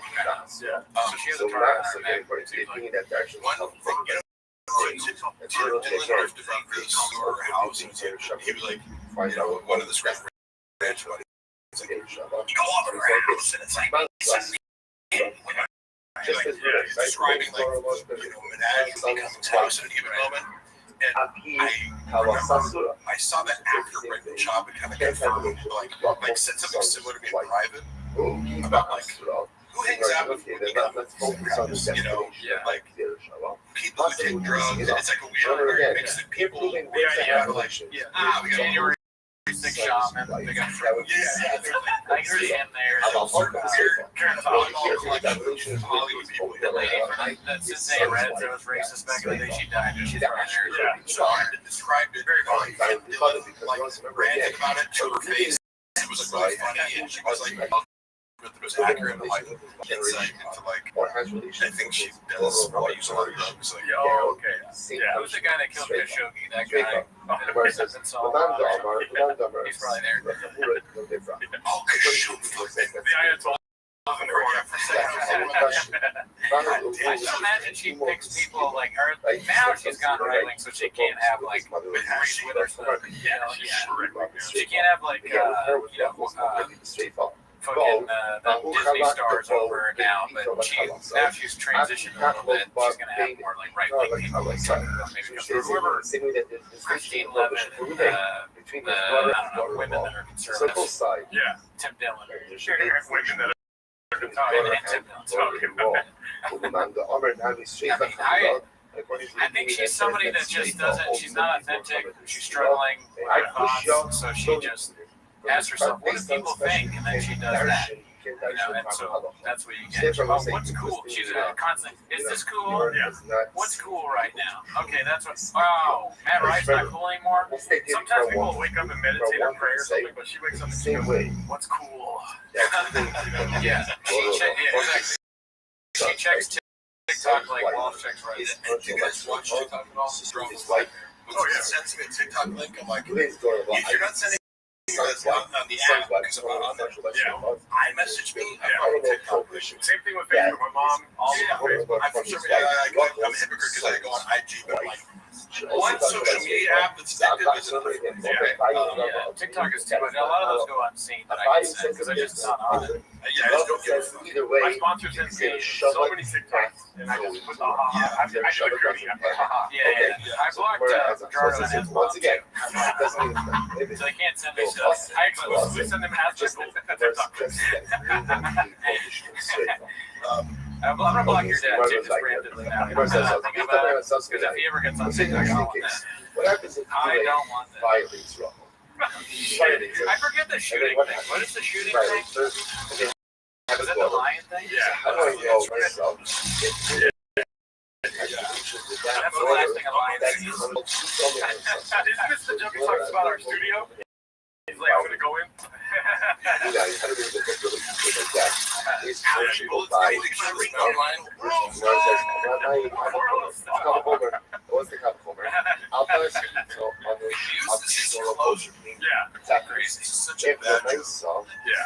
Someone say the word. I heard that he wears those night vision goggles, but they're not on, so he's just blind. Could you imagine? Could you imagine going to his house? Of course, he has those. Or like, aren't these the goggles? We're wearing them. Does he really have goggles? Do you know? Was he a night vision? I know he has guns. I don't know. Which also, like, when he was claiming that I like broke into his house, I'm like, why would I visit my ex-boss who like has AK-47s in his house? Like Gerardo. Why would I go harass like a UFC heavyweight fighter who has an arsenal of weapons? And who's like, father-in-law is like a LAPD officer. Yeah, on the bullet it was engraved that if you're reading this, you're redacted. Almost cat. Yeah, he does almost cat. Fuck, man. Catch this, you block myself. Incredible. He's definitely got the presence of point. I'll fight you. It's a matter of when. I remember saying, because it's funny, like when you chose, I would go to, earlier you asked about caution. Yeah. And one of the things I want to talk about, like, I was in somebody on a sport fast. Yeah. You shot it, motherfucker. It's like, hey, can you give me script notes on the movie? It's like, well, that movie in the script stage. You have to watch something set. Yeah. Right? So he was, can I get feedback on this? On his finished product? It's like, well, let's have access to all the footage and angles and let's have raw footage. How can I get somebody editor that would take away? So I remember he was just like thirsting for, like, is this good?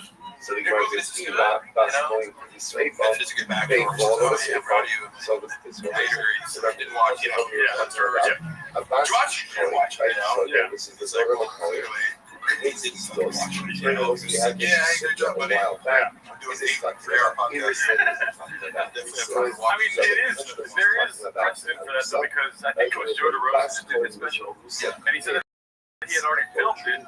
I keep thinking it's valid.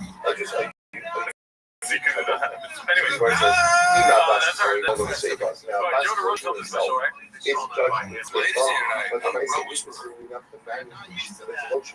It's not judged. Being Tommy Adams so again, the order that he has from violating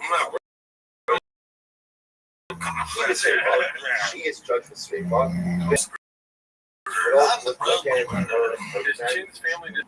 Oh my God, that's aggressive. Not because he's maintained steady employment. Have I told you? I don't know if you're repetitive.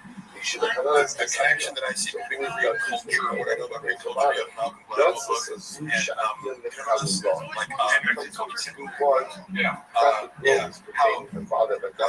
I like what Malcolm Gladwell goes because he focuses on this little interesting anecdote that Brooks and Robert point 10,000 hours. One of his books talks about how Korean Airlines had a disproportionate number of crashes, and they try to trace it back to like basically the communication between the pilot and co-pilot was stunted or stifled. In Korean culture, hierarchy is so important to every aspect of how things are done socially. Where are you going to put her? If you're above me socially, you can't drink tea before me. Like, it's very strict. As far as the most extent, again, Kids are employees, just right? doesn't matter. I'm a nightmare. Because I'll talk back to you when you're wrong. Shit's like, whatever you want, like, I think by you're above me, I don't get to question you, but also, Brendan, he likes that, despite the As fact far as the people that shit isn't offering new creative ideas. It's like, well, you want to get super loyal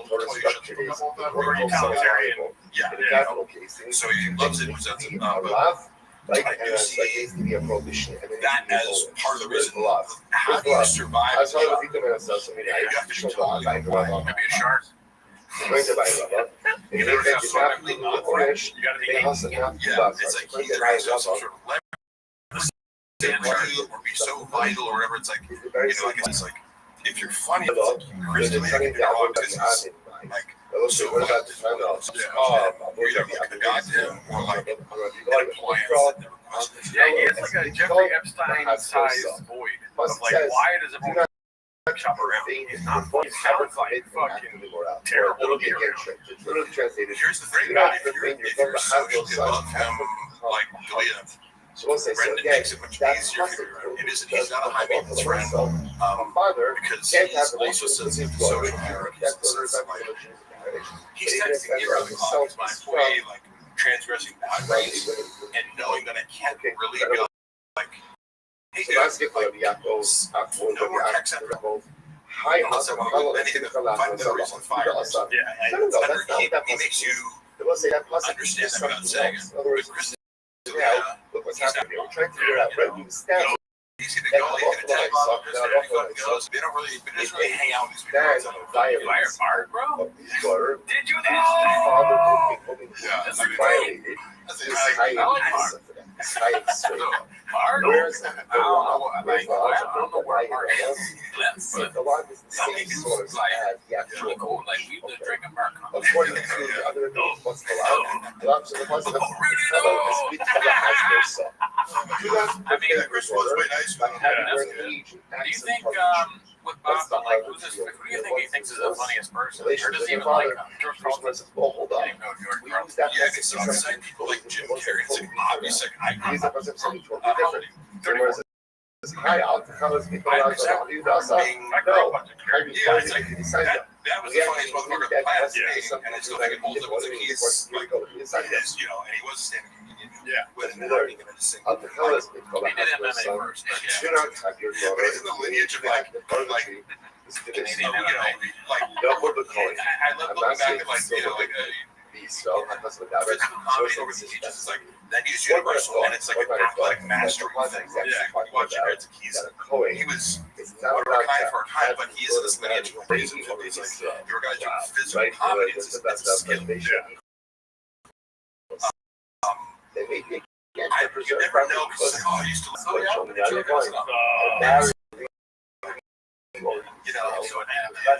He likes the idea. we've heard that change. You'd be like, oh yeah, my dad wanted me to be a super.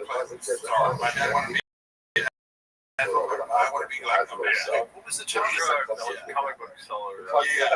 Like, it's, again, and so like pain frequencies, the person I get from like, I didn't see that. You're like, oh, when you're releasing side to side, we're just telling some bullshit story on that He thinks like Jim Carrey is Elmo from Sesame Street. He's like, the guy when he's red, and you squeeze him when he's tickle him. Sometimes you laugh. Just for the sake of marriage. Yeah, I mean, sure, you're like, I love what I say again. because you're as comedians, try to think of not only who you like the most, but why you like them. But be a show you're ready to go, like, why do you like them?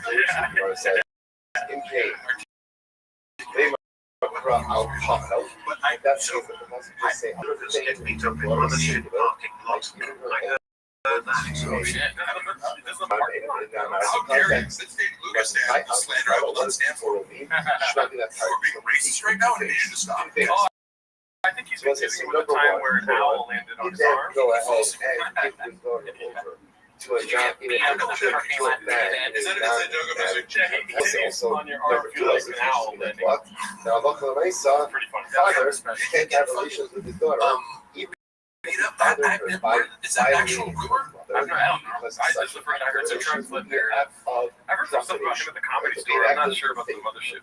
That's not lawful. Yeah, I think I heard that, but I now have forgotten. Surprise anyone? Hi, You know, like the part, the David Lucas part of your brain is like being it got conquered by Graves. Yeah, no, Graves is the Fourth Reich in his brain. I mean, What's great? oh, no, disease, it's like, it's not a big deal. I'm not money, But I take it. I'm not seeing Yes, exactly. Dude, this guy's a doctor. Wow. I mean, he knows his stuff. And like, and still, it's like you can be more of an expert in certain very specific issues. Like a lot of white people are going to know way more about it. Animal compounds, you roughly know, but it's like sometimes they'll go into like a checkup and they're like, you're taking too much testosterone. Like, oh, they're like, you should take 50 milligrams. Like, but yeah, I'm sure.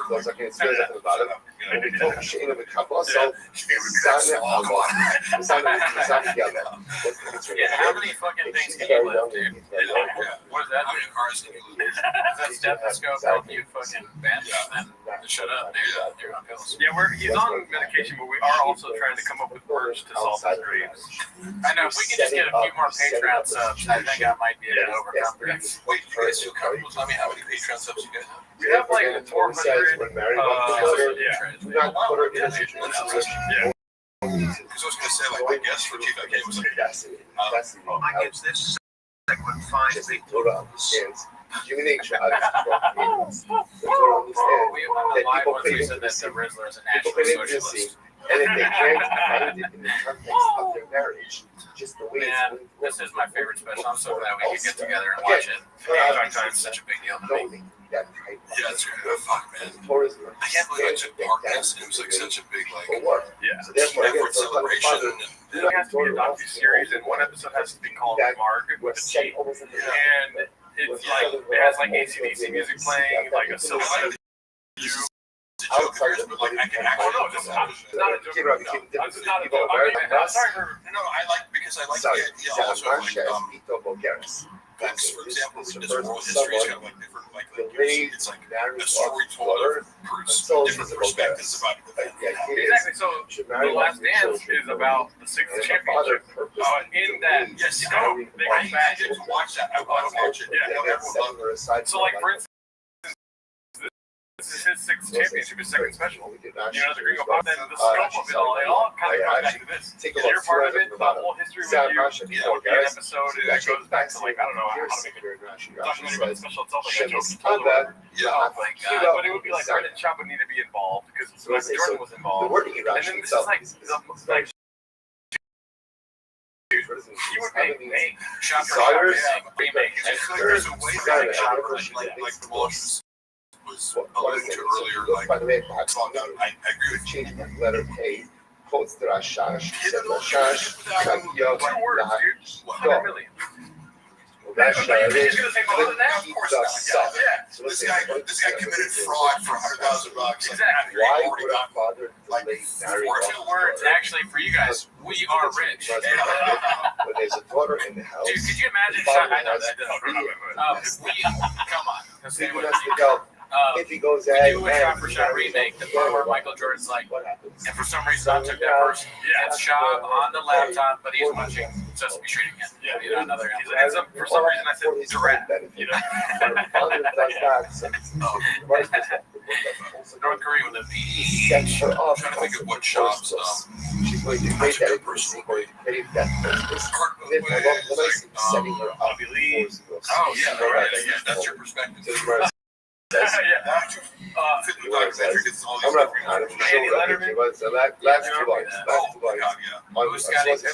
From the same process, right? So I'll cover us with the last question. Do not defend your daughter by putting her into a life of zeros. It's like his openers are First better. opinion, first opinion, it means don't marry your daughter off to a much older man. We go through the whole lineup of the Chicago Bulls. Like, who's Scotty Kukoc? Who's fucking BJ Anderson or Tony Kukoc? Scotty, dude. That's the Akiva. Don't delay marrying off your daughter. Between Scotty and Michael Jordan was so intense that they're like, Drive for bet on like the size of your son's penises or something like that. I don't know Because these guys are like egomaniac competitor kind of. there is no Mark, can I ask you though, did you read that online or is that a Tiger fact? It's not a Russia. It's triggering to people or they like it or whatever, but it's like, do you think you're going to promote this fucking shit? I'm actually Some professional guy went, oh cool, so who's the art director for the photo shoots that you want to do of like, this elaborate Tiger thing whiskey promotion on a budget of nothing? Like what? Make it look like the Rock's pitch. Okay, cool. Do it with AI or like, You want to pay the wrong money? yeah, or do you want me to fucking troll people into following the page? Why? Says, Your choice. we're both clear. And then I stopped managing it and too much later I take it down. I got commenting on it. I got blocked on the page because I was like, I was posting every day on it, and like I got fired for putting an extra seat.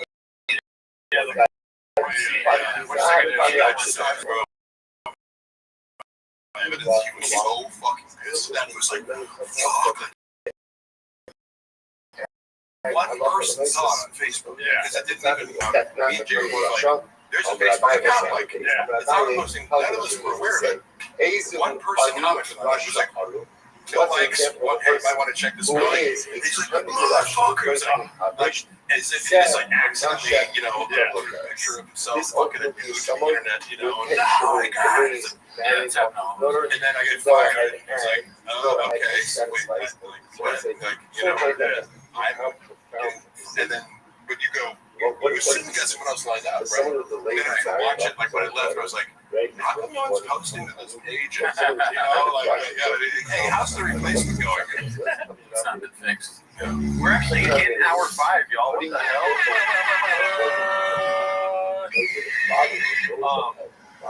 Yeah, we got more guests coming through, y'all. I want to say I wish you home. I don't want to right marry now. you. I said, Again, well, doesn't suit my I'm announcing it right now. Okay, sweet.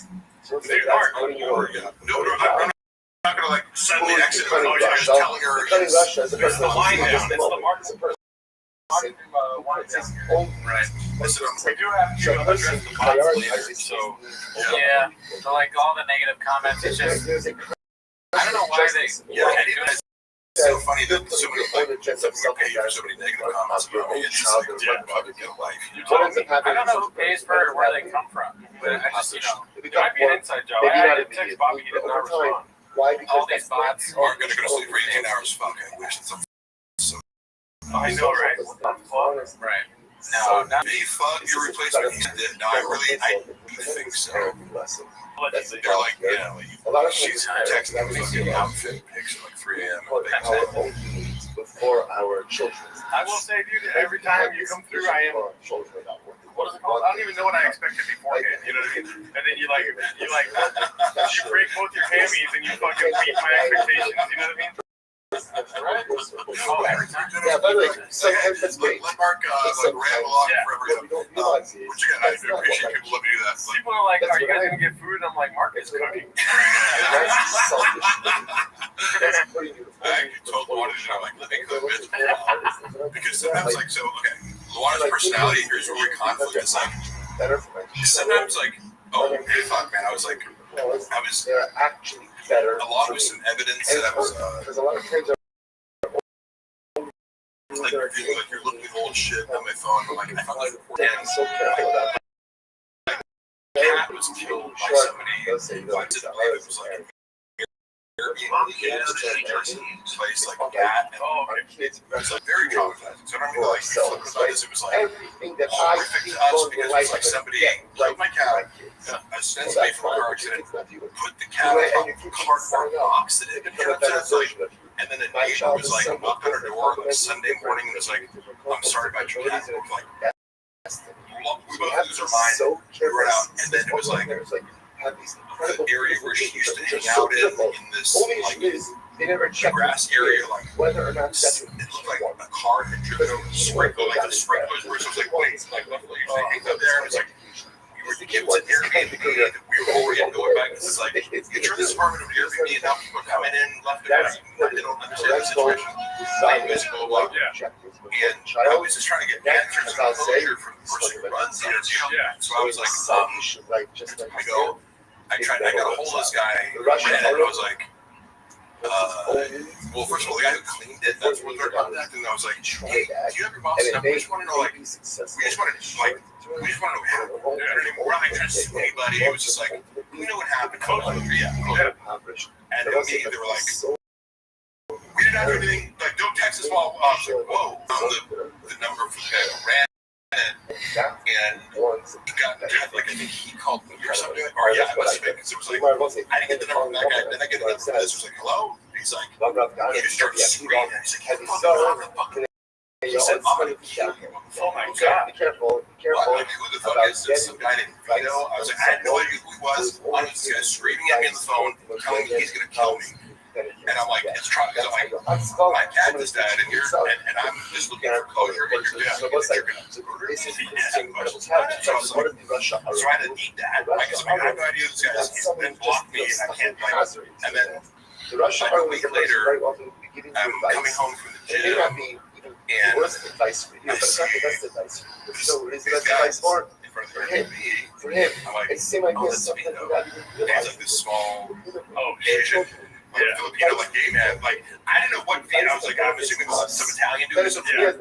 But I figured out like, oh, because they're like looking around and like looking, oh, we gotta like. So I assumed I go, like I walk in and go, hey, you guys run this Airbnb? Yeah, I'm like, hey, on the phone, like I get up in his face and it's like, you said you wanted to murder me. I go, why don't you do that? And I busted his house, right? I'm just like in his house, like, hey, so I wanted to give you that chance. He's like, fucking touch me. I'm like, no, you said you wanted to murder me, so I'm gonna give you that opportunity right now. And I was like, I'm gonna make this person feel small and tell him like, he's like, I'm gonna call the cops. I'm like, go ahead and call the cops. I'm gonna stay here. And so you attempt to murder me. What are you listening, right? You know? And like again, it's a hate crime. But like I wouldn't give up when I go. I just want to make sure you know, like, you made a mistake and trying to tell me that right now you're like, say to my body comes in and starts talking. You motherfucker, I'm like, what? I'm going to use my intimidation tactic. Like, I am trying to make this person feel very small with the silence that's created by them getting moved up and he has to say nothing. Because he can't, you know, and I'm going to say, oh, so I'm like, so it's like, hey, look.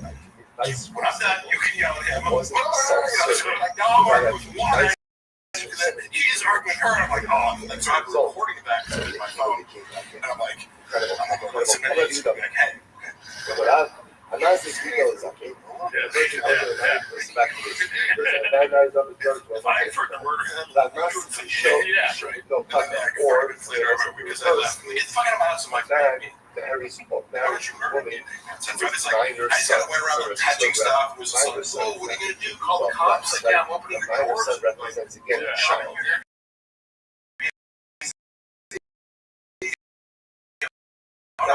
It's a nice glass door you have. He was like, well, this is an apartment. You guys live here. You don't live here. You rent it one night. I'm gonna get them in like, right? You rent it. I'm living here or not? Turn a wall up from the can go get out. What's the cops says? When I left my own I felt like the job was done. And then the cops like coming into my house. They're like, hey, were you in this guy's house? I'm like, yeah, I was. can't do that. I'm like, I know. Thank you. No shit. Trying to arrest a lion officer? I don't know if that's a good idea for you. Yeah, bro. Trying to right now, dude. Speaking of the shirt, Last one I Russia is out. one of The the votes guys on have the track failed. team, So they have a cover in some he areas. was being drunk and Some throwing people at also don't see us. and he like ripped the things out and he goes, I'm an athlete, I can take it. Someone who's thirsty. Dale, I'm sorry to hear about Someone that, who dude. is Yeah, sorry, sated. man. No, it's, yeah, I didn't, like, it is sincerely, like, losing a passion. Yeah. So Super emotional. If I wanted to go there and think about it, He's I'm thirsty. glossing over my emotions about it right now, but it was to get to the point of, like, Sated. Young boy. in the humor of, like, when you want to be a tough guy and your wife's, like, nagging you. It's not right now. You know, with the strong personality, like, people want to, it's like, hey, Doesn't work. They'll say, by the way, have your shirt in a second. Like, I love you. so not just by intimacy, but also by marriage. Okay, yeah. In order to have true shalom vibes, in order to have true love in a marriage, both partners have to walk the talk. The worst thing that can happen is Would when you a like wife milk or something? That's what it's on my right hand that like, night. you know what? Yeah. What What the is this? Dylan was like, Brendan Johnson. You know, I can't read it. hey, but I was thinking, it's like, you know, But it's accurate. This is a gay man on stage. But I just want to say before you go into that, I'm so grateful that you that's came also through. a disaster. What's the recipe for success? So, Both have to be having thirsty. worked with a bunch of influencers, Both you know, have to be thirsty. one of my As biggest you have to be influencers is the wife like, has to be thirsty. So that's a successful marriage. so yeah. One is So- thirsty so and one is sated. influencers are those, hey, can you shoot right now? I'm like, motherfucker, what? Like, can you give me any warning whatsoever?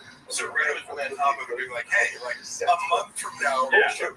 And then you give me like every like appropriate update. So Both are it's sated. possible. Both are sated. I What? need that. Yeah. Oh, yeah, all right, this today. Yeah. Because if both are You sated, think that was nice. that I mean, I represents like appreciate the consciousness. Everyone out there should fucking remember that. Try to get people to actually show up for shit. Don't be like, hey, can't come to the gorgeous right now. It's one your is skin. thirsty, one is sated. Yeah. Allow shalom. Yeah, man. For what? Hanging out the Antoine Amos. Get in line, bitch. Yeah, I appreciate you guys having me over. We love you again soon. Yeah, dude, the fans love you, dude. 10 minutes of shop. I sincerely all the stuff that they said about Adam, Brendan Shop based. I do think you guys have probably the most positive, like, kind of good spirited around. So thank you guys all for watching. It's all great. I wanted to say Oh, God, no. but you're gonna do it. You got to look. I'm sorry. That's what. I should have Like, left you know, some something remains. that is This incredible. is my favorite flavor. Trees and gardens. Yeah. We're not I'll the let you same. take the wheel. And you should not do agriculturism of the same. You have to have respect for all of humanity. All of humanity. But also, there's a different level of interaction and a different level of devotion that we must have to each other. And also, you don't have to be apologetic about saying what's the reason? What's the reason? No one All right, everybody. us. We had to take And no one it with you, man. Take the whole thing. Have fun with Like, it, you dude. know, so many of us Here, are you see senses that? dull. You see that, man?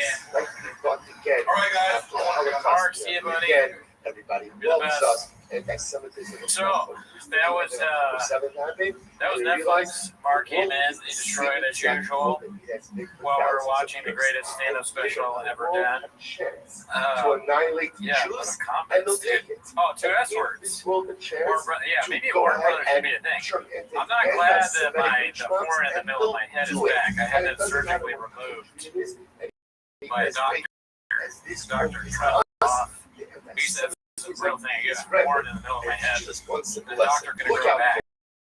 But I guess it's grown back. What's No up, one Mark will Ramirez? look out for us. You're one of those You, little Lando. guys. It's been a while since I've Right? seen you. Tries to try. Wow. Community of Tommy humanity, Jarvis. you're a fool. What do you say? Good cast and everything. Yeah. Walsh, I mean, we want to get some more people There's on. us. It's been tricky to kind of like coordinate with everybody. But I think later on, It Doesn't Matter podcast is going to be on with us. Potentially, we've got to reach out to a few other people, one big guest, obviously. Well, they're all big guests. But potentially, we were hoping to have Brian Campbell, our CEO, but he's very busy on presidential stuff. Maybe him, maybe Sean, maybe Alex Williams. Is Walsh coming? We already had Walsh on, dude. Just missed it, but it's on the show, so you can watch it after. Do we know? I thought about that. I pretty big, and I was promptly turned down. But I won't say who. But I was turned down. Every single. Oh yeah, Ghidorah. What is AZ? I'd like to have AZ on the podcast. I think maybe on a Raccoon Tweeties episode. Somebody tell him to message me. I think that would be fun. No one else. Hot chip guy? No. TriStar, you should know better. We'll never. Nick is not. We're not down with Nick. He's not welcome here. Chen is welcome. Nick, not so much. No, I didn't reach out to Joe Rogan. That's a stupid question. Extra change. Bobby Lee. I haven't had the balls to reach out to Bobby Lee just yet. Plus, he's my boss, so it's kind of awkward to ask your boss for stuff. Have you ever had a job? You be a proper Mark human Ramirez, being. you're close. Close to her.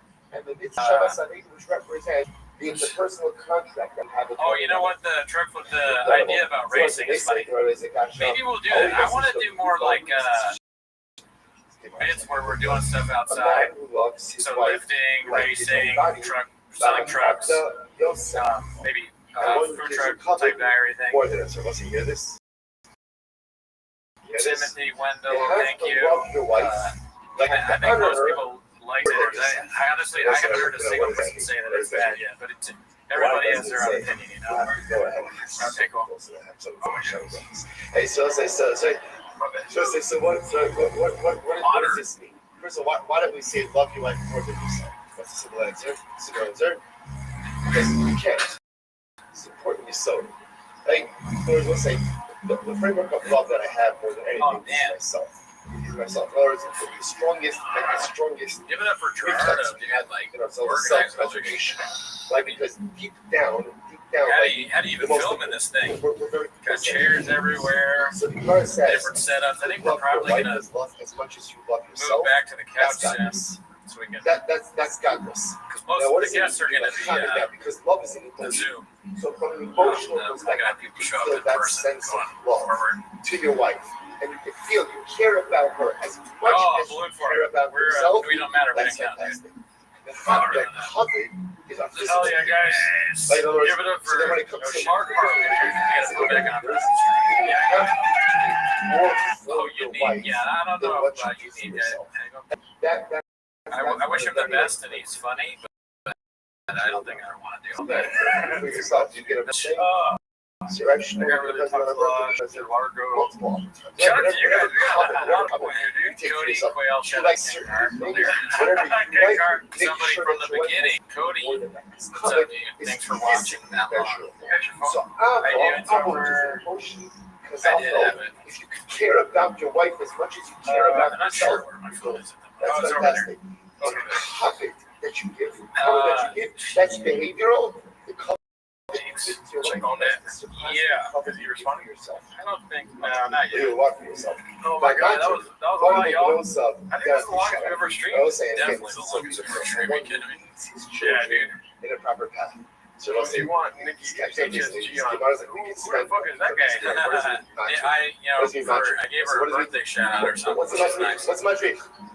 God, what does the guy do? I guess I'll shows wish her the best. Right? Oh, the most annoying guys. Annoying guys are the ones who talk too much. Talk too much. Like, we got a lot of audio here. That's true. Right? Talk, right? As he says, he's taking a notch up there. It's not true. My bad, Mr. Don't tell your kids. Tell your kids. Show them. Is your back hurting at all or no? No. Just gotta constantly adjust. Like this is a motivating. watching you guys forever. Never get to see you live usually as in the UK. You're waking up comfortable to learn that You know, I am struggling. I won't lie to you because I probably have undiagnosed sleep apnea. Probably the brain kind. I'm not gonna fall asleep, but my head hurts. All that stuff. It's very nice. I want it. Oh yeah, thank you. Oh, that's good. I'll take the whole bottle. When I walk, when I walk out,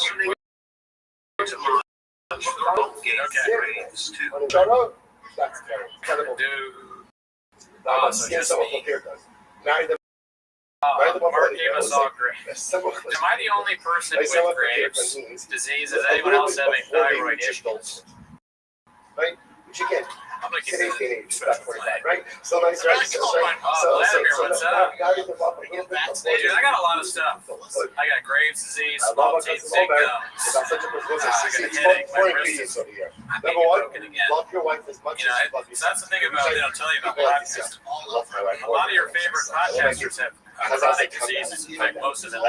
If you could love Part your of wife being as much as having you a love black belt yourself, is being very good at talking for a long period of time right? about Love her as nonsense. much as you love Because yourself. you have to have Number something two, that's threatening your life. but give her more In 20 to 30 years, Give her more I could cover. be dead. Let me cover But you right just now, yourself. all I have is a headache. Don't tell It's your not really kids that what big. to do, but be a mantra. I got it done. I was telling part And of the number four, podcasting marry is your having chick chronic off disease. the I think that's true. Now goes into What is it that got you? Yeah, Mark really being here or the Shut them all. That's all. I would say it was the inherent, what is it, inherited race? And probably Right, but cut it from the back up. The home will remember you good, and ultimately again, you will not just blast them all, but you know, I'm fine. Look, we're not the only podcast one sick. Yeah, this game was just so before. but it's nothing I can't handle. What's your Gerardo? No, it's not a catch though. It's not a catch. The Gemara says, it says some of the different. No, ultimately again, this is Save it for a talking record about treat, right special edition before rain being things. adulthood. Listening to So Mark again, Lemon they're on gave me the cusp of too. adulthood. So the nice thing, again, The sooner she really needs work is what's key of it. I don't know, but I was like, I just assumed that it's dicey. I really, oh yeah, it's like everybody likes that movie. I'm not talking to anybody who doesn't like What's it. tremendous? Start the week. Actually, no, one person did say they didn't like the tone of it because they don't like vampire shows. But I don't agree. So is that your takeaway? You know what I mean? Yeah, I mean, it's that movie is fucking ruled. Othman, shout out to Othman for being here, dude. Oh, hell yeah, dude. Othman should be on the show later. Yeah, he's able to. Still a little early. Talk about locking this back. IDM boys. I can't go through another lockdown. Straight up. Thank you, Othman. Nice, Melly. I donated for $20 in less than 10 minutes. Thank you, Tony. Yeah, dude, I stayed up until like 1 in the morning setting up boards. DMNXT says as soon as Goody transitions to the couch, he's falling asleep. Yeah. I should DoorDash Red Bull. Yeah, I would drink this at gunpoint. I can get you Red Bull if you want. Do you have Red Bull? No, but, I can go to the Aldi right here. If you want to. Yeah, I can do that. Make sure. Yeah, I mean, listen, I'll just keep talking to the chat. Okay. I'll go get 2 Red Bulls for you. Yeah. I got you. That's what, yeah, when Gerardo leaves and he's getting a drink from me, and I'll just that'll be fun. I also, what's it called? I got a free trial on Zoom, so we're good. So it's in. Yeah, I gotta cancel that. Yeah, I'll keep an eye on it. Yes. And you wanna do? Would you rather sit on the couch or no? Up to you, bro. I'll find here or there. Everything's already set up for the couch if you want. That's fine. Okay. I can always suggest you. Alright, yeah, dude, I mean, Red Bull Run seems healthier than what my original suggestion was, which was to order DoorDash pizza. Every time we have pizza on the stream, it goes really bad. So I think I'm just going to live off baked goods. Earlier, when we were like planning this shit for the stream, it was kind of, you know, we've been telling you all about this for weeks, but I'm not going to lie to you. I won't sugarcoat it for you. I'll just put sugar all over your dicks and vaginas until you have to live. situations. We didn't really plan a lot, I would say. Like, we were just reaching out to people, like, can you be on? Can you be on? They were like, we need Diet Coke. So Gerardo got Diet Coke. And I was like, what kind of food should we have? He's been streaming for so long. So this is my girl. Like, what bakeries are open? It's about coffee. And listen, you know, I wasn't going to get donuts. I wasn't. But, you know, I love donuts. So I got a bunch of bacon. I'm so tired, I forgot where I was going. So let's check back into the chat. Ryan Hardy, where did you get the Queen jersey, Danny? Okay, I got the Queen jersey on, what is that site where you, it's like, I've never used it before, where you bid on things. That's how the Graves is in hard. I got it on that site where you bid on stuff. And I wasn't sure about jersey sizes, so I had to ChatGPT what is large jersey size. If you don't know, 48 dating eBay, and that's it. See, you asked the question, you knew the answer already. That's the kind of fan we want. Thank you for helping. I got on eBay, I bid a little bit under, and I won immediately, and I was like, damn, I should have bid way less. I said, you're in a group chat with other parents, dumbass. Fuck him. But it wasn't that expensive. And it came, and then, like, yesterday, I got a little surprise for you, Gerardo.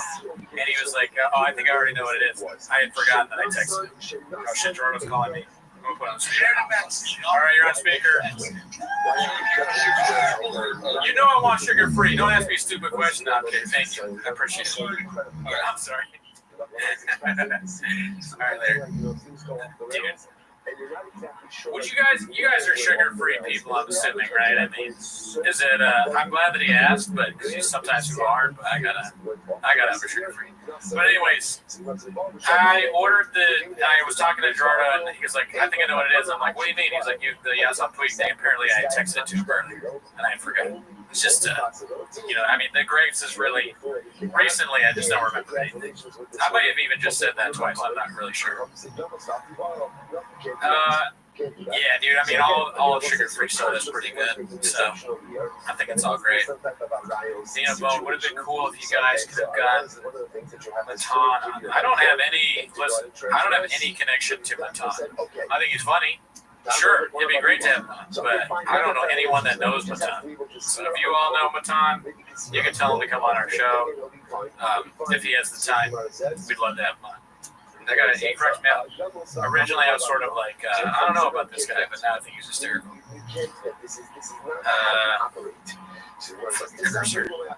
Cooney doesn't put sugar all over his Red Bull until you. That's exactly right. I couldn't have said it better myself. Thank you, FB. Appreciate it. Thank you. Thank you. Is the light count good? I haven't looked at it. To be honest with you, I don't even know how to check. Gerardo does the checking of the light counts. I'll just trust your word for a trick. But yeah, definitely like the video. That would be helpful. You know, we get Patreon content. We just watched Kill Tony. We watched Jordan Jensen's new stand-up special. Jordan Jensen's funny. She like Jeff B. We enjoyed it. Pretty good stuff. We watched on the Patreon. We watched specials and we reviewed them. Never heard of it. Synthetic sweeteners give you cancer. I'd rather F up my teeth. Listen, Ski Popeye. I mean, you could just drink neither one. Don't F up your teeth. You gotta make sure you got a dentist beak. You don't want to end up. Gerardo's got all sorts of teeth problems. I just have small teeth, but I don't have any cavities. Gerardo's getting like a root canal set. I don't want that. And that's true. TriStar puts a good point. Everything gives you cancer. Fucking, I'm gonna turn back on special now. They fucking Gringo Poppy probably gives you cancer or anything else. Thank you for the food, but I don't know. Field Trippers, you're wrong. Is singing his ass? Disagree. He's got a good voice. I mean, he sings well. The real deal Holyfield. Oh, this shit is the real deal Holyfield. This shit is. Flat asses. Just never worked out. Never worked out. This one voice goes, dude. Hit 2 when Gerardo walks in. It's already, I think probably 4. But with Gerardo, yeah, I should hit 4. Should I hit 4?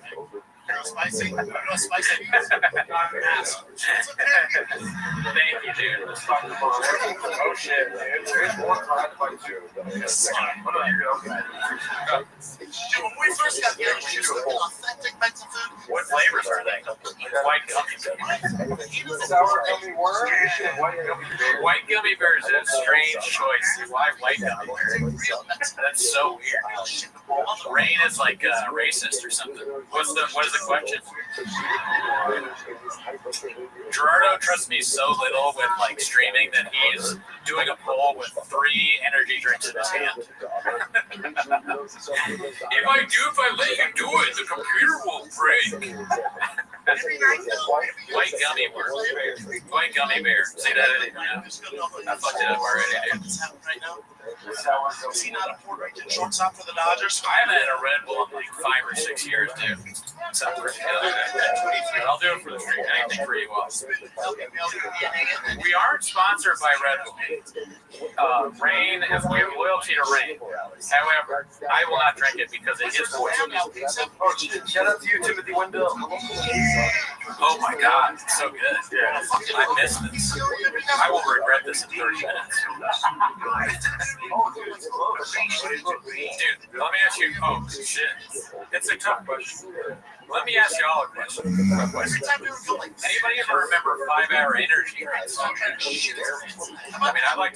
used to like to drink those and watch the girl Bobby Solo.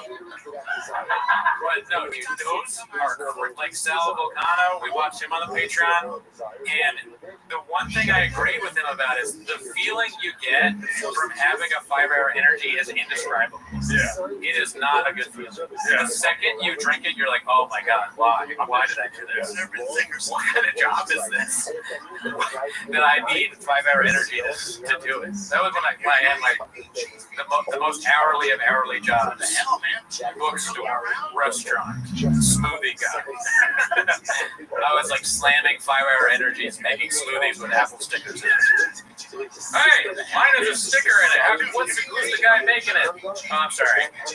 I accidentally left the sticker on the end. I apologize. Dude, giving the cheese. Dude, giving the cheese.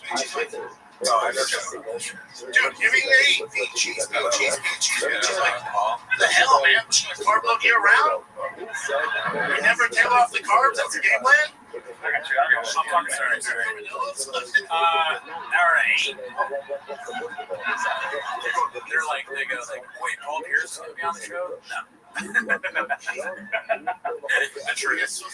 Like, hey, Paul, what do you think? What do you think about the Gringo Poppy? He's like, man, you gotta get you fucking better. Dude, it's half and half. I don't know which one they want me to drink. They're both so good.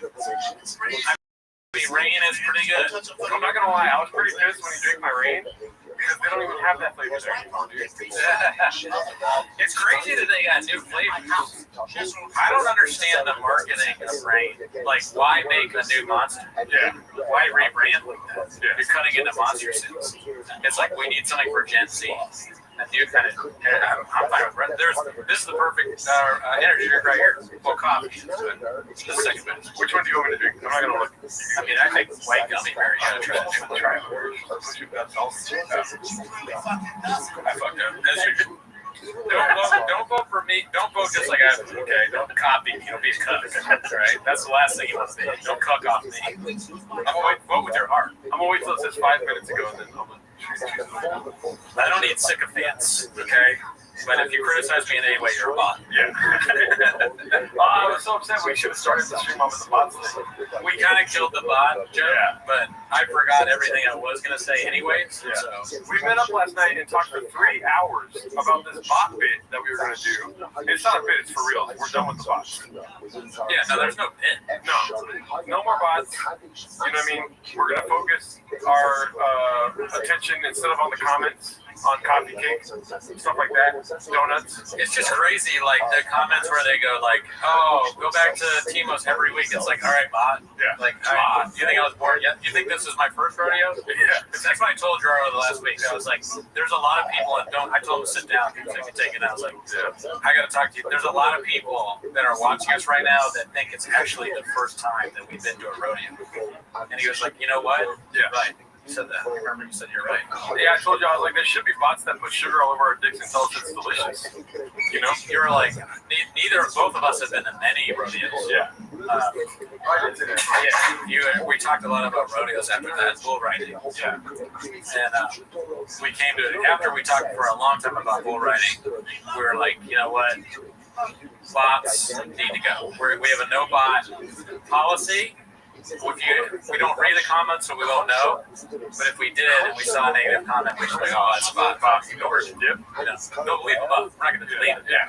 But we'll know that any kind of criticism whatsoever, anyway, even if it's not just like enough reverential, like it's something that's not like you guys are amazing, then I know it's a bot comment. Yeah. You know, it's like, who's going to read it? The other bots. So why would we delete it? The bots are communicating and liking each other. Elizabeth Marsden, peace myself laughing. What up, Ireland? What up, Irish bot? What's up? I do like a Schultz thing. What's up, fam? And Ireland, bro? What's up, my fucking home country? I saw some Irish comments, so I was happy to see the Irish flag, and you know, I went to see Swell Season last night at the Green Theater. Shout out to Irish people. I don't know if any of you are fans of Swell Season in the chat, but it was pretty good. Never heard of the movie once? Never heard of it. Take this broken boat. All right, it looks like a White Gummy Bear won for that poll. So let's go ahead and fridge up the other one. Peach up 55. Cooney, go get sleep study, please. I agree, dude. I think Othman was right. I don't know if I mentioned that earlier. Othman is the one that told me I probably have apnea. Because he's got it. But it affects his small. His brain is so small. Yeah. That that's why he has sleep apnea. Because the brain, they measured his brain and it's very small. The bots are blowing each other. That's another bot telling us what's happening in the bot room, dude. I know. I mean, for all I know, bots can have sex with each other. I have no idea. Check this out, dude. Ready for this? Oh, I've been at Belfast. Belfast? Belfast. Truck flap, are you? Truck flap. Truck flap and Belfast. I'm really losing it. But I have been. You ready for this sweet, sweet sound? Yeah, that rain, that Big nectar, dude. Ready?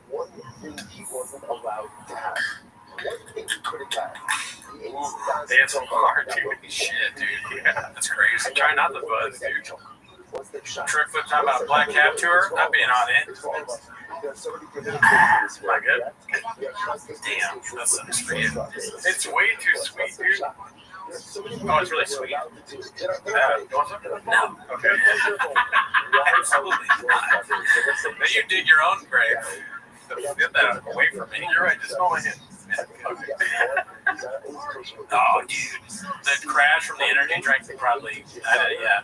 So last time I had Red Bull, it might have been more than 6 years ago. Yeah. I think it was. Because it was I was hanging out with my old roommate from Philly, and they were drinking. And he goes, "Hey, I got your Red Bull. Awesome." And I was like, "Oh, man, really?" And he's like, "Yeah, we're going to drink some Red Bull. Hey, stay up drinking." And I was like, "All right." I was pissed off. I don't want to drink a Red Bull. But cheers. What you guys got a lot of bots in the spot? Yeah. We need a cocaine go no. Check this out though. Look at the screen over there. Watch this. Whoa, dude, have you ever seen someone looking like that have more fun in your life? Rain fucking. Yeah, it's just so good, dude. It's such a good product. They do a lot of volunteer work and charity and shit. There's a Rain charity where they give sour gummy worm to like mothers in need when they're pregnant. Yeah. It just, I'm going to get emotional talking about it, but they're a great company, and it means a lot to us that they support. I told you off this podcast, but my kid was having seizures, and I gave him Rain. That's so stupid. I'm so sorry. No, that was hilarious. Fucking Rain.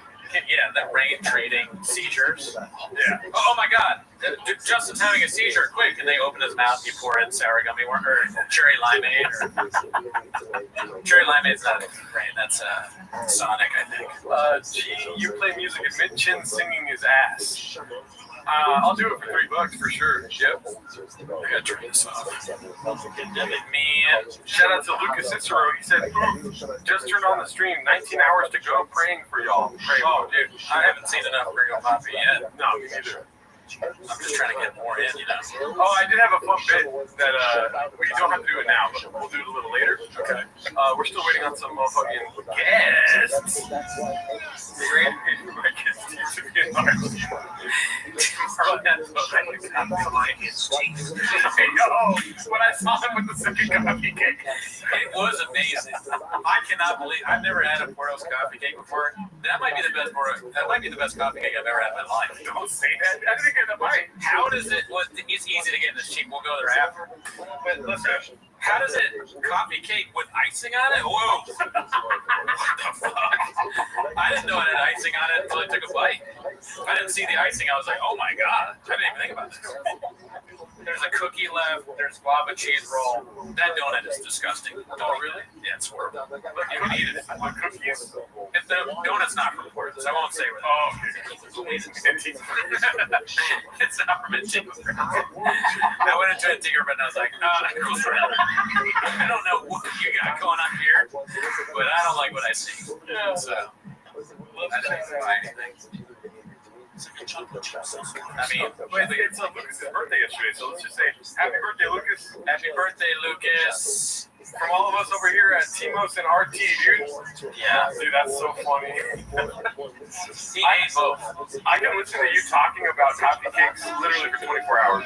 Oh, thank you. That's the next 24-hour stream.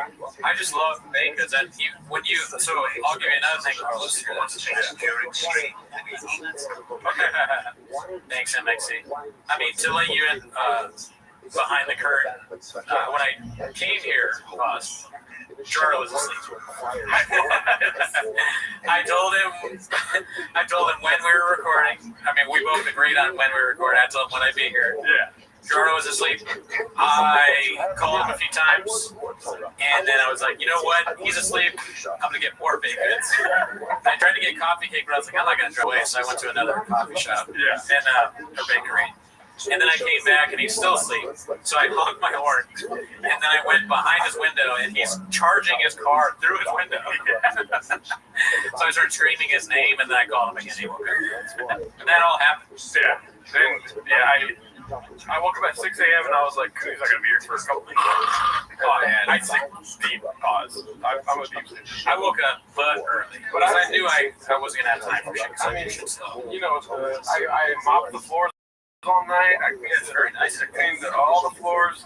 I took out my trash for the first time this year. It's pretty nice, dude. Remember last time you came in, it smelled like, and you have bad smell too. Yeah, I have really bad smell. It smelled like a cat's kitty litter. Truly, a lot of things are wrong with me. I mean, I forgot about the bad I can't smell. Like, God. The way he had a gas leak. My old roommate, he was like, you smell the gas leak? And I was like, no. And then we called over the gas people and we had a gas leak. And he was like, it's not good that you couldn't smell the gas.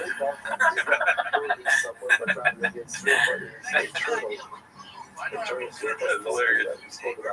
Fucking gas leak. The guy that did the gas leak claimed to have fixed it, and he didn't fix it. He just left the leak. So we had to have another gas guy come out. They're trying to kill me, dude. The shop hired him for flappers. Does anything on Cooney work? Taste. He's 11. I can still taste. I can see. My eyesight's okay. That's one of the things that goes with grapes. Eyesight. So Mark has been a screenwriter for 20 years. Everyone was comfortable with the truthiness of that statement. Writer for 20 years. Everyone was comfortable with the truthiness of that statement. Listen, you don't come here for the truth. You come here for the facts, right? That's true. Yeah, so think about that. In facts, you can choose. That was so funny. You looked at me, the 20-year thing. Sure, I've been a screenwriter for 20 years. That was awesome. I wish I said stuff like that. I like how Brendan Walsh, in the same motion he entered the chat, he left the chat. Yeah. He's like, all right, I gotta go. See you later. No, listen, you don't have to tell the truth when you're spitting facts, right? Yeah. That's what I say. You have no sense of smell and you have no sense of humor. Comedy, ever heard of it? Come on, dude. That's a bot. That's a bot, dude. Oh, that's a bot. Yeah. That is a fucking bot and a half. Oh, shout out to the subscribers, dude. We got a shit ton of subscribers today, dude. Oh, we just hit 10,700. Hell yeah. Oh, hell yeah.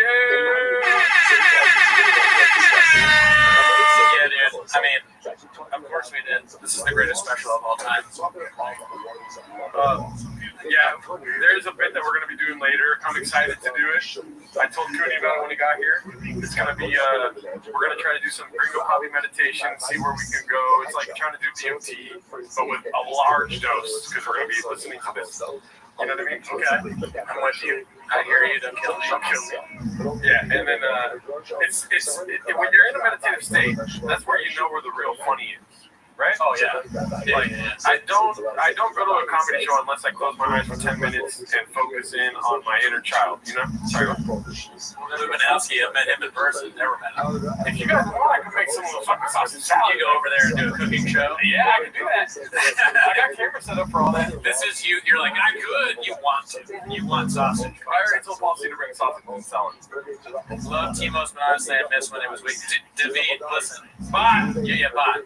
Like, your bot, just because you use emojis, you think we don't know it's a bot? Yeah. And then TriStar, thank you for calling it out. And then community, we have to stay together, stand strong, and call out bots when we see them. David's son is a bot. Yeah. Okay? You're lucky you're not blocked bot. Yeah. Yeah. I'm not mad, I'm just upset. This special is Death to all bots, but no violence. No violence. I look, you want to watch you cook together. I can teach you how to make some. Oh, how to burn a sausage and put it on salad? If you have, I think I know how to do that already. Oh, okay.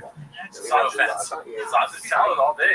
I'm gonna tell Paul C to bring some sausage and fucking salad, dude. Sorry, oh yeah, I mean. Listen, Eudora says make banh mi. Can you make banh mi? God damn, who's that? You guys gonna premiere any new songs today? Not today. We're not done with songs, okay? We're still doing Gerardo. He's working on some things in the kitchen.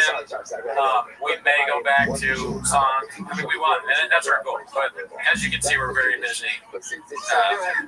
Energy drinks. The Guru Poppy has to play for 24 hours. A song on today's podcast. But you got Cowbell, you got Mark, you got Walsh, maybe some more guests. You know, don't ask for too much. You're a bot. Actually, it's a bot question. That's a fucking bot. You tried to trick me, bot. You tried to trick me, bot. I forget where you were. Who you are. I mean, we just noticed this a couple days ago, so we're gonna be struggling with who's bots and who's not. Typical sentient beanie. How many hours deep? I don't know, 6 hours? I was thinking about making beans and cheese, but that seems like a mission. Bean cheese. That would be crazy. I remember I said on the phone nachos, but I was like, that's gross. Oh yeah, the nachos is bad. That would fuck us up. Yeah. I mean, pizza would fuck us up too. When you left, I was laughing about how hard it is to stream and eat pizza. Yeah. Not a good time. But you know, if you're asking me what I want, pizza's always the right answer. You know? Pizza later. I mean, I think it's a great idea. I'm ordering right now. Who's your top 5 comedians? I'm also incredibly gay. I don't know. Well, actually, that's easy. Yeah. So Eddie Murphy, Chris Rock, George Carlton, Richard Pryor, and Dave Chappelle. Boom. Nice. Easiest thing I've ever had to do in my life. I mean, you know, you forgot the wild card. Which one's that? Oh, Hannah Gadsby. Well, that's my top. Yeah. That's my top. Yeah. Hannah Gadsby is the best thing ever done. What was I going to say, though? Oh, can you watch the first Papa special or will the stream get gadoost? John Doe, the stream will get gadooshed. If you don't know, in our early days of podcasting, we did watch the first special and we uploaded it to YouTube, and it got gadooshed immediately. What was that? The first special. Oh, yes. Yeah. Dude, hey, look at that. Should we do that for a bit till later? Yeah. Okay. Hell yeah. Same link. Hell yeah, Papa. Yeah, same link. Or, wait, no, that meeting's over. Let me, okay. I'll leave this over here. Yeah, gotcha. All right. Dude, thank you, Wade. We love you too. Oh, hell yeah, dude. Look, what is the color of our belt?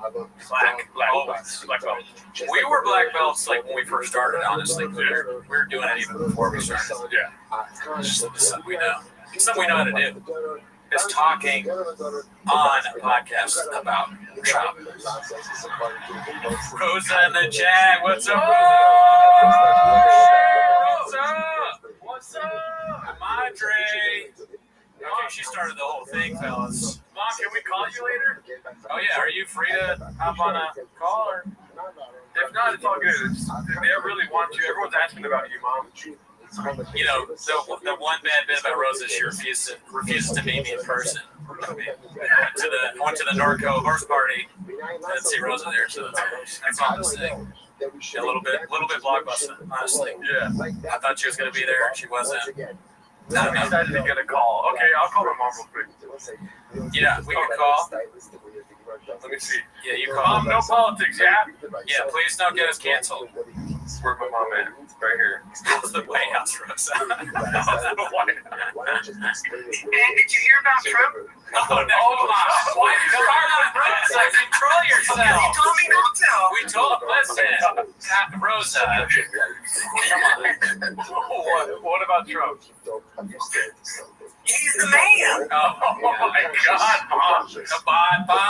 It's a bot comment. He's better than Bobby Gringo. That's the name.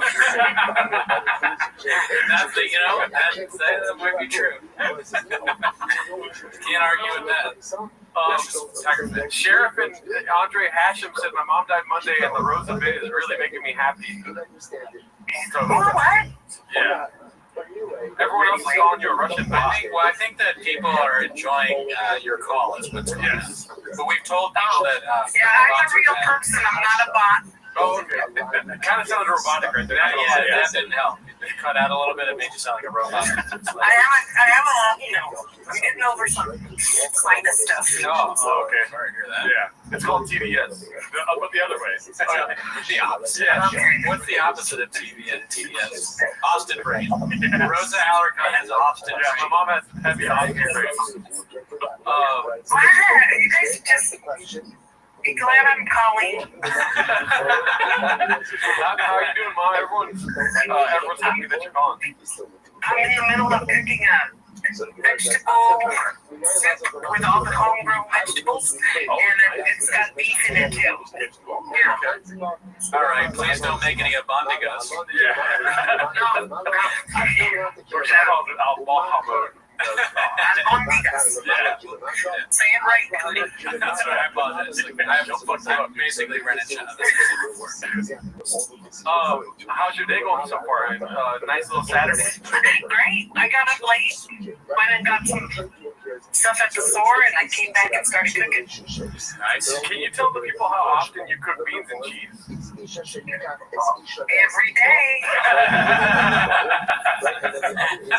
Does it go with every meal? Of course. There you go. So, yeah, I mean, it kind of does. That's your things. Extra cheese. Oh, okay. Yeah. You're lactose intolerant. Yeah. Also, how often do you have tater tots? Never.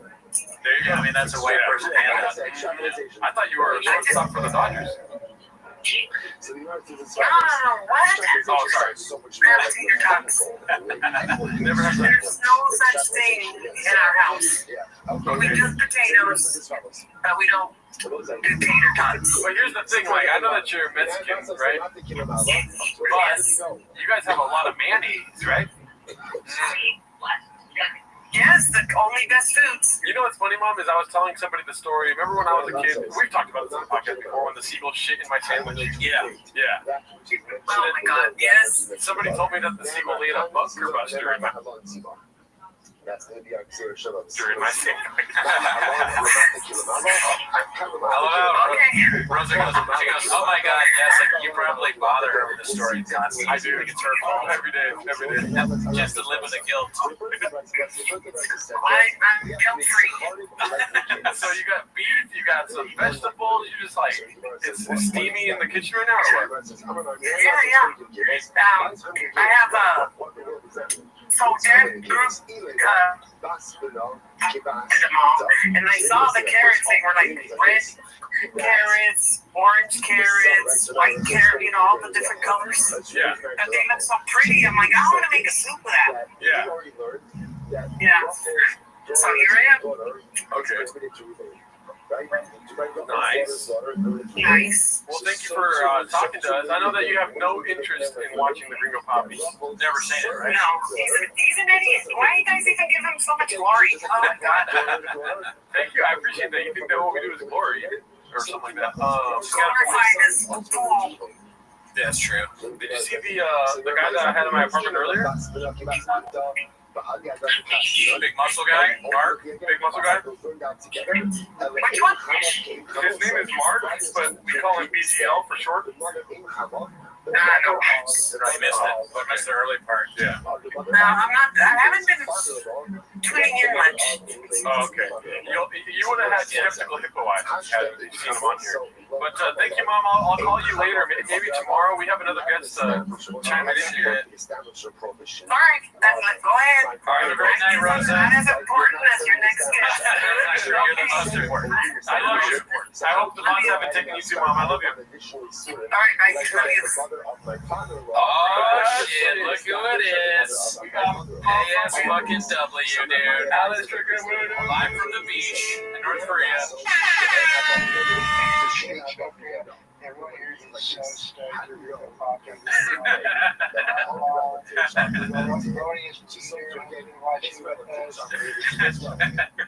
Damn, you look lounge out there. That looks like a comfortable chair, dude. Oh my god, even better, dude. That's the best place to watch people live. We had Walsh on earlier. I don't know if you didn't see any of that, did you? As you should. We had Walsh. Let you get this. Walsh talked to Mark for a while. Mark Harley and Walsh. Yeah, it was pretty cool. I gotta say. It was fun. We've been going since 9, Eddie. Oh, yeah.